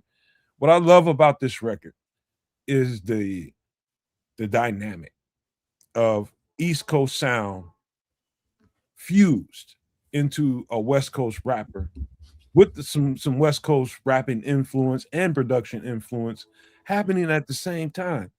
I don't think it was ever done quite this way, ever in history. To this day, I don't think East Coast producer or a group of East Coast producers ever was able to put out a record to this magnitude with a West Coast rapper. And there might be some records out there to argue with this, but you're talking about dope ass production, dope ass storyline. Everything was right there on point. It's one of the best records I ever heard. I do not agree with all the messages that were on these songs, and that's the point of the conversation. It's about whether or not even though I think it's a profound record, I want to know, do you guys think it's a profound record? I think it was a crowd shifter, and I think it was a movement shaker, man. What y'all think about that? I love, like I said, this is easily my favorite Ice Cube LP, followed closely by Death Certificate, which is right after this one. But even Death Certificate doesn't really hold a candle to this. This album, I think this album had close to 21, maybe like might have had more than 21 tracks on it, and all of them are dope. Like there's maybe one or two tracks that you might wind up skipping over, but dope tracks all the way through this LP. I have to say it, right? Like this is in my opinion, this is Ice Cube at his young peak, but folks may beg to differ in that respect. Yeah, a young O'Shea Jackson doing his thing. Son looked just like him. So this album was, originated on the West Coast, but it was, across the country. It was like, oh shit, that was dope. Because at the time there wasn't the beef, to where people in Brooklyn or the Bronx, were like, yeah, I'm not listening to, Ice Cube because he's from Compton. That wasn't a thing at the time. So it's kind of like, oh shit, this is dope. And then, with Ice-T being from Jersey, that kind of bridged that gap a little bit. But when this came out, it was just a continuation of that Public Enemy, Hank Shockley, production domination. And I was like, oh shit, they out west now? Okay, what these fools rapping about? What's that shit in their hair? What's all that curls? Oh, look at that. Oh, it's hot, ain't it? Okay. So we were introduced to, Eazy-E and all them.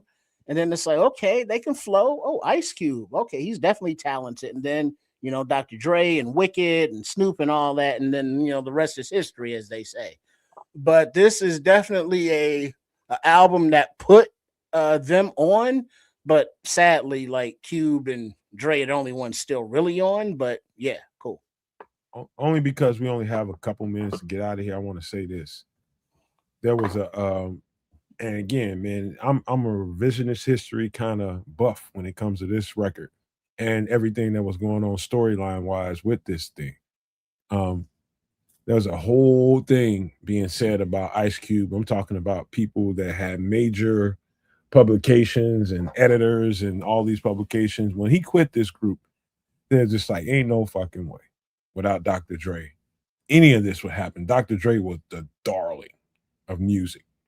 The darling is like, this motherfucker was the genius, and Cube left the genius and didn't realize that there were just two geniuses that were doing work together. And I guess if I was paying attention to this at the time, I would have felt the same way. Like, how do you leave the confines of Dr. Dre and think you're going to make another profound record? I'd have felt the same way, but he proved the entire industry wrong. The entire industry. And Cube, just how, whatever he's got going on right now, I have no real comments about, but I'm just talking about this record in particular.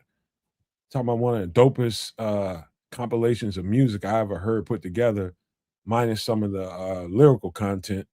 Man, this is dope, and nobody thought he can do it without Dre. Any last thoughts real quick before we get out of here? I think you covered it, man. All right. I'll tell you what. We got to get out of here because we only got like 10 minutes left. Oops. Close this thing out. We'll give a shout out to what's his name? Bryson Graham, new vice president or whatever the hell the title is for the Bulls. But kids, our owner, or the owner's son of the Bulls, Reinsdorf, he came out and spent the first few minutes saying, "My bad. We've sucked for the last few years. My fault. I apologize. Here's this young, impressive man going forward. Have at it." And so he apologized to the fans for the suckiness, hired a new up and comer. Let's go Bulls. Go ahead. Okay. That's what they call falling on one's sword. On his own petard. Yeah. So we'll see if that makes for better basketball in Chicago. Your guess is as good as mine. In similar fashion, George McCaskey at some point fell on his sword and let Ryan Poles cook. The chef been cooking, and more importantly, we got a coaching staff that's actually able to season this food, man. So I'm waiting. I can't wait till September. I just need to see it on the field and what it looks like and how it shakes out. Because Minicamp next weekend. Yes, sir. I'm excited. I want to see what some of these players start to look like and shape up into, and whether whether this coaching staff decides to make some pivots along the way. We shall see soon, because there's some of these rooms are super full, and they're gonna have to do some stuff. Like I don't know. Less than 30 days, June 1st. Yeah, they're gonna, bodies are gonna drop, and like I'm saying, there's a very full DT room, a very full tight end room, a very full DB room, and to be honest with you, the linebacking core is pretty full too. It's just there's a couple of guys who are hurt, so I don't know how this all, like I said, I don't know how this all shakes out. I can't wait to see what it looks like, though. I'm stoked and excited. Big ups to all y'all. Big shout out to my friend Triple R at Sports Chicago Style. Big ups to Nomad for doing the darn thing once again here on Extra Sauce. Welcome in, and thanks for hanging out with us. Shout outs to the Scrolls, Patrick Higgins, Saren Collins, FFG, who was with us for quite some time there today. Didn't get to shout you out earlier. Who else am I missing out there? Oh, Cornelius Squalls, number 2, No Maniac, Smitty Q. Hopefully you are driving safe if you're driving, Smitty. Who else? White G was with us today. Just a couple, man. We got to get out of here. Chad. Anyone else out there? C Spags. And there's one more shout out I want to give, but I got to get to it because I can't remember the name. Bear Fan, shout out to you. Simply Clever. And where's the homie? Oh, True Pilgrim. Where's the homie we were talking to earlier on? JC and Hobbs. That's the one. Big ups to JC and Hobbs. Thanks for being part of the conversation. And give us a like, share, subscribe right here on Keza Canucka as well. Do the same for both of my brothers here. It's Thursday. Have a good night, y'all. Amen to all of that. Please do exactly what he just said. Show some love, man. And if you do nothing else, man, share the content and tell them particularly what you think they should pay attention to. Because if you share the content and you just say, hey, man, these are some guys that do a Bears podcast or do this particular podcast, tell them exactly what part of the show that you think they should be paying attention to. Because, all the stuff that we talked about the Bears and we broke down there is very important. And I thought it should be highlighted, and we did a good job discussing it and breaking it down and putting it into particulars. But the most important part of the show is not the Chicago Bears, and it's not Ice Cube's first record. It is what to do right now in this particular time, given the situation we are in. And I would, if you care about people, share the show for that reason and tell them to pay particular attention to that part of the show and how to move in the situation, because there are movements that need to happen given the information that we know. As we move forward, we'll bring more and more to you guys and give you the most updated information that we can. But it's out of everything we talked about, and that includes the Bears, make sure you're moving the right way and make sure you're making the right kinds of decisions and you're executing in the right way. One of the things that Kez talked about on the last show was he brought a deep freezer. And, he probably wasn't thinking like I am right now, but that was a particularly good execution of some of his money, man, you know, because you're going to need that moving forward. You're going to need to stack product, food, whether it be actual protein, whether it be actual vegetables. You better start doing some things, man, differently that you've been doing, man, because things ain't the same no more. And we just haven't seen the total ramifications of what the current events have driven us to.